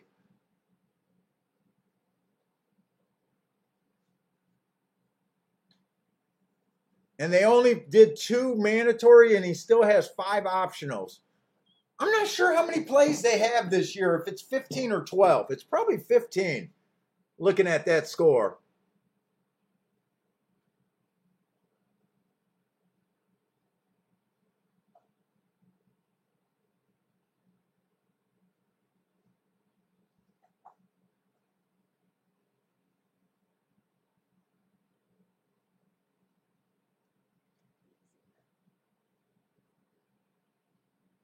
Oh, that's cool how they are doing that this year.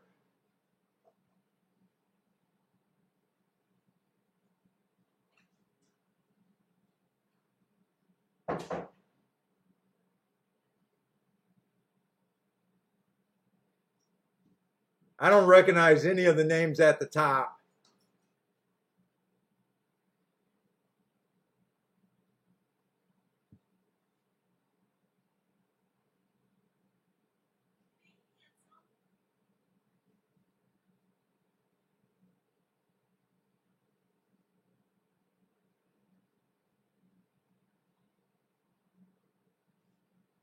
I'm distracting myself.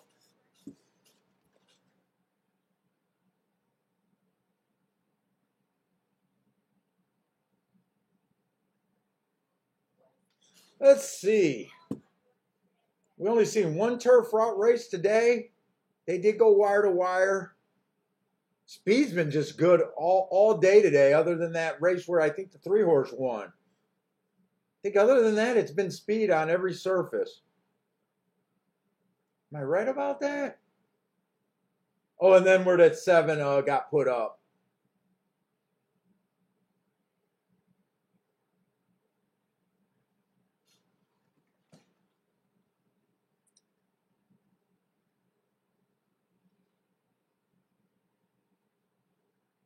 And my video just went for Gulfstream. Let me get that video back. I got a lot of time for Gulfstream.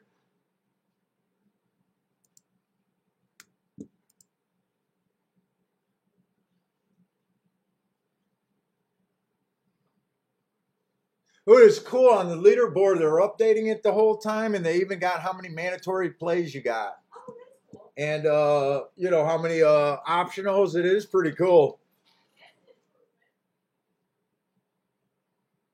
Now the big thing about those multiple day tournaments, for the most part, usually the guy that jumps out in front, they never compete the second day. You need to average at least 100 points a day to be in the picture. That would be my guess. I bet the final table, everyone's going to basically average 100 points a day. That would be my goal on points playing there. If it's 15 races, it might be more than 15, but I think it's probably 15. If it's more, then the score has to be a little bit more, obviously. But if it's 12 or 15 plays, you need to average $100 a day, and you should be at that final table. So the leader already has 145. He's almost, unless he chokes completely, should at least be at the final table.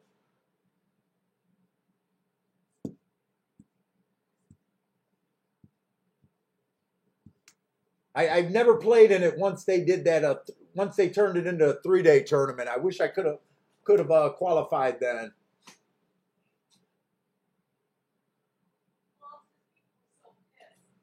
Well, yeah, it is. Well, I lost I lost 6 tournaments that single year, where I was in like the top 20 in 6 different tournaments, going into the last race, only to get beat by a freaking long shot. That was fucking that was one annoying thing.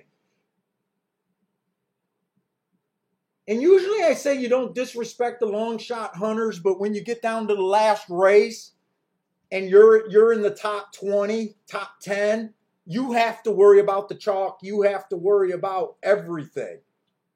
And it's unfair to the people that are, say, 40 points behind you when they only have one decision to make.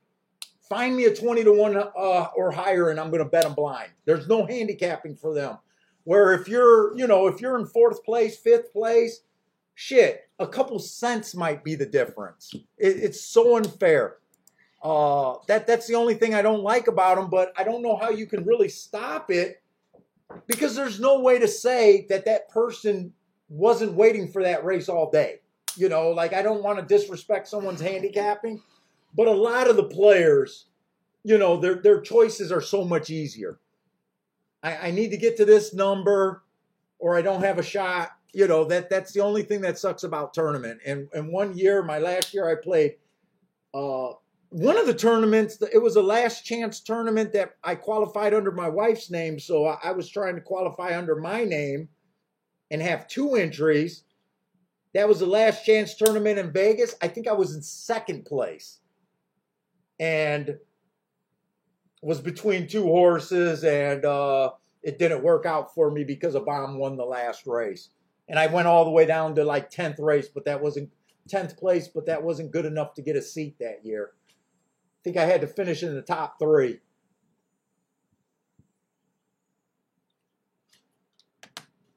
Hey, big guy. And the other one was at Beulah, but I ended up finishing 6th or 9th place, but that was still worth a seat. Beulah used to have the best tournaments. They used to give out the most seats back in the day. And they used to have like a $25,000 cash prize for the winner. Let's see. I still got a lot of time at Gulfstream. I'm just wasting time. Saratoga's loading.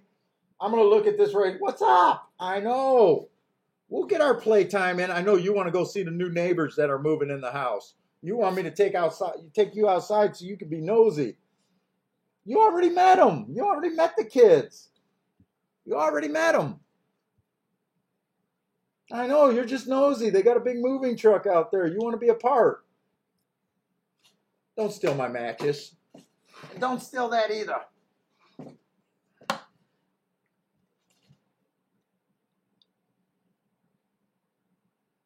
Let's see, Marco Lou likes the 4 and the 6 at Toga. Hernandez. Oh, no, that's a Gulfstream play. Let's see. Who else is at Toga?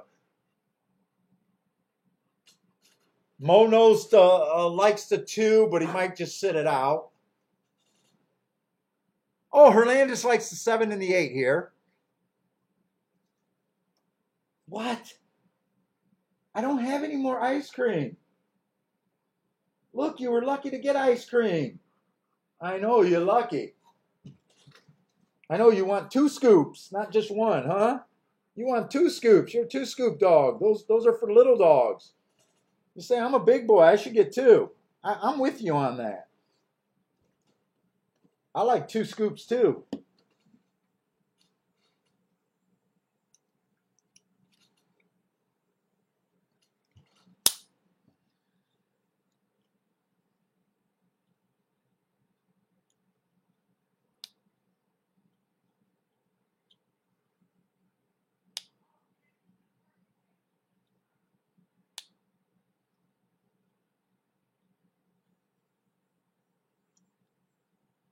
Hey, what's up, Horse Racing Stop? I think that's the first time I've seen you in here. Welcome to the show, man.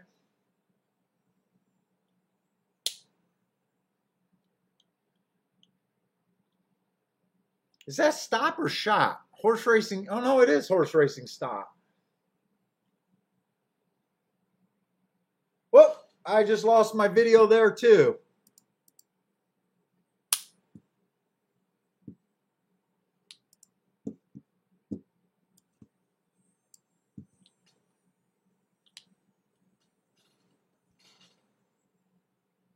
Looks like it's going to be 2-5 over there.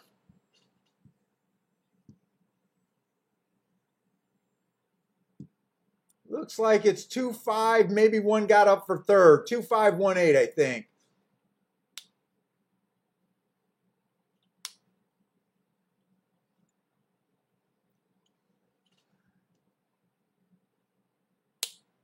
Yeah, right, Marco. That you didn't know why the 2 was the favorite. I guess he had to make you believe.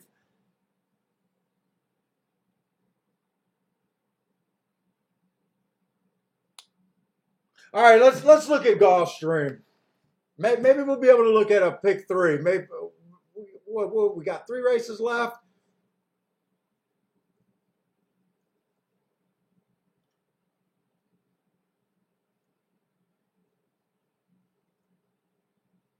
Let's see. I'm just going to start with this race. If I got enough time, I'll start marking for a pick 3 of Parsons.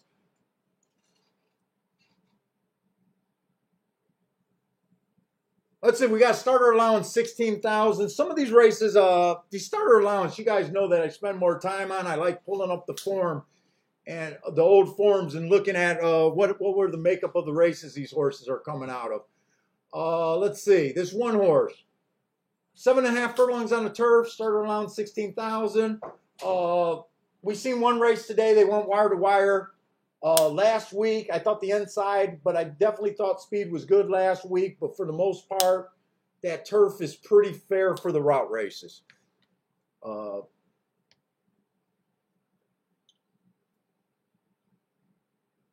Let's see, this one horse, 4 races ago, stalking closing day, he was a stalker, fastest winner of the day while winning at 43-1.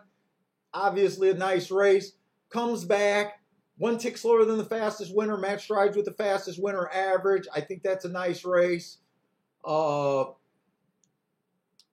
races ago, 1 tick slower than the fastest winner at the first call, average. I mean, this horse is just in super form. And then last race, inside of the track was good. It was early pressing day. He dueled from the inside, just not good enough. But I like the marks on him in pretty much every race. And I do think there's going to be a lot of speed because I think there's a lot of marked horses here. The 2 horse, 4 races ago, went too fast to win. Comes back 3 races ago, stalking closing day. He was a stalker, went too fast to win. I always say I expect to see these Hearts win within 3 races. He won within 2 after that. 2 races ago, inside of the track was good. He was stuck in the 8 hole. That's why he got the asterisk, average, average, average, and then last race he comes back, stalking closing day, fastest winner of the day, good race, good form. Dropped to 16,000 straight up to win that race. This is a really good marked race, actually. The 3-horse. Speed favoring day 4 races ago.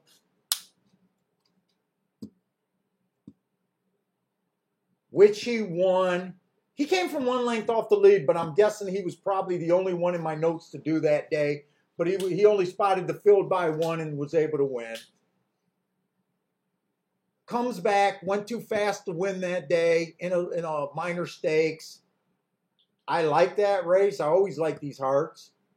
Last race, 2 races ago, average, average, average. And then last race, middle of the track was good, stuck on the rail. Went too fast to win.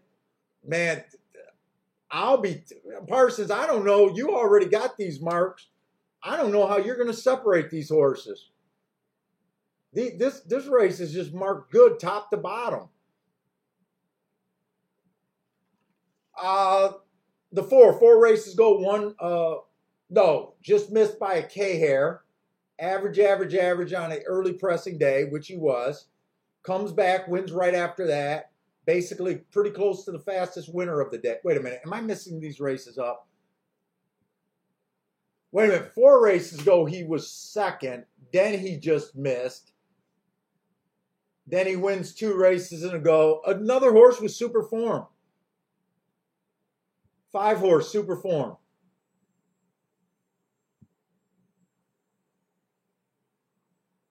6-horse against the minor stakes race last race. Inside stalking closing day. Got him running against the bias while going too fast to win.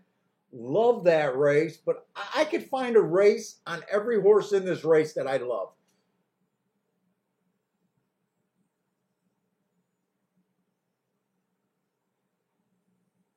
Eight-horse, super form. Going too fast to win or being the fastest win. Something's got to give this race.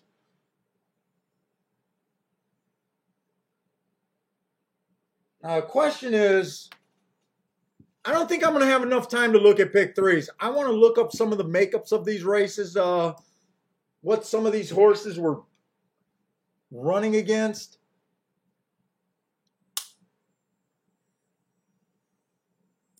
I think that's the only way I'm really going to separate it, because mark-wise and running style and everything, everyone looks good.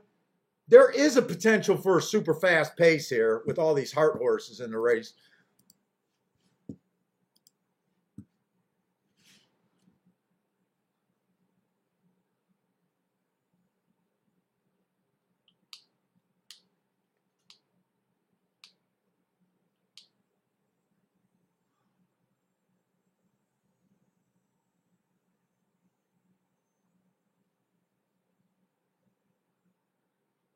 The horse that beat the 1-horse last race was making a pretty big step down. He was coming out of a stakes race, starter allowance 30,000.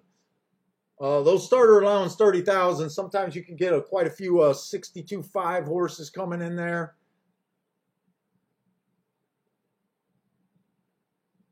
That does look like a pretty solid field he beat. In fact, there was a $50,000 claimer, a $62,000 claimer in that race. That does look like a tough race. Who are they betting here? Do I even want to work that hard on this race? I might just be looking at the last double. I want to see this stakes race. What was in this stakes race that this favorite was coming out of? 7th race of the day.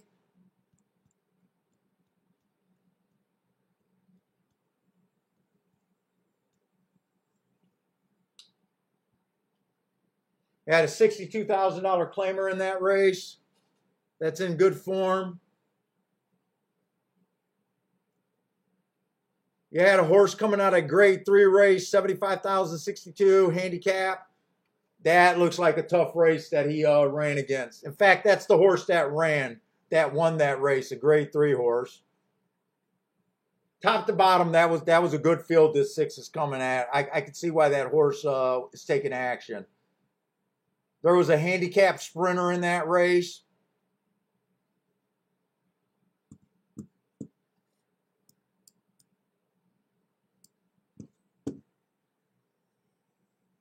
There was a bunch of handicap horses in that race. That was a really good field that this 6 ran against.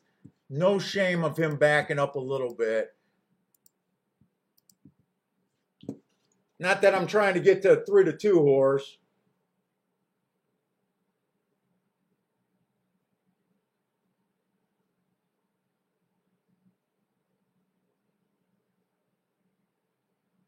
Let's see.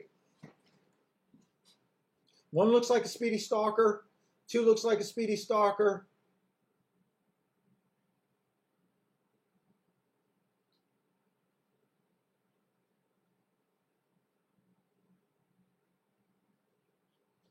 Everyone looks like a Speedy Stalker.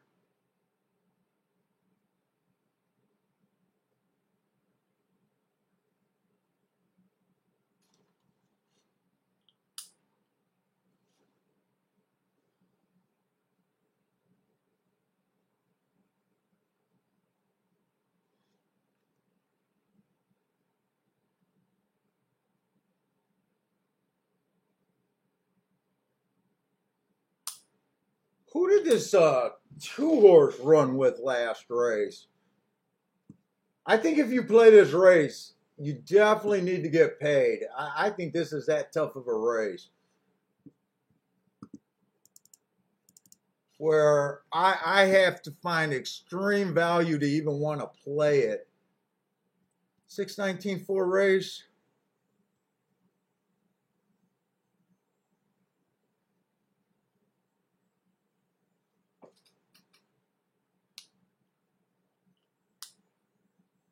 That horse was in super form. Even this 2-horse's last race, I know it says it was a $16,000 claimer. That race was even stronger than 16,000. Horses that ran first and second. Who ran first and second there?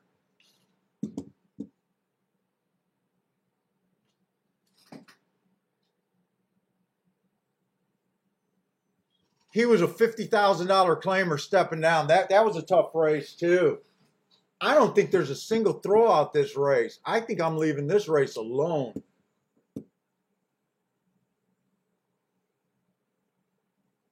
This horse earned hearts while stalking. That's usually a good sign on the turf.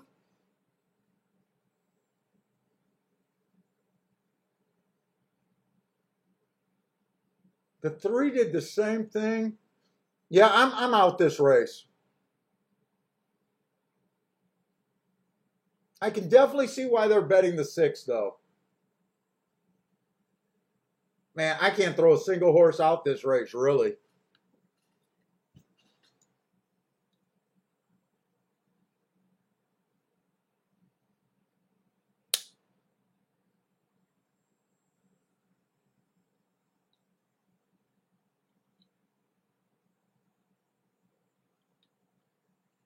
Let's see, Modone TV is taking the 6 on top of the 4, 5, 7. And he likes the 7 a little bit, I guess. I'm not sure what Parsons doing. The 7's 20-1. Man, I would have needed a lot more time than I had with this race. I would have liked to look up the makeup of the last 3 races of every horse that ran here. And I wasn't willing to do that kind of work, nor did I have the time. I am predicting I would be shocked if this pace should be about 23 at the front end, maybe even faster. I'd be shocked if this is a slow pace here. 23-2.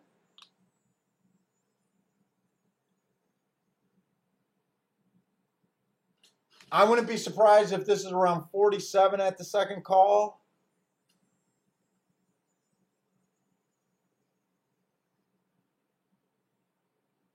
23 and 2, 47. That would mean they 46 and 1. 46 and 1. I'm getting impressed if this 6 can hold on from here. Looks like only the 5 or the 3 has a real shot here. Really only the 5. 3 would have to really have a turn of foot to win this race. 109 and 1. Did the 6 go a little bit too fast? Doesn't look like it.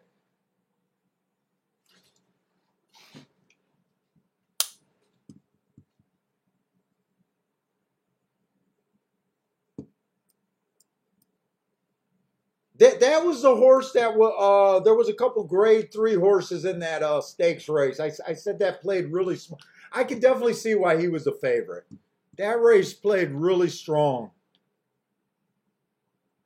And they did go wire both of the races today, but I'm not sure if this horse, to me, this horse was probably just the best on paper anyways.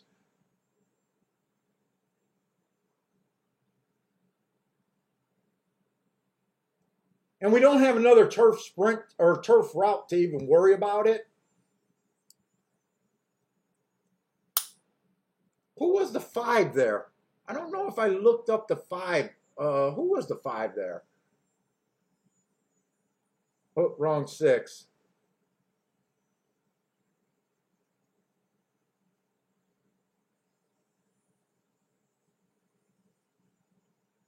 I don't think I looked up that July 10th race. I don't think I oh,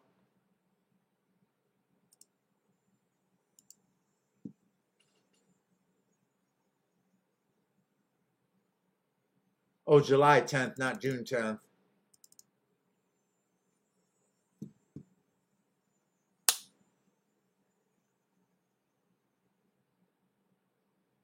Let's see, 9th race.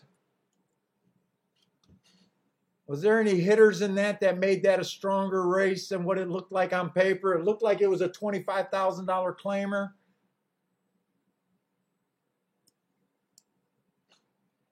Let's see, he won the race, so Light Fury won the race.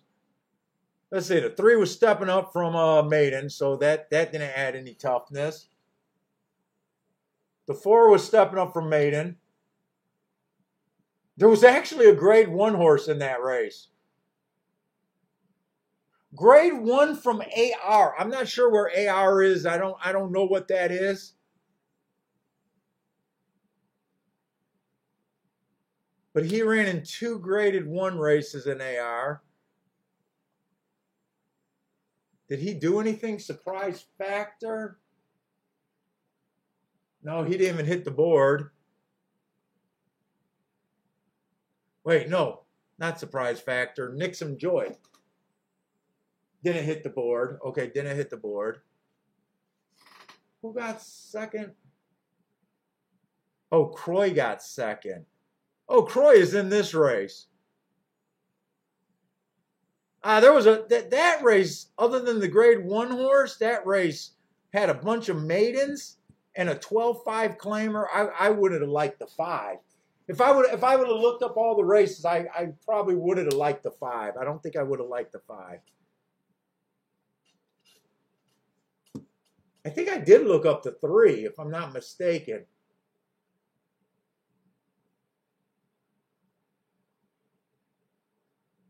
I remember saying I thought even the 2 and the 3 looked good, but I might have looked up the 2's race, but not the 3.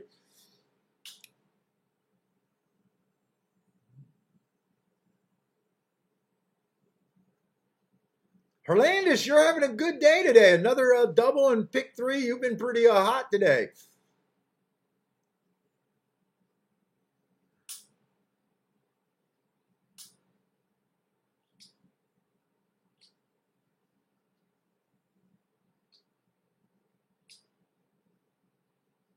Whoa, I wish I was still at Gulfstream sweating my ass off.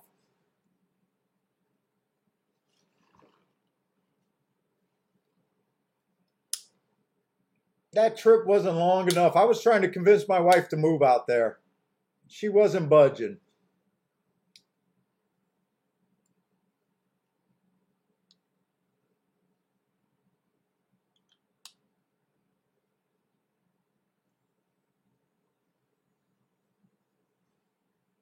Oh, Monos, you had the 6 and the 5 and missed on the third spot.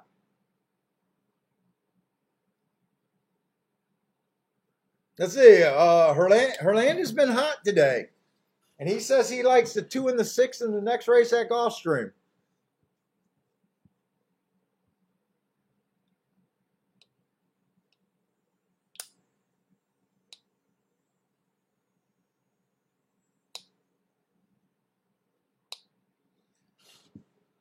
Oh, I need this Gulfstream. Last 2 races. I want to look at the 10th. Oh, 10th is the race that I'm probably going to be most excited for. Oh, yeah, we're cheap. Bottom of the barrel for me.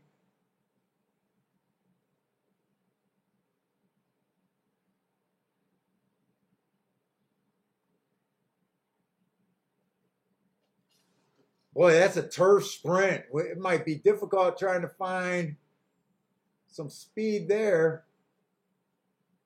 Let me look at the morning lines. My form doesn't have the morning line. Let's see if I want to get that excited about this 10th race. Wait a minute. Oh, I'm at Saratoga. I was like, wait a minute. That's wrong. That is wrong. So next race, we got any scratches. I'm looking ahead to the 10th race. Only the 10 is scratched in the 10th race.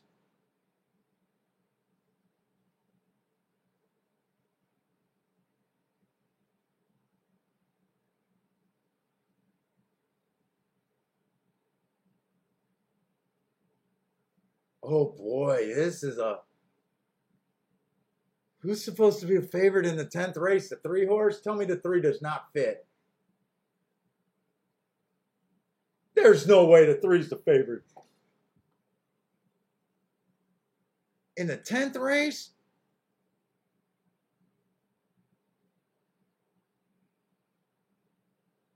I might be excited about this last race.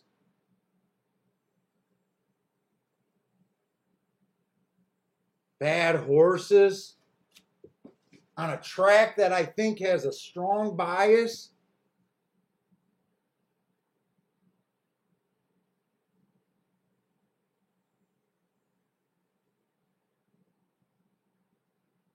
Oh no, I'm reading it wrong. The 2 is supposed to be the favorite in the last race.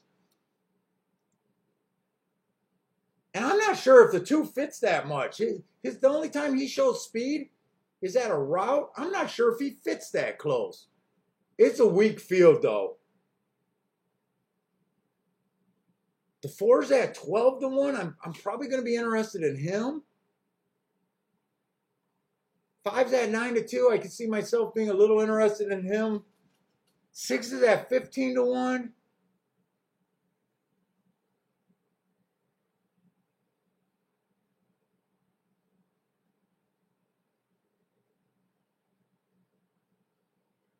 Neat. Wow, that's going to be a tough race. I feel like that's probably... Hey, Dancing Kiki. You know what? We were at the beach. That was Florida last 2 weeks ago when Dancing Kiki won. I almost bet her in the blind because I told my wife, we were sitting there at the beach and I got my phone. And the one had the rail. And I thought the inside has been good at a thing. At Saratoga. And I said, I should just bet, I told my wife that she was running, and I said, I should just bet her a blind. She's 7 to 1. I know she got speed. I didn't realize she was stepping up like crazy off that claim. And I didn't end up betting her because I just don't do that many blind bets. The only reason I was really thinking about it is just because it was a horse's name and I knew the horse and it had the inside over there at Saratoga. So she goes off and wins. She goes wire to wire. And Twitter just went nuts because it was a Michael Maker claim. He claimed her for $35,000. I think non-winners are 2 if I'm not mistaken. out of a non-winners of 2 race, stepped her up to like a stakes race, and she won easily at 7-1. And Twitter went absolutely nuts. And I wanted to respond. I always hold my tongue on Twitter because it's been like I wanted to be like, yeah, Twitter's favor or Saratoga's favoring Inside Speed. One of the graded horses that were in the race got pulled up, so she didn't have to improve that much. That the 2 got pulled up. She got the lead.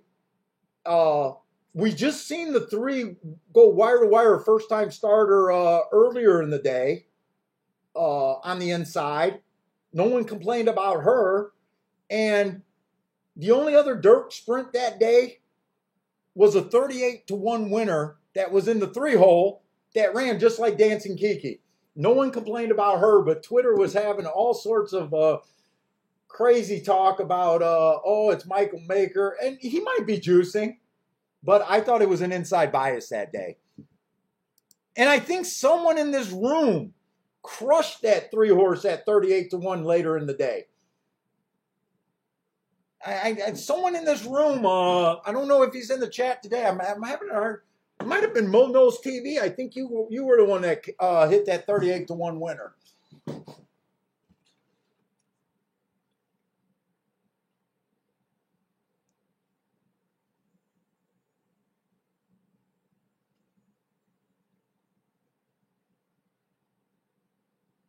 Yeah, no, I was at the beach. I almost did a blind bet. I was really close. I was only going to put $20 on her. Now, if I would have had a racing form, I probably would have been like everyone else, even though I was thinking that the inside was good, but that 2-horse that got pulled up was the favorite, and he was in the 2-hole. So, if I had a form, I would have probably been like, no, we're not going to do it here. Oh, that was you, Mo Knows. That was you. I thought it was you that hit that 38-1.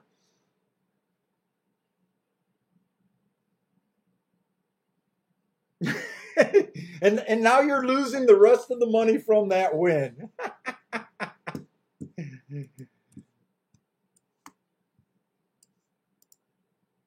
Did you catch that 3 because you like? Was that one of your breeding moves, or did you think the inside of the track was good that day, or a little bit of both?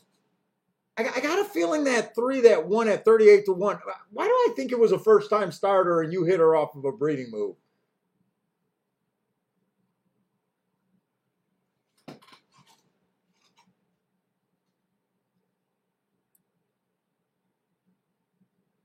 Let's see. I definitely want to look at the double because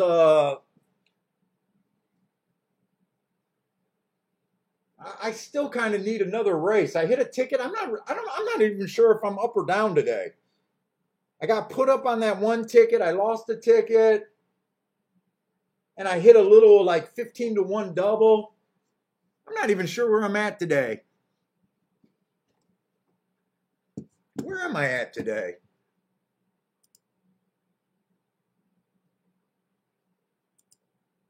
I'm up a little bit.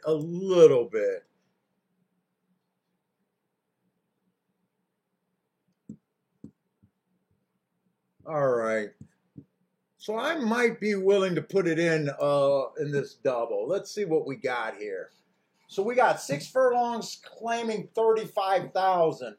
You know, I definitely think Speed is definitely good with that 6-horse winning. I'm going to go back and just saying I like the inside. The tic-tac-toe board is telling me that it's really in the middle of the track, which might be. I'm still thinking Inside Speed or the horse that can get the rail the soonest.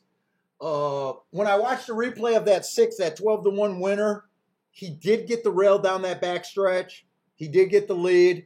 The race still makes sense to me in hindsight. But Speed has definitely been deadly today at the sprints on the dirt. So the 1-horse looks like he could be a fast stalker at the best. I don't think this horse will get the lead. Did run a handicap race last race. Maybe I'll look that up to see what kind of horses were in there. But let's see. 3 races ago, early pressing day was a deep presser, kind of, a little bit farther back. Kind of just average until he got slow. Finished second. I don't think that's a bad race. 2 races ago, the rail was bad. He was in the 3-hole. I gave him an asterisk for that race. And last race was a 1-race sample at a mile. I'm not sure what I think of him if I want to dig some more. The 2-horse, 4 races ago, went too fast to win. Came right back to win his next race. Kind of being the slowest winner today, but won 3 lengths, and who knows, might not have needed to be any faster than that. 2 races ago, he went too fast to win on a day that the inside was good, so I think this horse definitely has speed. And last race, the rail was bad. He was in the 6-hole, ran his best speed figure, but he did have the good part of the track, didn't quite get the lead, but still ran a decent second while improving his speed figure pretty much every race he's ran. Or maybe she ran. He ran. He's 2-1 though. Not that excited. 3 looks like a stalker towards the inside. Coming out of the same race as the 2-horse. The rail was bad that day. I had the rail being bad that day. This horse was stuck on the rail. I'm not sure if he has enough speed to reverse that outcome, but I like his excuse last race. He's not a speed horse, which I'm kind of looking for speed. He looks like one of those long shots that I'm willing to take a shot on, though. 4 has no speed. Has a couple races with excuses. I don't know how much I care for him. Last race, he had a bad rail stalking closing day. He was in the 7-hole and was just average and still fell out of it. I guess I'm not that excited about him. 2 races ago, he ran on a speed favoring track. Asterisk for not having any speed. 3 races ago, inside was good. He ran a good race, but still didn't win. That was in a stakes race. He is dropping. This almost looks like a race where I need to look up some of these levels, kind of like what I did last race. Let's see if it's not inside.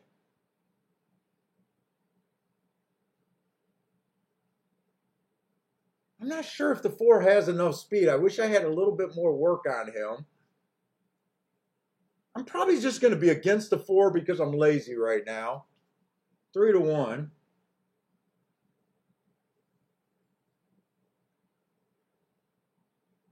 Let's see, the 6 and the 7. They look like they can be dangerous on the speed end. Myself, I'm still convinced it's inside. I'm freaking hard-headed.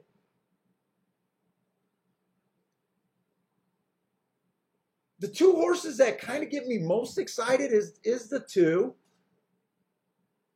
and the 3. Although 2s, I'm not that excited with the price.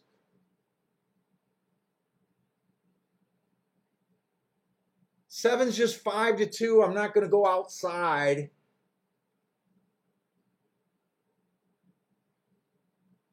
And next race is going to be a clusterfuck trying to find a speed horse. 2's supposed to be the favorite. I don't know if... I don't think the 2's a complete throwout. She has a lot of excuses. I don't like route to sprint. I don't trust her on the front end on the sprint. I'm going to put the 2 here, but I think I'm going to try to beat the 2. I don't understand why would I take a short price horse as protection here? Who can get the lead here? Let's see, the one horse ran against two biases in a row, coming off of an almost year layoff before that. Had some speed, had a speed race that kind of interested me. Oh, that was at a mile.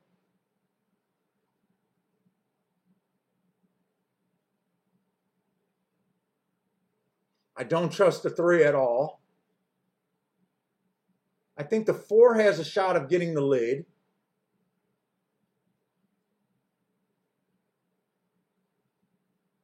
I think the 5 horse has a shot at getting the lead.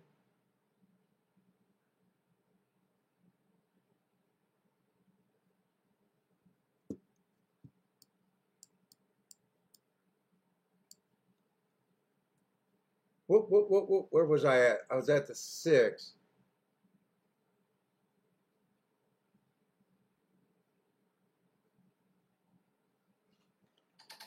I'm going to skip over to 6. Let's see.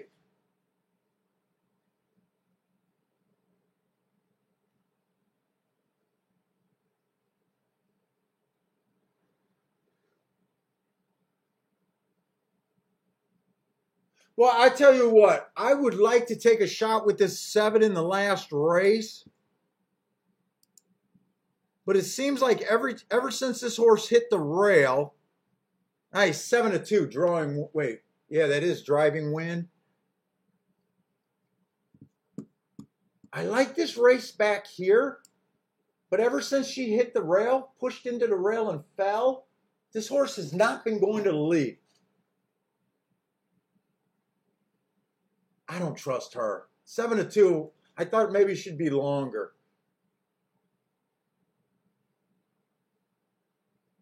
Julie Bird is a horse that always looks like she can get the lead. She's always racing at the bottom, and she's never quick enough, even though I think that's the only other option.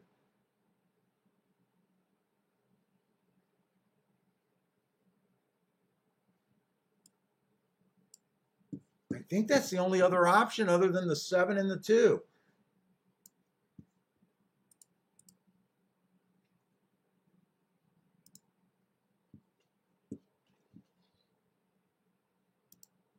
See, probables with the double.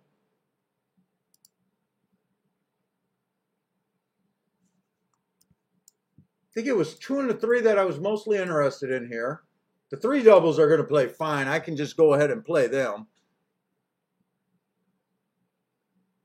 2 to the 4 is paying 44. 2 to the 5 is paying 40. 2 to the 8 is paying 22. I think I'm going to play. I think I'm going to play this. They are going to hammer. They're hammering the 2-8, the 2-7 double, and the 2-2 double. So they're betting the 2 horses. So I need to be right about beating those 2 chalks in the last race.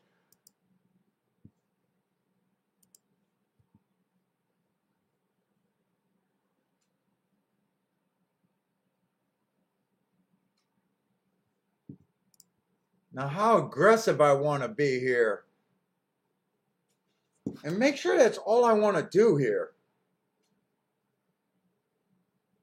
And if I lose this leg, I definitely want to, I don't want to be too aggressive where I'm not going to bet the last leg.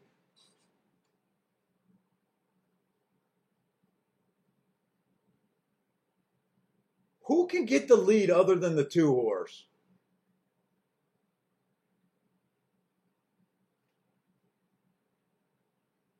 I don't trust any horse other than the 7.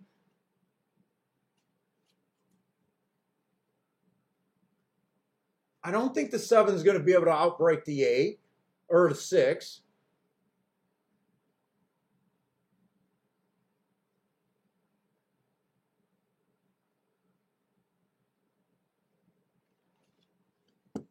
I got 4 minutes. I do want to look up one race. I want to look up this handicap race on this one horse. I don't want to get myself shut out either. 4th race.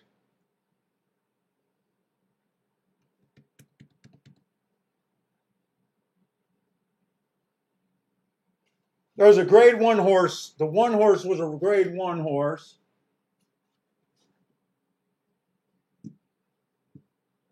Ran in the Florida Derby, Fountain of Youth, and Holy Bull.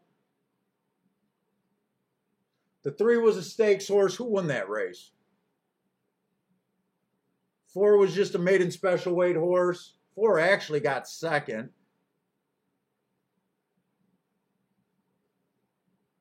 Oh, I think I remember this race. And then the winner was coming out of a stakes race. I'm not sure this one belonged in that race.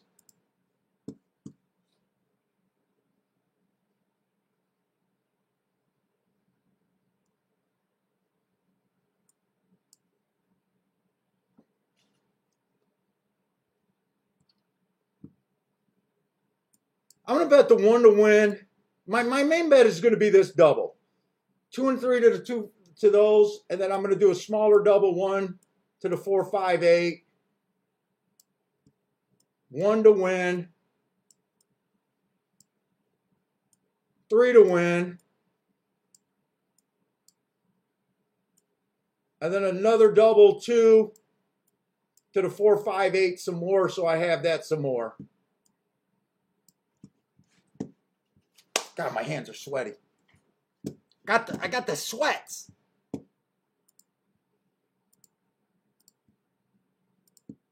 One and 3 to win.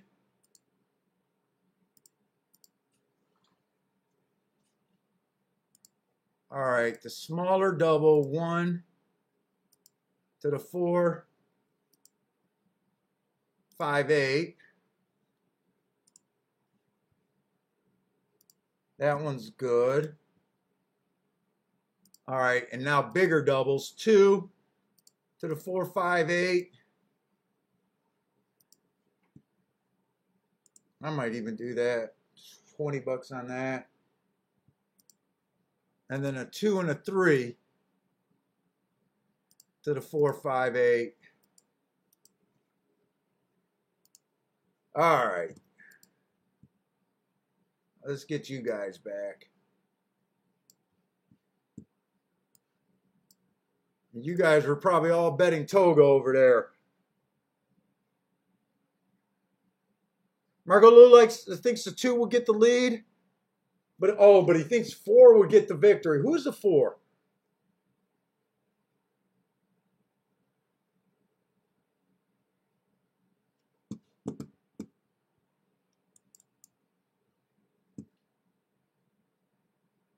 Shit, I would have liked to look up those optional claiming 75,000. August 8th. Let's see if I can look that up real quick. I don't think I'd be able to do anything about it, but let me just see if I feel like I made a mistake. 7th race.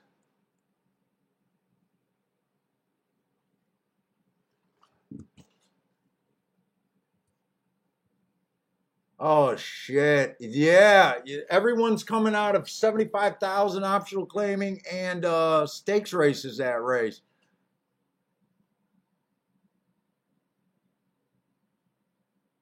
Fuck, you're right, Marco. That is a tough race that horse is coming out of.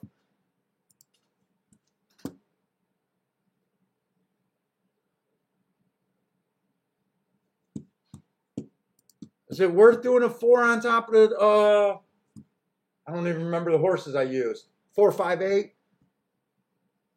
4 to the 4, 4 to the 5, 4 to the 8. They're all paying good. Ah, fuck it. I'm just going to let it go. If he wins, I've been warned. If he wins, I've been warned. I got time to squeak it in, but I'm going to not do it.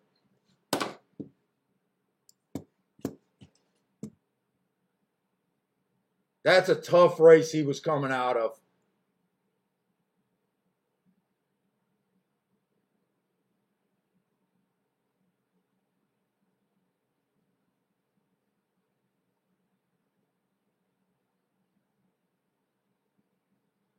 Two should get the lead here pretty easily, I thought.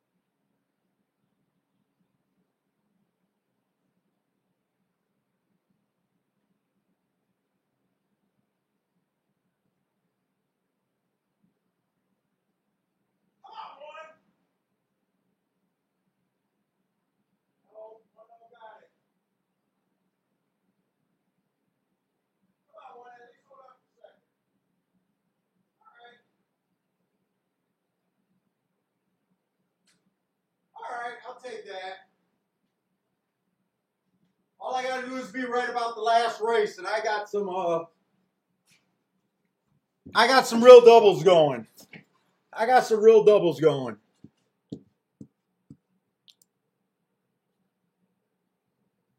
Two six. I was hoping I didn't play the exacta. I was almost regretting that I didn't play the exacta. 2 over the 1 and a 3, but that would have been a losing ticket anyways. But I was still hoping that the 1 would hold on for second. They wired every race today on the dirt. That was a sprint. Speed was definitely what you wanted to have. Speed was definitely what you wanted to have today.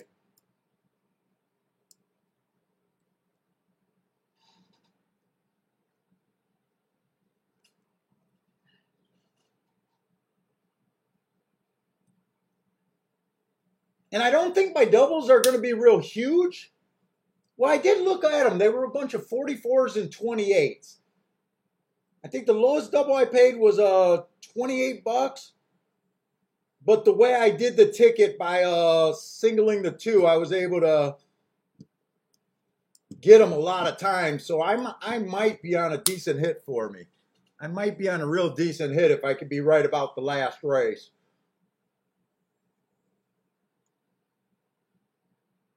And wasn't this one 13-1 going in the gate? I thought when I bet this one, he was 14-1. He went down to 9-2.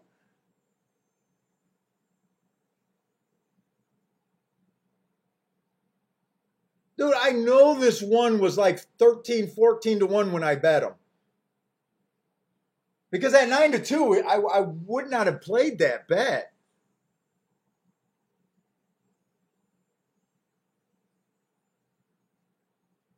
Yeah, actually, even if that 2-1 exacta came in, I was thinking he was 13, 14-1 in second, not 9-2. Either my eyes are looking crisscross right now, or that horse took a ton of action late. I'm not sure. Maybe you guys can help me out with that. I'm not sure.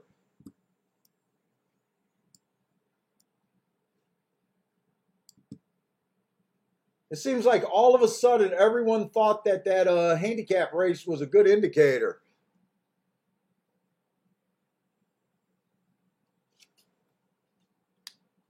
Let's see, last race at Gulfstream. Fucking the original Hernandez, man, you put your picks out nice and early for everyone.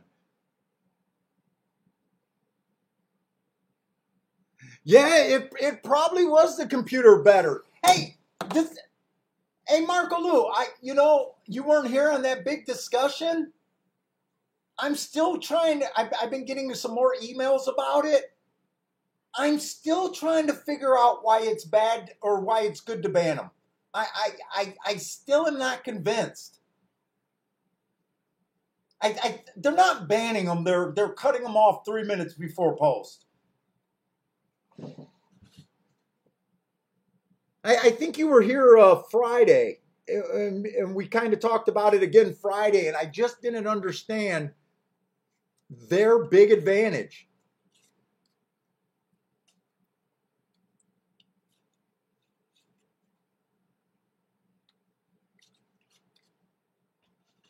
Now, here's the thing, right?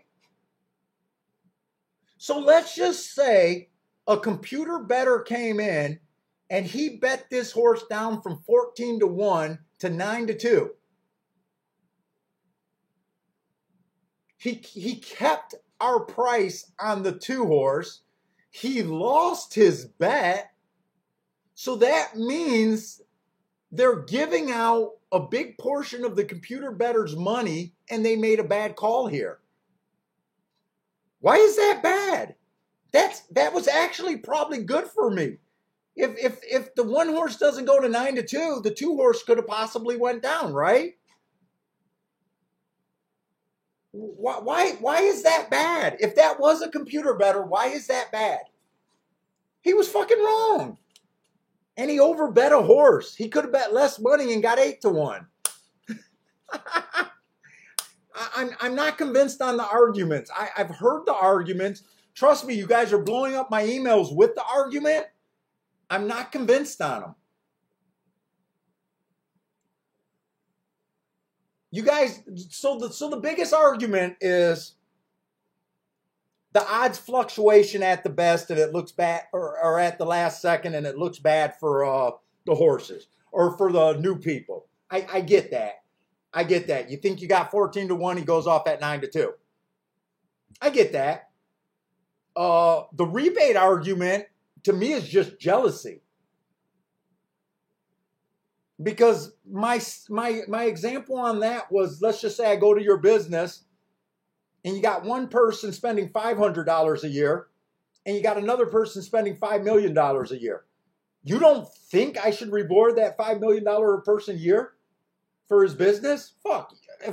If I was that person, I'd be expecting you to kiss my ass. Sorry. It's just a fact of life, and it happens everywhere. With every other business. I don't mind the rebates. You know what I'm saying?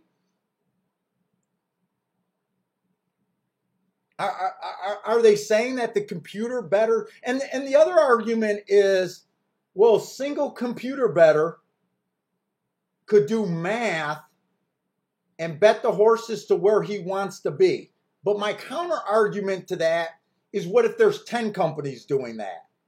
There's no way he can predict if they're dumping too much on the same horse. So there's still, you know, if there's one person, I can understand it. They would probably have an edge. But if there's 3, 4, 5, 10 companies doing that, remember, this isn't the stock market where the money's unlimited. You still got to play within the par mutual pool. I don't get it. I just don't get it. I think it's more what Jay's setting is just the public perception. But you know what? Horse racing don't give a shit about public perception, because they do a better job with their promotion and the way they treat players. So that's the one thing you're telling me that the track cares about? I don't get it. I want to play against the computer bettors. Trust me. I still want to meet one. I still want to meet one of these guys. I'm available for an internship. If you're a big computer syndicate, I'm available for an internship.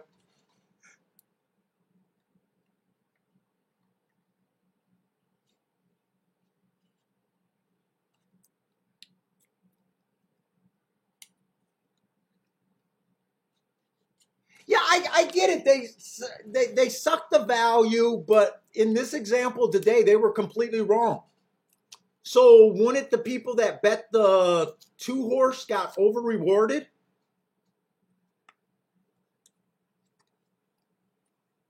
So it's just like me. Why aren't people complaining about me doing extra work? Isn't it unfair that I'm willing to do extra work over to someone that just wakes up and picks up the form 10 minutes into the door?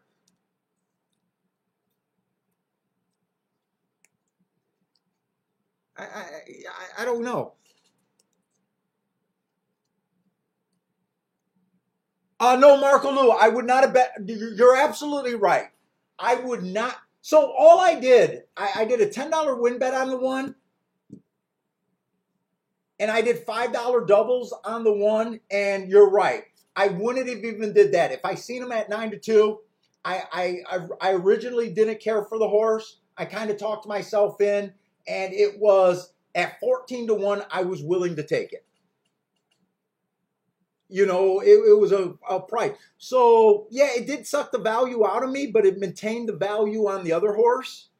I don't know. I just don't understand why it's bad.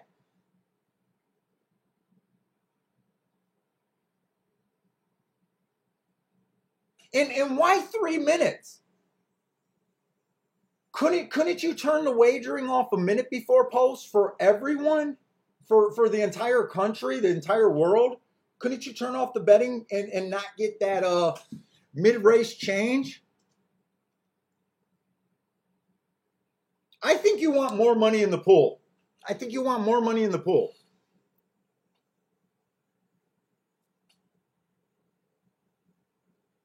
Jay, no, I don't know anyone about who has interest in them.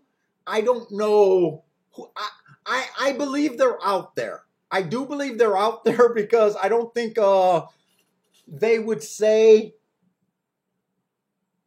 that we're doing something about it. I do believe they're out there. I have never met one. I would love to intern under. I would love to see how it works. I would love to see how it works. I've never seen a computer program really that I've been impressed with. I'm a biased player, right? I don't know how what I do. Like if I was a programmer, if I had someone doing a program,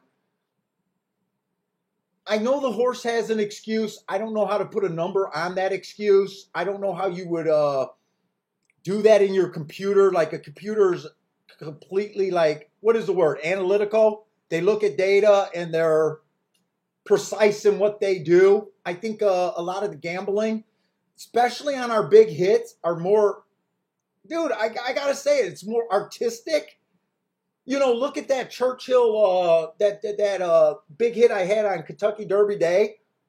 You know, I came in and I said, if you remember on the Ladies' Day, I was convinced after the last race of the day that the track was favoring the inside of the track. And we came up to that race. I think it was the second race of the day on the turf. And I said, guys, this is what I'm doing. It's all based on what I seen yesterday. I love the 4. I think it's the inside horses. I'm using I think it was the 1, 2, 3. I wheeled the 4 first and second, backdoored that exacta where the 38-1 caught my 4 at the last second. I don't know how a computer does that. That was pure art in what I seen and what I believed in. It wasn't a number on that 3 horse. It was nothing. It was like, I love the 4. He's on the inside. He had good marks. That's my key. And I'm playing him to the inside first and second. And I backdoored a $10,000 hit. You know, I don't know. I don't think a computer can compete with that.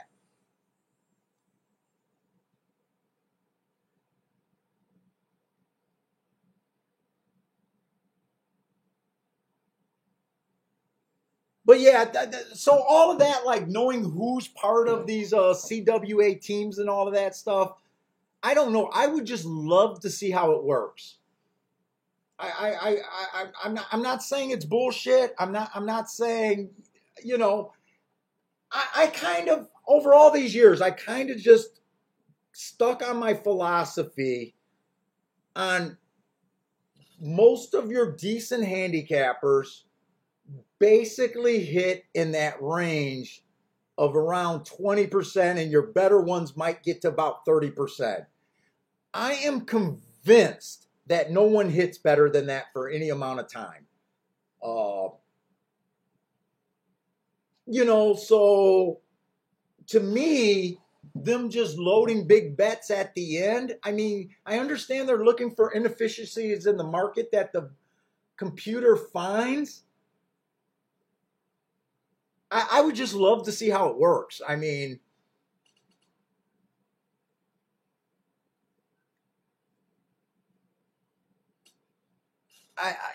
you know, I could be completely wrong. Maybe a computer is hitting at a higher rate. Every time, so a lot of time Parsons has computer programs, and he would be like, "Hey, Paul, this computer been picking crazy for the last, say, 3 months, and it's showing great ROI, and I want you to check it out." And I always do the exact same thing. I minus the 2 lowest payouts and the 2 highest payouts. Just blindly, I just minus them. And so far, whenever someone brings me these payout things, once you minus those 2 payouts, that model goes from profitable over that time to negative over that time. Every fucking time. And I'm always like, Parsons, if you play a computer model, you just got to play it blindly. You almost got to have blind faith like I do on the inside. And I think that's the only way, because as soon as you start thinking and guessing with the computer, you know, sometimes that computer would kick out, you know, sometimes it'd be a $78 winner. Well, that $78 winner chews up a whole lot of losing tickets. And if you were to minus that one winner, if you weren't there that one day, all of a sudden a profitable model falls flat really quick. Really quick. I've never seen one where just minusing, and I don't even have to minus the two lower payouts. It's really minusing the two upper payouts, where you might look at the computer and say the computer's nuts that day. But I would love to see it.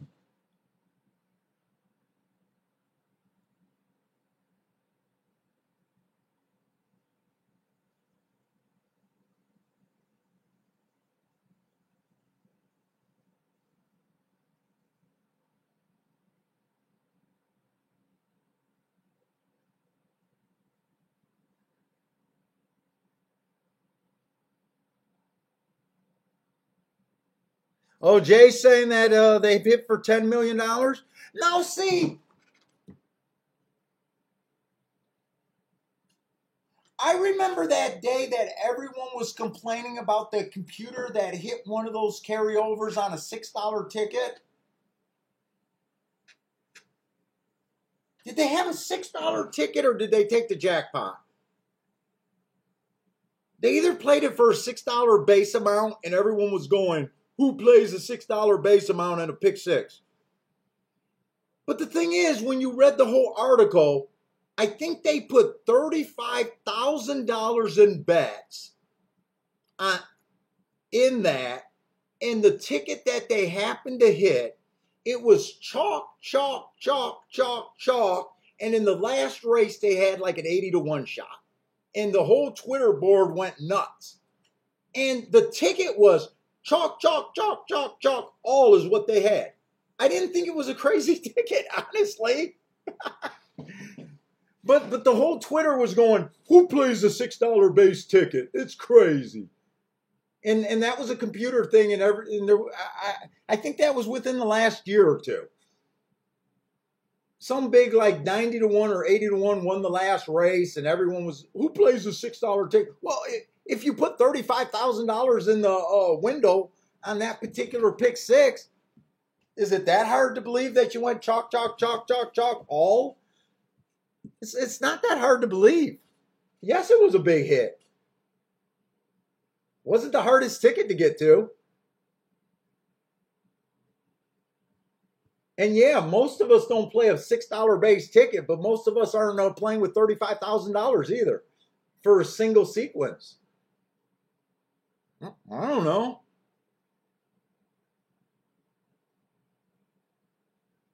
And that didn't stop everyone from Twitter playing the same ticket. I don't know. I don't know. I'm done. I'm done. Let's see. I don't even remember what I'm live to. I'm thinking I'm live to the 458. It was 458. I got to sweat out the 2 and the 7 for the most part.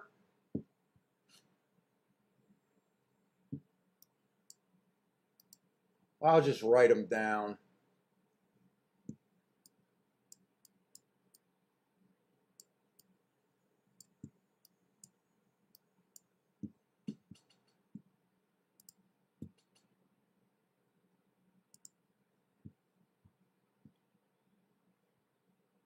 Let's see, 10th race. What are the wheel pays here? Please still be 40, 40, 28.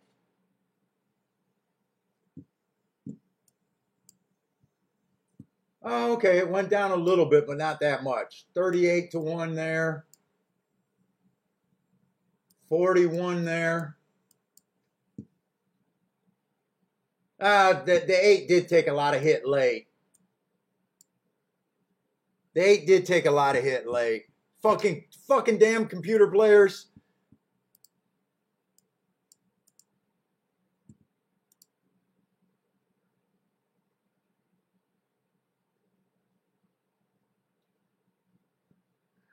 Mo knows TV is an entertainment gambler. Hey, Mo, does anyone from the chat room go check out your Twitch stream?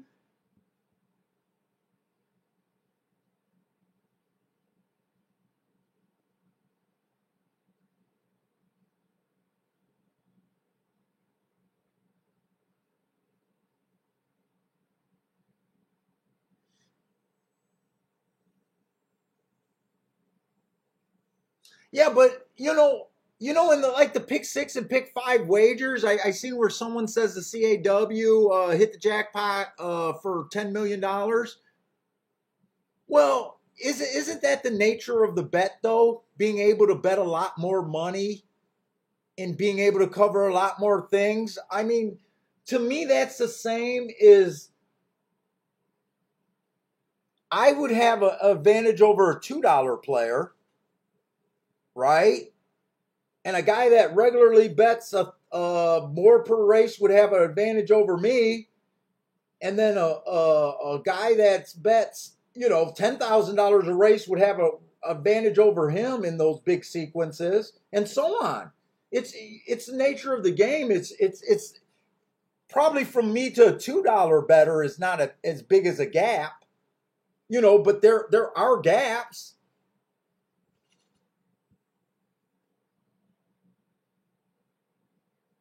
Oh, you did get a few random.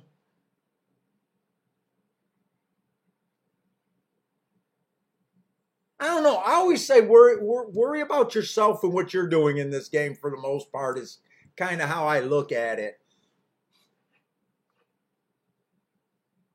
Let's see. Mono's likes the 4 over there at Toga.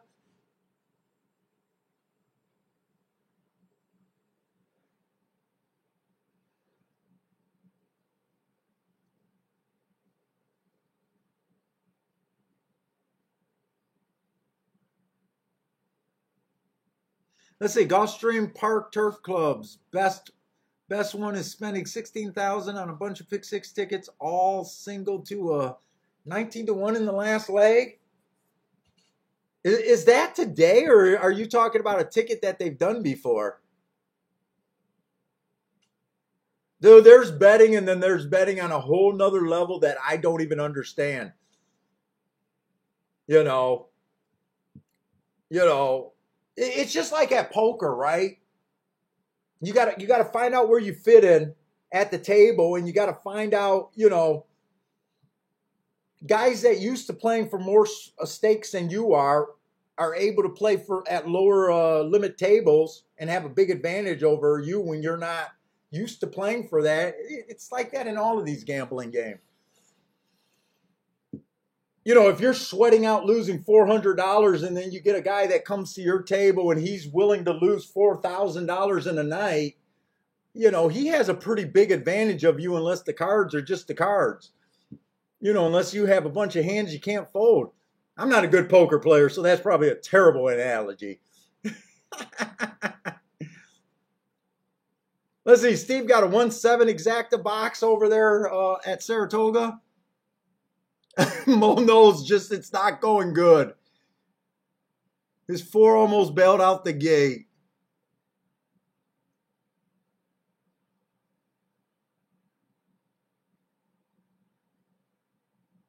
I don't know if that's a loose horse on the field. Maybe that's a Mo's horse, the 4 horse. I don't know. I'm not doing anything. I'm on decent hits. I'm on pretty decent hits. But the horses I'm mostly afraid of are the 2 and the 7. I don't know how I can protect myself against them. If I lose this bet, I'll have a little bit of a losing day. Not too bad. So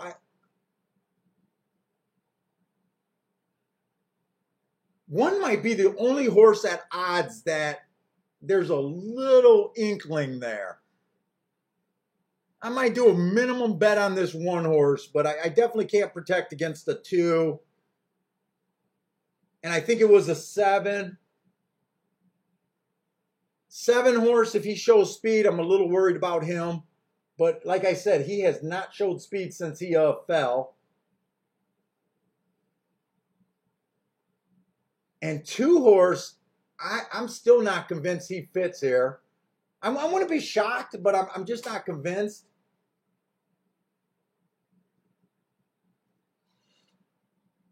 Let's see, that race came in 11. Wow, Saratoga had a nice bomb to end the day.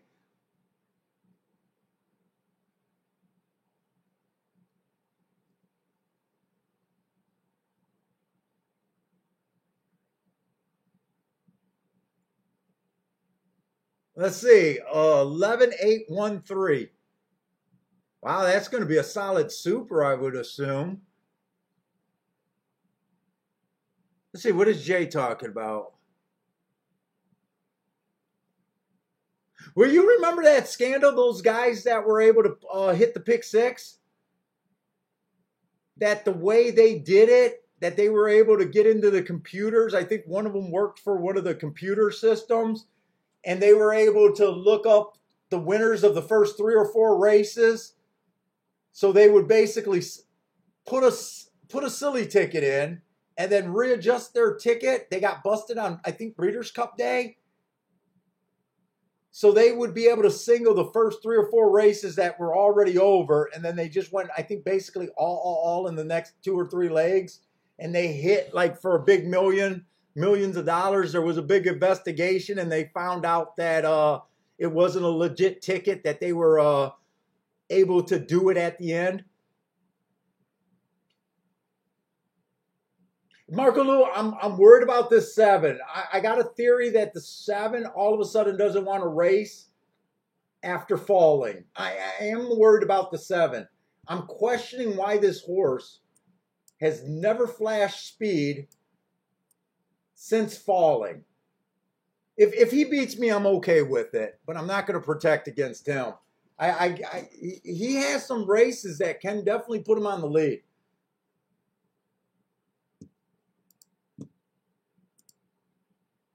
I'm doing a little bet on that one horse, but other than that, I'm not doing anything else.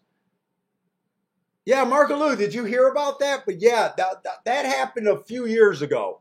Maybe more than I can even think. It might be quite, the years just fly by for me. It could have been within the last 5 years, and it might have even been longer than that. They hit I want to say they hit a big Breeders' Cup Day with a giant carryover. Big scandal. I mean, you should be able to find it on the internet. It was a big scandal.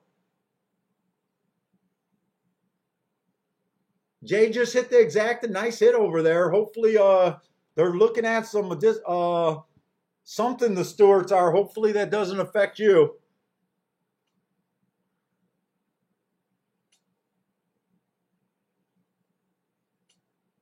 Yeah, I think what it was the way the bets filtered. They went to almost like a holding server, and an employee was able to go there, intercept the tickets.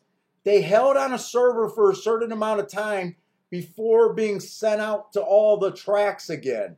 So they were able to see the first, I want to say the first 3 races, the results for the first 3 races, and then they had a small window where they altered the tickets and just did all for the last 3 legs, and then the tickets were naturally sent out, and that's where they found a little glitch in the system.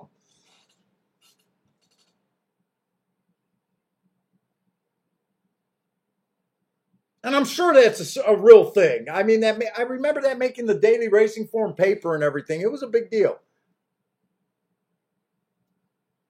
I don't think even my crazy mind is making that one up.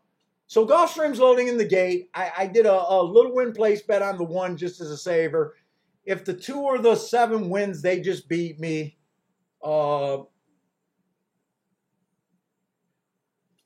it's back at it tomorrow.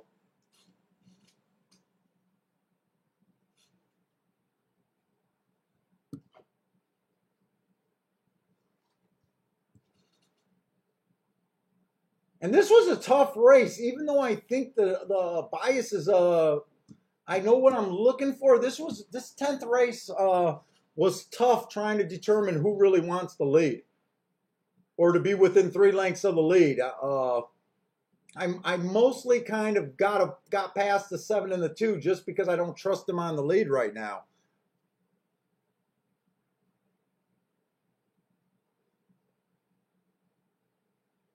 Well, shit, Jay, you did the hard work getting to 16-1 to win. It got to pay something.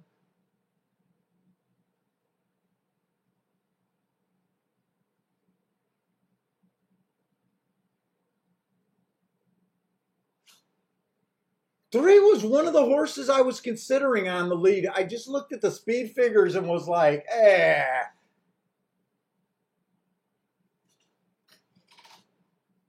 I can see what you might be hoping for, Mac and Company.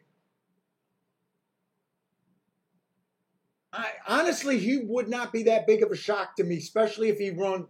Look, I want this race to at least, right or wrong, I want whoever to get the lead to win this race, or to be within 3 lengths of the lead. I want the profile to be right.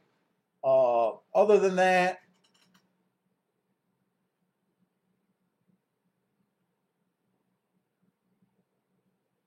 I think I got the 5, 4, 5, 8, right? 4, 5, 8.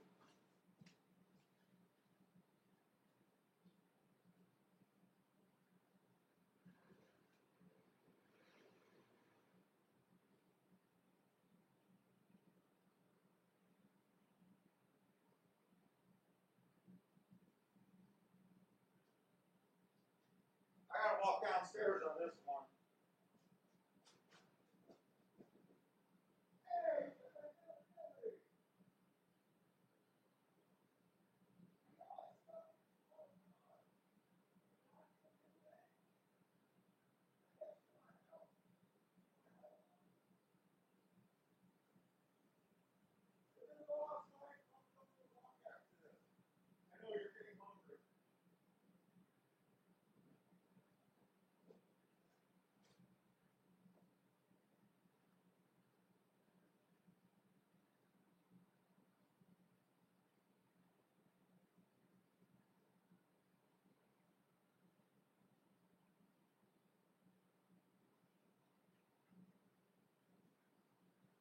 I knew I was going to be holding my breath there. I got everything I wanted, but it did not work out.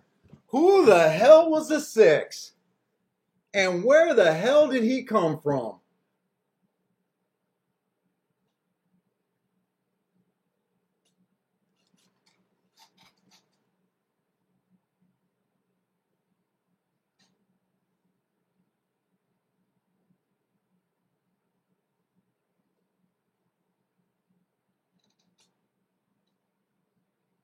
Woo! Frankie hit that. Nice hit, Frankie. What was he? 22 to 1. The 2 would have caught, the 2 definitely caught the 5.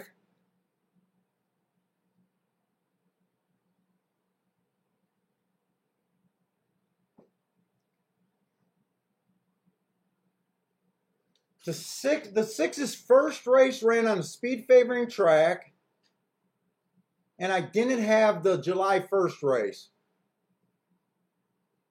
at Tampa Bay. Boy, I wouldn't have thought he would have won like that, though. Where the hell did this horse come from?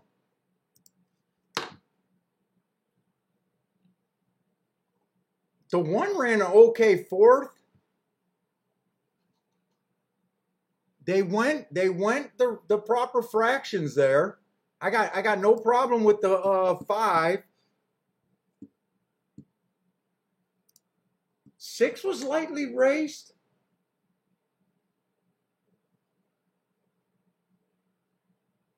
Well, I would have thought the 6 might have been close to the lead, but no, he wasn't. Nice job, Frankie. What did you hit there, Frankie?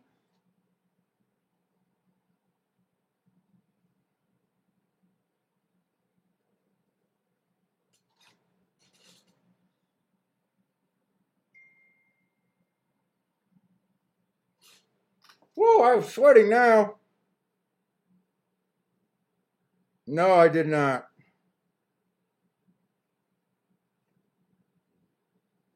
No. I wonder if Matt had it.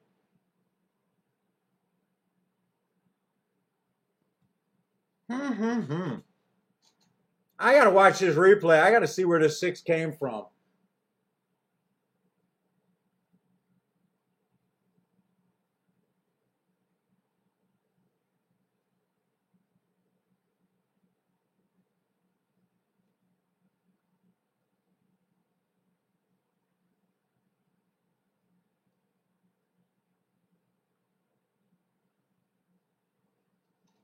Hmm.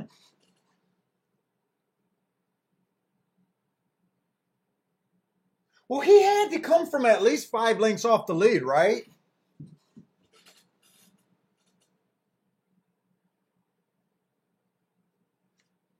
Dude, he's lightly right. Why was this horse 22-1?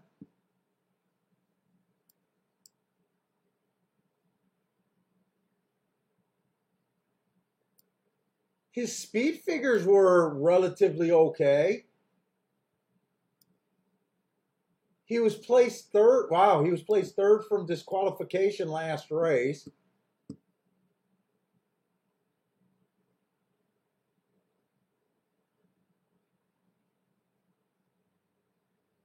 But I'm kind of surprised he's 22-1. I mean, I'm not saying I would have bet him, but I'm a little surprised.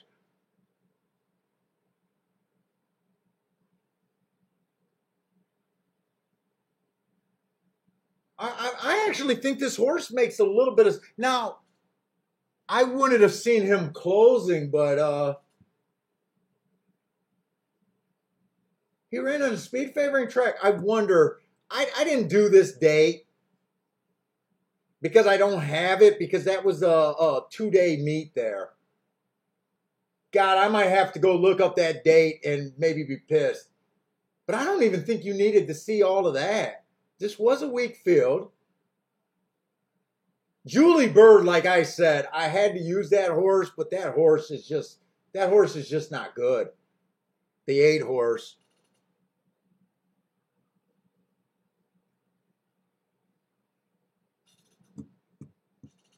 Boy, I always say at a Gulfstream, when a horse comes from farther out than 5 lengths, you just weren't meant to win.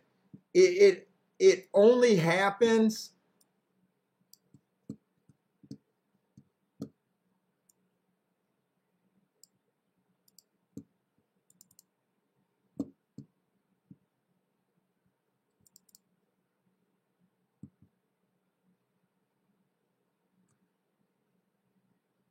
For the whole year, out of 243 races, it only happened 17 times, 18 counting today.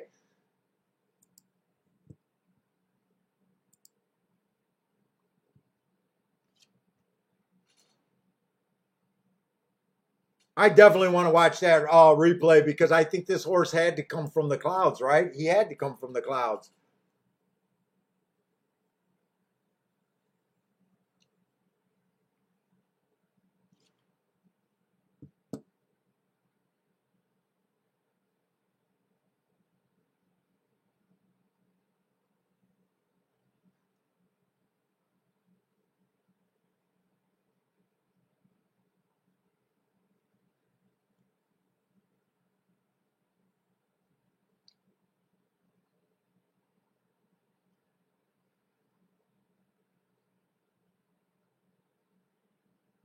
Well, I knew the 6 was, or I knew the 5 was going to be shaky in the lead, but I was happy with that ride. I'm okay with going out on that race.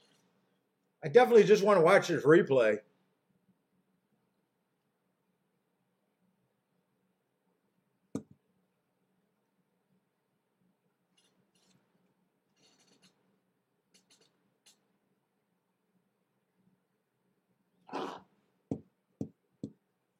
God, I was super excited when this horse got the lead.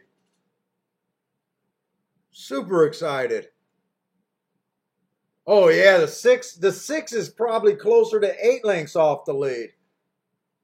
6 is dead. Boy, I didn't see that coming. That's for sure. I said if I lost this race, I want the profile to be right. Well, I tell you what, this 6 was checking the whole damn. My God, Frankie. I mean, holy shit! I can't even believe that the 5 lost that deep in the stretch, but he did. Hey, Frankie, did you see this horse around the turn? I swear to God, this horse was under a stranglehold. That might have been why the 6 did not show any speed. The 5 kind of came over on him. Look at this hold on this 6. Dude, I can't even be mad at this loss right here. That cost me a nice, well, it didn't cost me a nice ticket because the two would have beat me anyways, but man, look at this, look at this. Look at him when he comes around the turn. He is begging for somewhere to go, isn't he? Or he's like, whoops, not there. Let's see, let's see. I would have thought this horse would have been 1,000 to 1. Look at him. Ran up on those horses, steadied.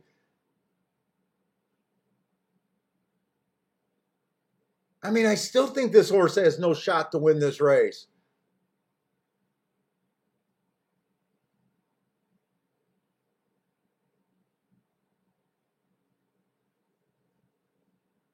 Wow.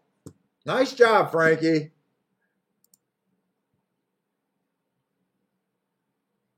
Oh, yeah. No, I'm not even worried about, trust me, I'm okay with going out on that one. I got everything I wanted with the 5 horse, except for the finish.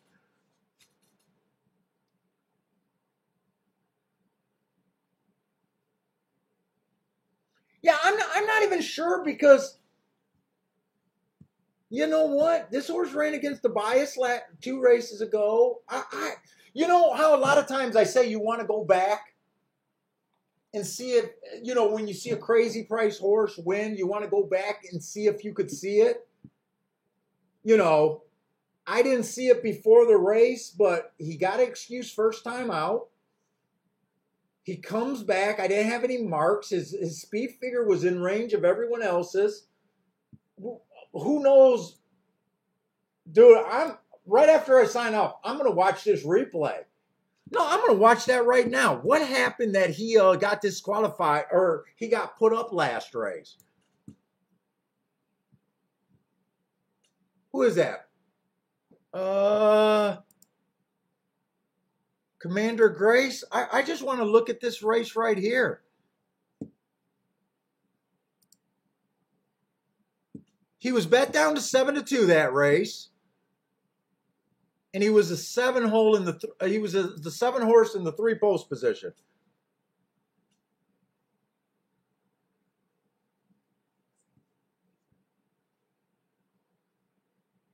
I just want to see why he got disqualified or why he got put up.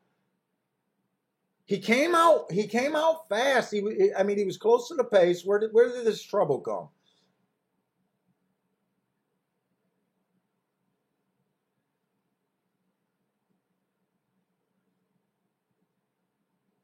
Dude, he's running. He's chasing in the pack. They got 2 horses dueling in front of him. He's sitting there in perfect position.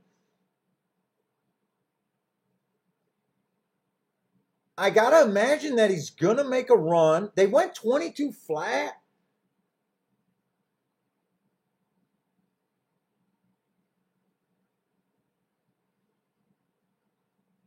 He's making a run. What happened? I don't know how you... Dude, watch this replay, guys. Oh, my God. Dude. You know what? This is a replay. If you guys are still with me. Holy shit, trip handicappers. Oh, my God. I wish we seen this before the race. I hope you guys are still with me. I'm not red boarding. I'm not upset. I'm actually excited because I love watching. You know, I love doing this. Tell me if you guys seen this replay with this horse has been 20 to 1 to you.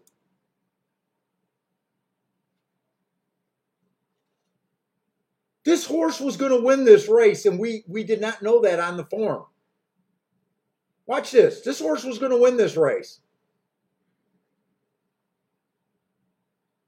Oh my God, that would have been beautiful to see that comment before the race. I'll tell you that. It happens. It happens in the stretch. Watch this race.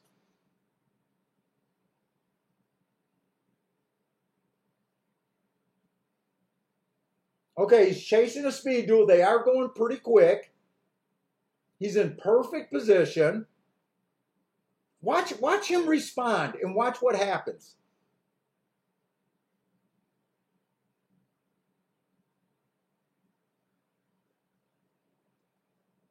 This horse got the 6 and the 4 right now. Watch this. He has the 6 and the 4 right now. Ah!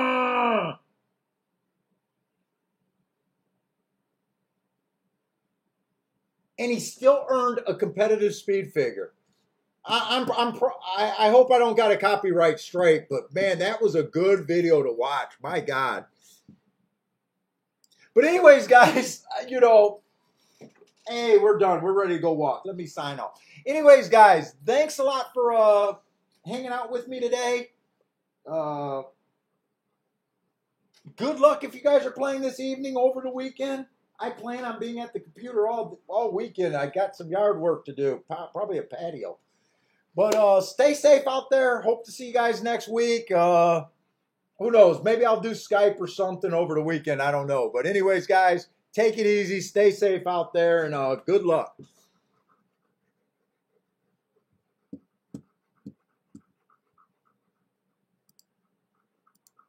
Okay.